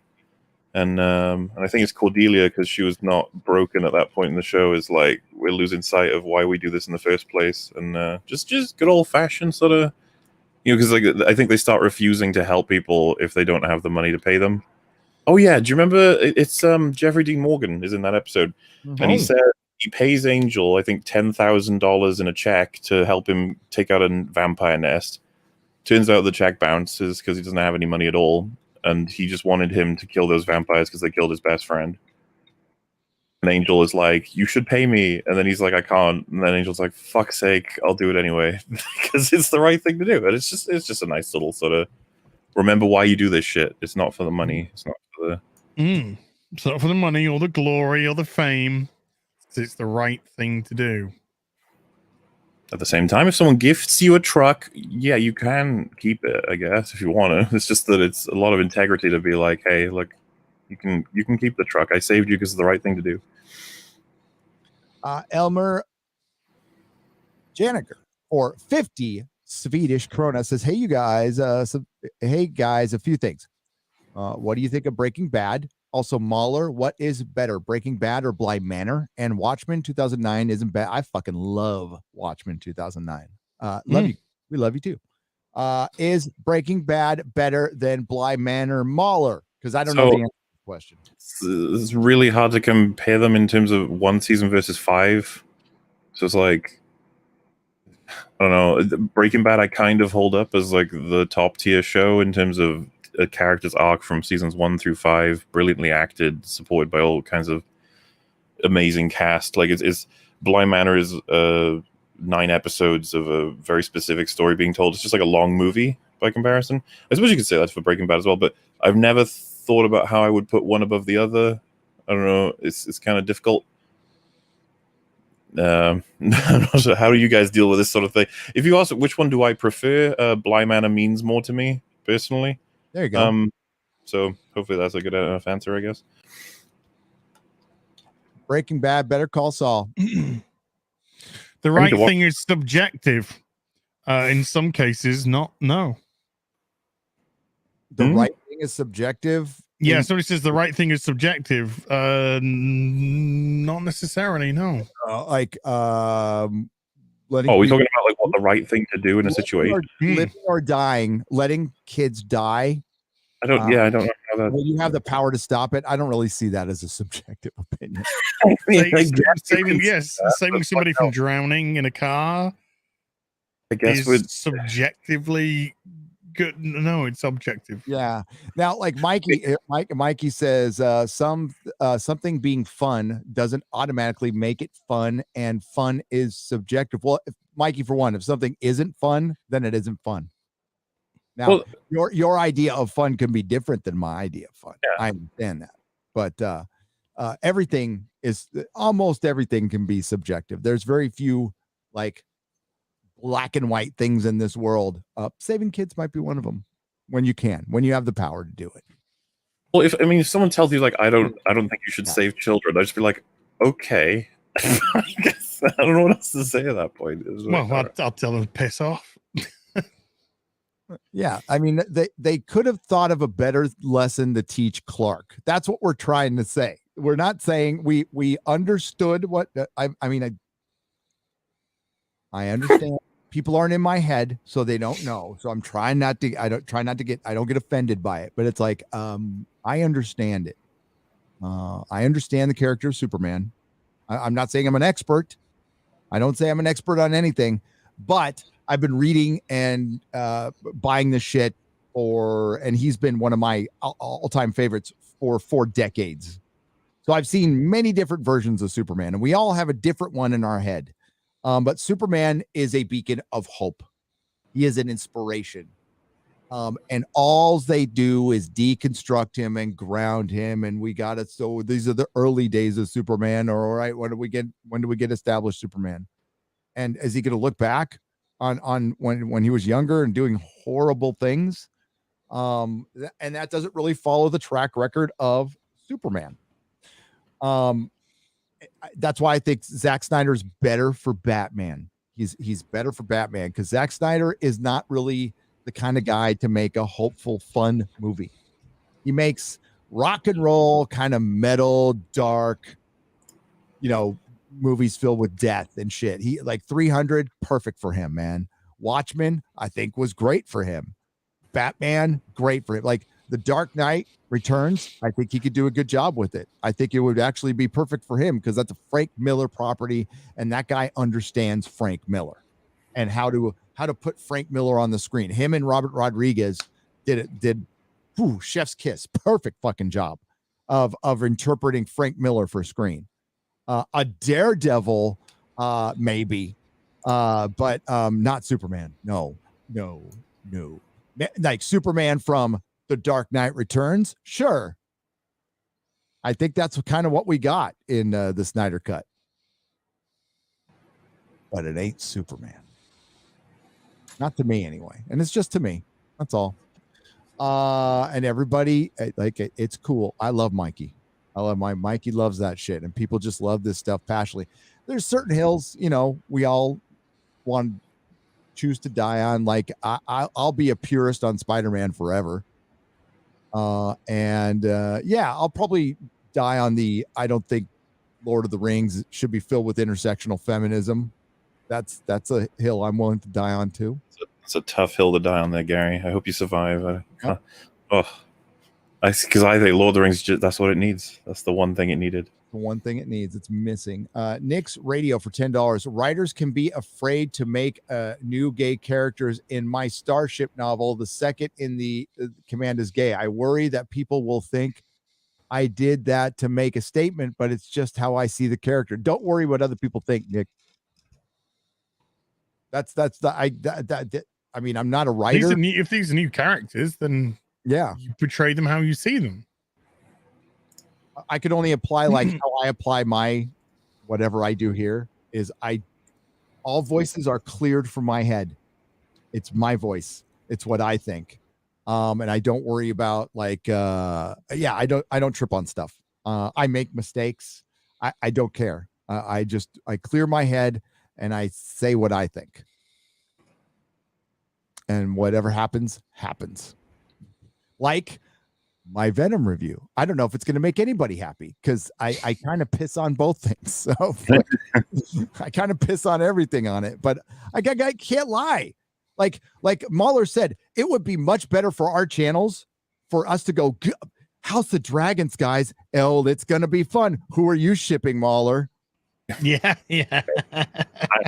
I know that they're going to do it right this time. okay. Yeah. Last time it was okay, but D&D aren't even working on this one. It's gonna be great.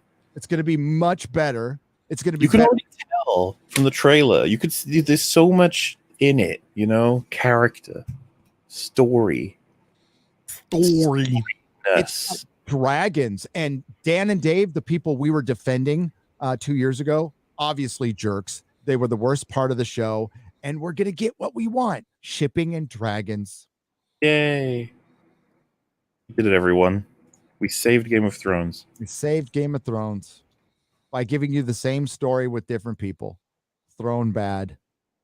War bad. CGI dragon, you'll be fine. Somebody makes a good point about Boba Fett's the same shit, by the way. what do you mean? Mandalorian again? Just Boba Fett shows up and shoots people, and everyone's gonna go, yes, Boba Fett. You mean a Mandalorian type character is going to run into amazingly pretty much every recognizable character from the Star Wars universe with their female sidekick leading the way? He's gonna fucking bump into Darth Vader, and that'll be, gosh. Break the fucking internet, but Darth Vader will be in the book of Boba Fett. I promise you. I promise you. I promise you, it's going to happen. Darth Vader will burst Darth through. Vader's probably going to be in the next fucking Avengers movie. Oh, I lost it here. Here it is. You thought it was me, the clown, who was going to be the villain of the universe, but no, I brought somebody across. George R. From the Martin, dark side. George R. Martin is okay with war as long as the people in charge are Democrats like Stephen King or J.K. Rowling. He can write great, nuanced fictional characters, but in real life, he's a tribalistic idiot. Totally agree. The difference is talent. Stephen King, not so much. I think George R. Martin and J.K. Rowling are infinitely more talented with A Song of Ice and Fire and Harry Potter than Stephen King. Stephen King is good. He's like, it's children's books. I mean, like, I love that when I was in 8th grade. Did you read the Harry Potter books? Yeah. What do you think of them? Because like I've been hearing things lately about whether or not they hold up. I never read the books, but I'm curious about if the films hold up. I'm not sure as well. I don't know if the films hold up. I mean, it's tough for films to hold up. They hold up to people who saw them when they were younger. They don't hold up. They're not going to hold up to people born in 10 years. They're just not. The books hold up just fine, I think. I mean, it's been a couple years since I've read one. But I think J.K. Rowling, what she was particularly good at, Critical Drinker just made a video up, setup and payoff. She was so fucking good at setup and payoff, and she does it like multiple times in her books. Like there's a setup and payoff. There's about 5 to 10 each fucking book, and the payoffs are really good. But it's a book written at a certain level. You know, you got to understand that. And it's like written at a comic book level, I think, which can be anywhere between you're writing for teenagers to 50-year-olds now. But I think it holds up just fine. There's a couple of things I wish you would have done different, like with Snape. Snape's ending I didn't like very much. How come? We find out like what the guy was at the end, which was kind of a badass, but it's like after he dies, this like really kind of needless, horrible death. Yeah, it's a rough death. Yeah. It's a rough death. But what we find out at the end, and I think the acknowledgement, like Harry acknowledges it, but that's it. I think it needed more acknowledgement. Like what that guy did, like what he accomplished, because it was all because of him. Like none of this shit happens without Snape. Nothing happens without Snape. And that's why dude, you know how popular his character is? His like action figure is like 20 times more valuable than anybody else's. The 1/6 scale, there's 2 versions of it. They're both worth thousands of dollars. Good luck finding them. People love fucking Snape. And Alan Rickman being gone has Yeah. and he rested way too fucking soon. Yeah. Ugh. That was a fucking horrible. Did you read the book, MauLer? No, I've not read it. I think I read the first one and that was it. But I try to keep it with the movies, and I think I lost Half-Blood Prince is where I remember being like, oh shit, that's out. And then I realized like, oh, I guess I don't really care about Harry Potter anymore. But I always liked just seeing loads of British actors like cycling in and out of the films and just being like, it was just a bit of fun. I just don't remember if they're actually like love movies for their own, for what they are, but Half-Blood Prince is the most fucked up one. It is absolutely, they fucked up the books so bad. And Yates came in and they fucked up the later books because they got longer, and they really need to split all of them up. And that still wasn't enough. But they did what they could. The casting was good for the movies, I thought, for the most part. They just, they left out big. It's kind of like with the Song of Ice and Fire, leaving out Lady Stoneheart, like leaving out the elves, the house elves in Harry Potter was a huge mistake. And they're like, he just comes up like, and I'm getting into deep lore, but like he has Sirius's mirror. He has a broken mirror where he can, on the other side, he can see somebody else, and he ends up seeing Aberforth, Dumbledore's brother, and they never explain that. They don't tell you where the fuck he just has it. He just shows up with it in the movie, and they're just like, they read the books. They figured he got it from Sirius. And it was like a huge thing. It was a huge thing. But no, like Gary Oldman as Sirius Black was fucking awesome. Like Alan Rickman as Snape was brilliant. Michael Gambon, he's okay as Dumbledore. I thought Richard Harris was better. Oh, dude, they practically like. No offense to Michael Gambon, but I feel like he was like a different kind of wizard, a more modern-ish, I guess, because like Richard Harris came across as like a genuinely fucking like a wizardly person. He pulled it off completely. So shame didn't figure out the role until the sixth movie, but there was. I remember finding it strange, man. Like I think when I first saw it, I was like, I don't know. I'm feeling Dumbledore here. I'm feeling random guy who's just around. Yeah, but, I mean, but like, dude, the fight between him and Snape in Order of the Phoenix is the shit. But you mean him and Voldemort? Voldemort. Did I say Snape? Sorry, Voldemort. Yeah. Yes. Voldemort at the Ministry of Magic after fucking, that is the shit. Like two full powered wizards just going at each other. Fuck yeah. I watched that. I loved that scene. That was right after Sirius died, right? Yeah, because that's the first time in the series. I mean, you're watching it from the kid's advantage, and it shows you that no, this shit's dangerous. Like it's real fucking dangerous. You can die doing this. And the first time Harry considers using like a torture spell on Bellatrix, I think is her name, right? Yeah. And he knows how to do it now. And this is weird because I've only seen like the first. I haven't read the books. I've only watched like the first 3, maybe 4 movies, and they're just all like kids doing like kiddie stuff. Apart from when Sparkle Vampire dies, so he gets touched by the. Well, I got into it because of my kids. It was like I started going I brought my kids to the movies, and they were like young and the perfect age for it. And then a friend of mine got me into because people were coming in the comic store and talking about it all the fucking time. And I'm like, could you talk about the comics, please? And they're like, no, this book's good. I'm like, okay, fine. I'll read it. And I read it because I was making my kids read it too. So I was like, well, it's popular with kids. You read it. Got into it with my kids. Thought it was cool. The third movie's like the best directed because it's Alphonse Cuarón. Like that guy's genius. And that's like a real movie. Even though they fucked that book up pretty good too, but I don't think as much as a lot of people think. But yeah, I don't know why Dementors, dude. Like, it just seems like designed to scare kids. I think you'd be surprised like how many of like Ryan Kinnell likes Harry Potter. I like obviously, yeah. There's so many women in it. Well, yeah, he likes all the women in it.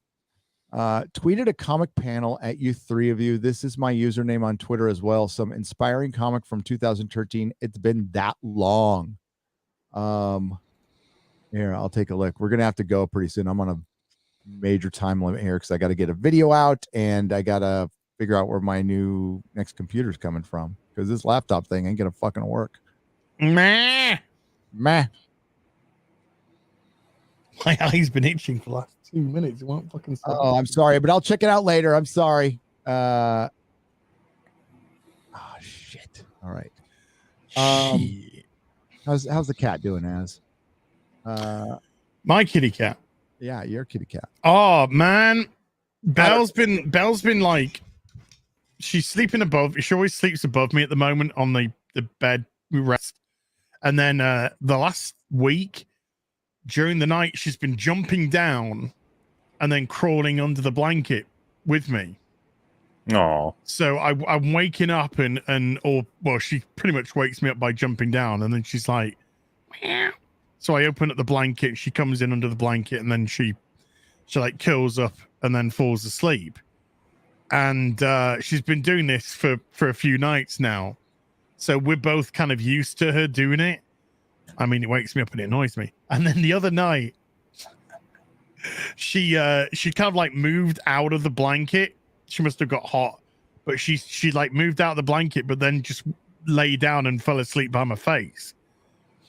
And I got woken up by her having a dream, and she swooshed her paw and fucking impaled my nose. oh. And her claw was stuck in my septum. And I woke up like, ah!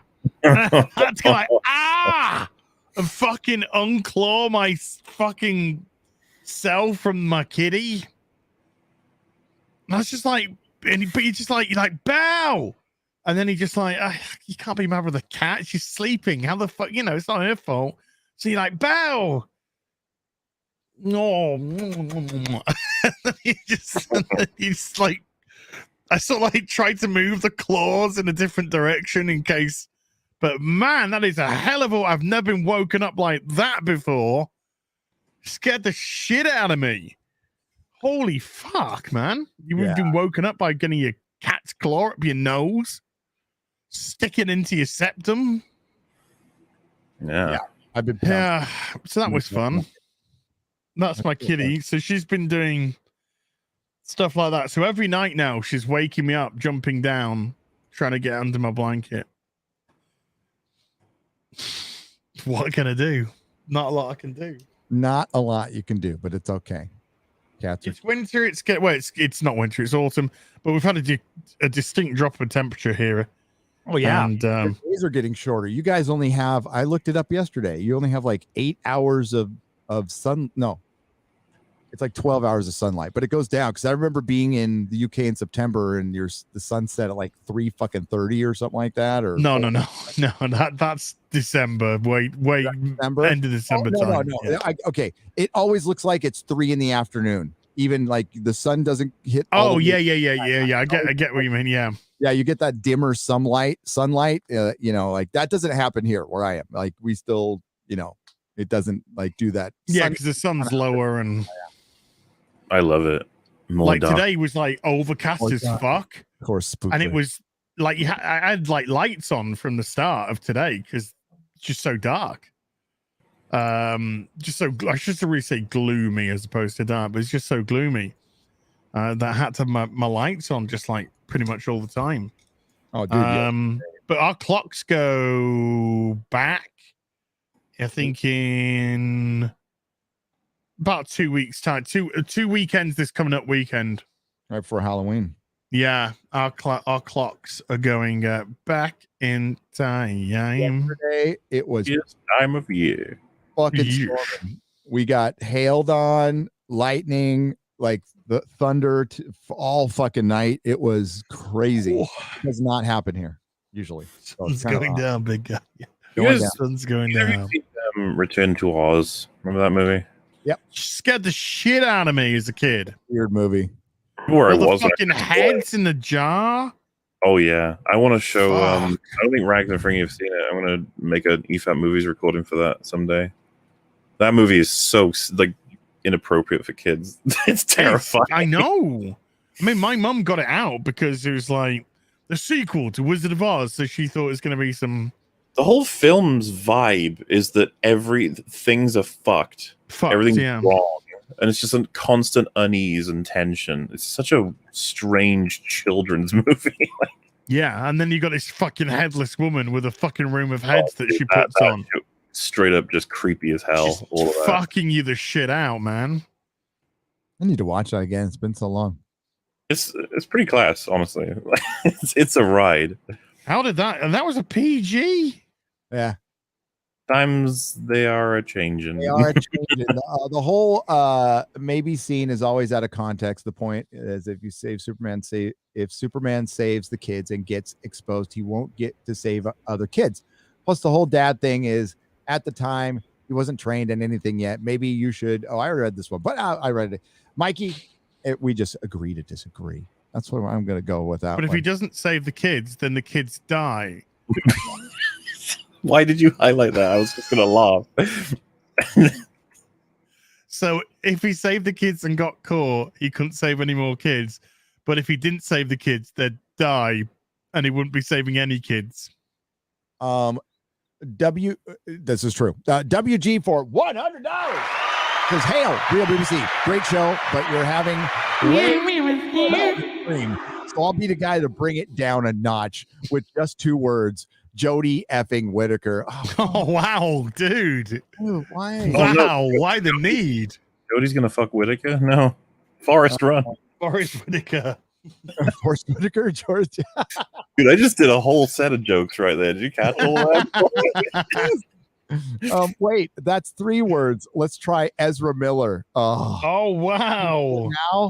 Now, evil laughter. Thank you, I think, WG. No, I'm not having fun. Fuck Ezra Miller. Guy's a punk. And he's a terrible fucking Flash. He's a fucking awful Flash. Mikey Gussler cannot defend Ezra Miller as the Flash. You do that, buddy. And that was challenge accepted. Snyder's choice. I'm okay with everybody, even mumbling Ray Fisher. I thought he was fine as Cyborg, you know. Oh yeah. Sluggy Slurms for $20 says Disney needs to go ahead and buy Game of Thrones so we can get Khaleesi marrying Jack Sparrow. Yes, I emailed you some fun fan art the other day. If you get a chance, please check it out. Floor fries. Who said that? That is from Sluggy Slurms. Sluggy Slurms? Slim. That's Thank a you. Futurama reference, I think. Nice. Beer a day for €50. Fun fact, a lot of the elements of Return of Oz are a mishmash from actual elements in the book, including the Headless Witch. The movie was messed up, and I loved it as a kid. Yeah, the book was messed up. I mean, they were messed up. Like, in a lot of go on. I have a lot of respect for the movie. I don't want to imply like I think it's terrible. It scared the fuck out of me as a kid. Yeah, it was just very. I remember the guys with the wheels and their arms, you know, and shit. Yeah. I just remember it being spooky as fuck. It could be awesome, but as a kid, I was just petrified. Protecting our kids, the morality of our kids outside of church and stuff is relatively new. Okay, kids used to be just little workers that went out on farms or went out and helped the men hunt, and if they died, you just made some more. So I mean, I don't know. Storytelling was very dark in the early in the late 1800s, early 1900s. There was some really dark, sophisticated, weird shit going on.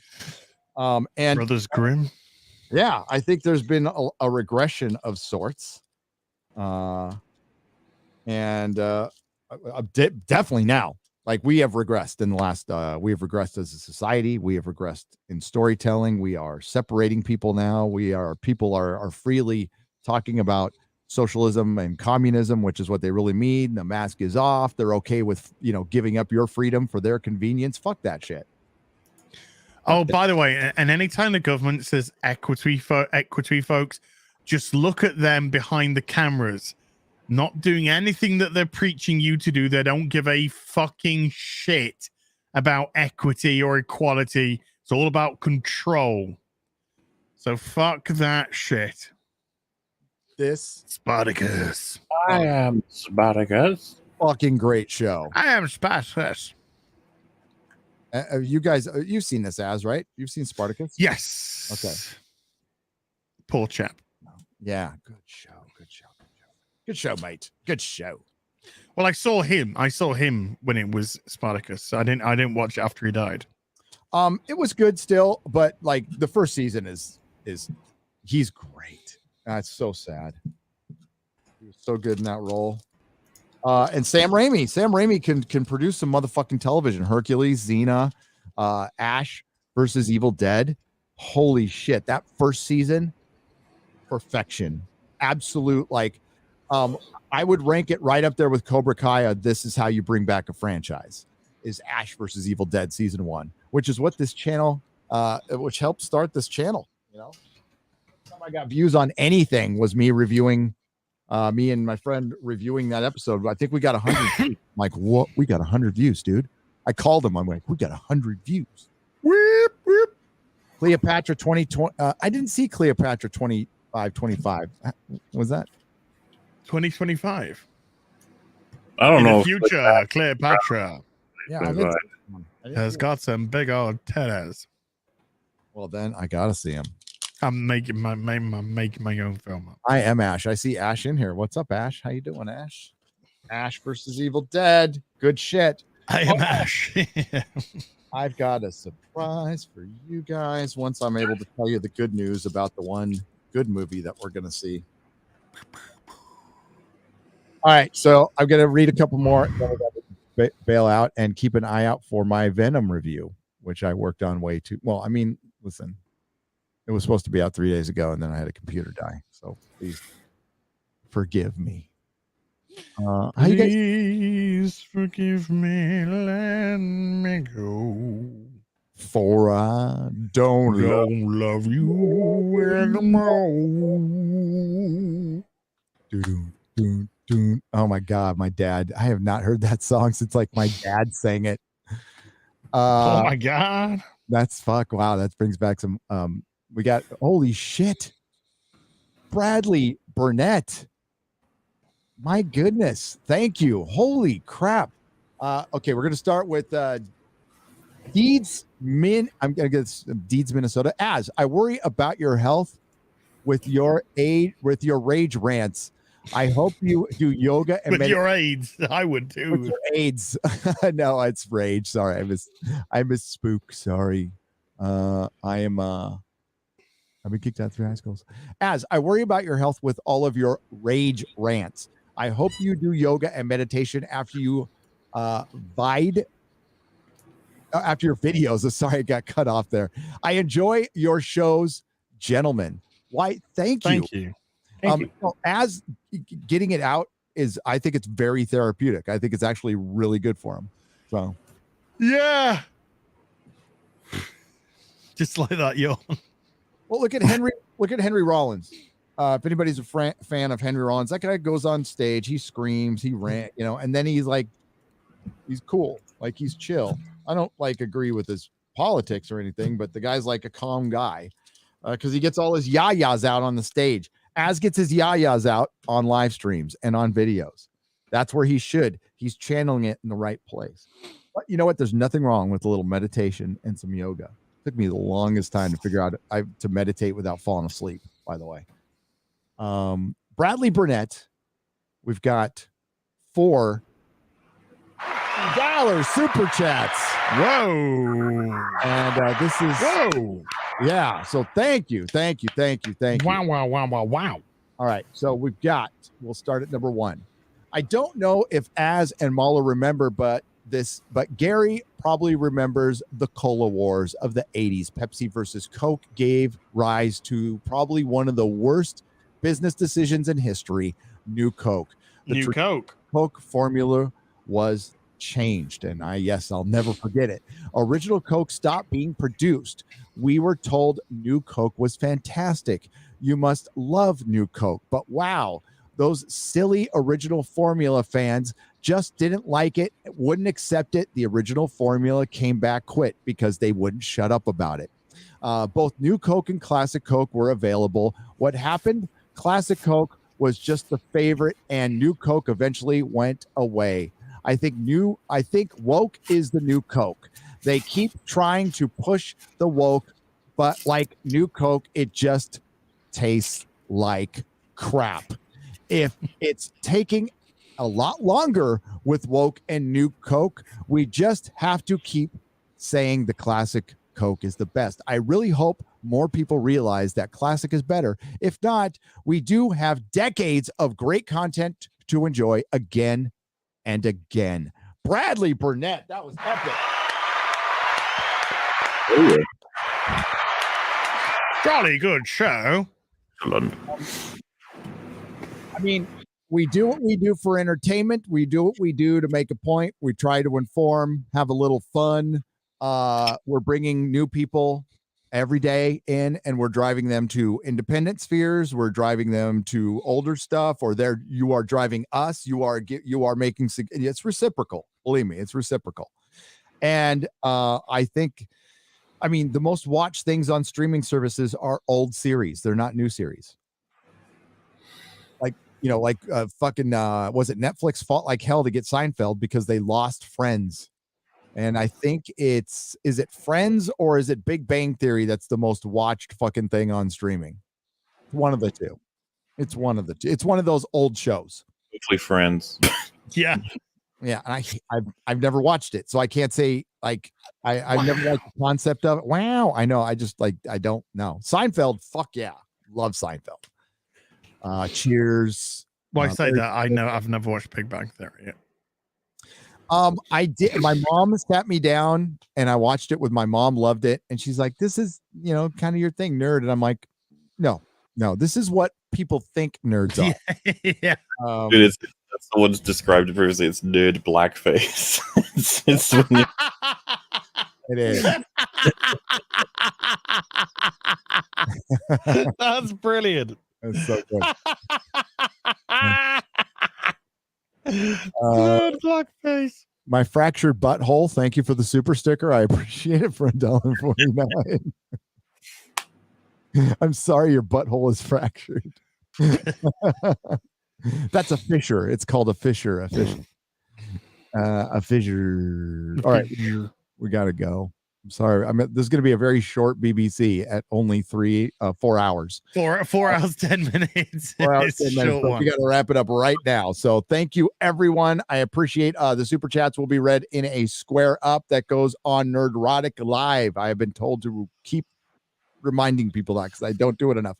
So please subscribe to Nerdrotic Live. It's my live alternate channel, and Nerdrotic Daily, where Perry Chan cuts out clips from these live streams, makes them fucking awesome, and puts them up as a little daily that actually comes out like every other day. But by the way, Venom video, which was just supposed to be touched up by Perry Chan, is now fully edited by Perry Chan, so it will be out within 10 minutes of this live stream ending.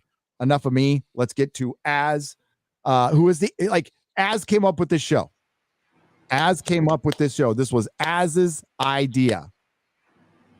Just wanted to say that before we. Okay. As wave something like. Now yeah, what? I think it's because it's really good. I was mucking around last week.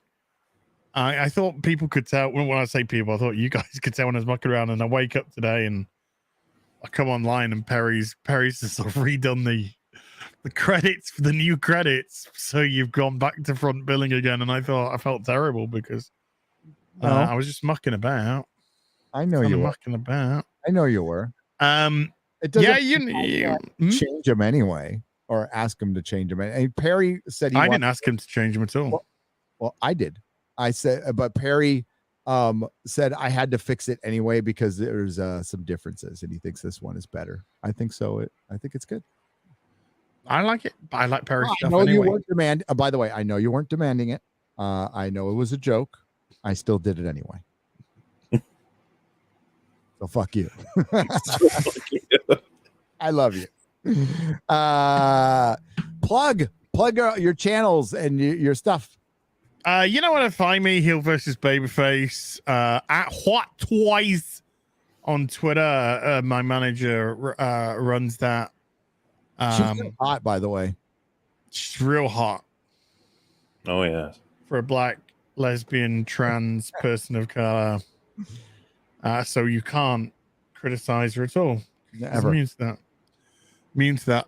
And tomorrow I'll be on Robert Meyer Burnett's channel with Fully Articulated Thursday. I'll be over on Critical Drinkers channel for some James Bondo talko, and then of course Friday Night Tights, where we've got Kyle Dunnigan and Kurt Metzger. Yes. Kyle Dunnigan and Kurt Metzger as the guests. What a duo! The dynamic duo behind Shark Tits and Fresh Prez of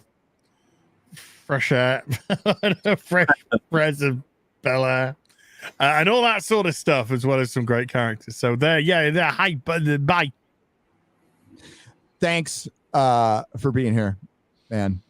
I love this fucking show. Yeah. I love doing this. It puts me in such a fucking good mood. Even though we do rant about stuff, I feel great afterwards. I feel fucking fantastic. And the chat, you guys have been fucking awesome today with your support and everything. You've been unbelievable.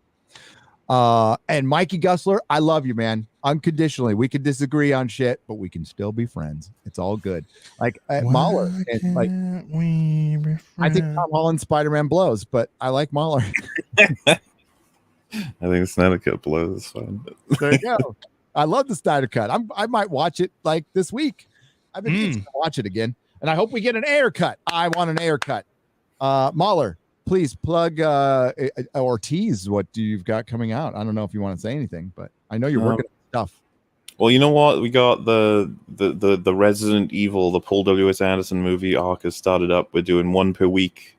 They're releasing on the old MauLer channel. You can watch us, see it for the. I've seen them all already, but Rags hadn't. I'm not sure the Fringy. Fringy's not in them. You got Metal hadn't, and we got Moriarty and Theo along with a whole cast of characters to react to all that shit.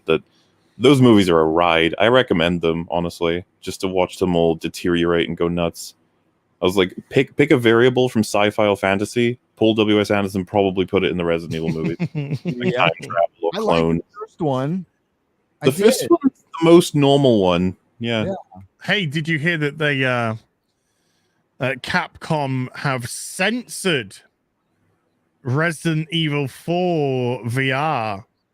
They have censored the language that was used in it. So like quippy lines have been edited out, and one point where this Lothario Saladas says when he walks in on Leon with Heather, the president's daughter, and he says, no, not doing anything, just he walks in on them in a house together that they've just defended from zombies. Well, Las Plagas. And he just looks at her tits and says, I see the president equipped his daughter with ballistic missiles. And she's like, how rude. And they've cut that completely from the game. Oh, thank goodness they cut that out. The stream paused. Yeah, so I don't know. Well, woke censoring, not surprised. Yeah, woke censoring for Resident Evil 4. You can't have fun or flirtation anymore. It's all been cut out. It's Ashley, not Heather. Thank you, Ashley Graham. Yeah, not Heather Graham. Yeah. I was like, I'll just let him carry on. It's fine. I knew this. You know, I obviously had the surname in my head, but and then when she says at the end of the game, hey, do you want to, when you drop me off, do you want to come back for some overtime? Cut that out, because you're not allowed to have a woman saying to a guy, do you want to fuck me?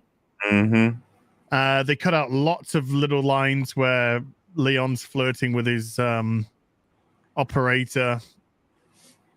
Lame. Just completely, just nothing lines as well. It's just fucking pathetic. So heterosexuality bad, folks. Okay, can we just get that right? Heterosexuality bad. Can't like people from the opposite sex and flirt with them. That's MauLer, rape. The leader of flirt is rape. MauLer, the leader of the hate group EFAP, suffer from Snyder derangement syndrome. Do not listen to his lies. Oh, I see. Where is he? Where is he? It's Mr. Mr. Biggles. Mr. Biggles. There he is. Yeah. God bless him. That's hilarious. The hate group EFAP. Hate group EFAP. was gonna say, you get that these two fucking people right here have called EFAB a whole bunch of times. They are now the part of EFAB too, and they a hate group. Yes. Well, we like the Snyder Cut though. We've been called a hate group from before, so it's okay. I'm sure you guys have said something that would annoy Mr. Biggles, hopefully. So Did you like Shang-Chi, Mr. Biggles? Because I thought it was shit. yeah, but you're a toxic. So Okay. Well, I'm not at least I'm not a hate group. wow. Everyone, you're. This is even. I'm going to give you guys the link to my video. I'm trusting Perry. I haven't had a chance to look at this over. I'm sure he did a fucking fantastic job, and I'm going to make it public right after this stream is done. So keep an eye on the chat, and I'll put the link to the video in there. If you like, listen, it's it's not like Stairway to Heaven. It's a Venom 2 review, okay? But it's just it's fucking long, okay? So, yeah, it's weird, and that fucking Bond video. Jesus, that took off, man. That was cool. So, yeah, a lot to talk about. There's still a lot to talk about, and we'll talk about Bond. My review will be out Thursday morning. If I get the review out in time, I don't know. Well, I got to see if Drinker invited me. I'll make sure he did. I'm not sure he. Yeah, but yeah. I'll have it done by then. I might have to. The nooner will probably be in the evening tomorrow sometime. So the Picard review is going to take a long time, and I need a functioning computer for that. Right now, I can do a Bond review on a laptop, but I can't finish the Picard review on a laptop. God damn, I hate freaking computers. Sorry, Father. So we're going to end it right there. Please enjoy some credits. Thanks. Hey, you guys were fucking great. We love you guys. We had a great time. See you next Tuesday on Az's channel for the Real BBC at 10 a.m. Bye, everybody. And Bye. I got to share those credits again. I got to share those credits again. Right. Cancel. So he just said, listening to your Bond review has made me kind of depressed. Sorry.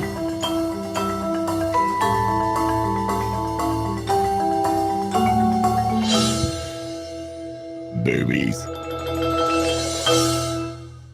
The following program is rated TV MAL. It contains strong language and is intended only for mature audiences.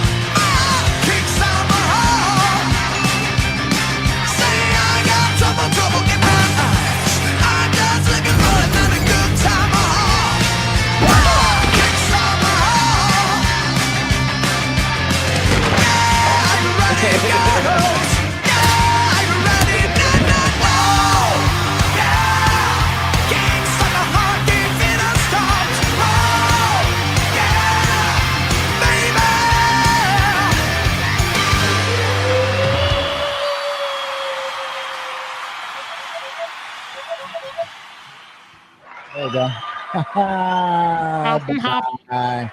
Goodbye, everybody.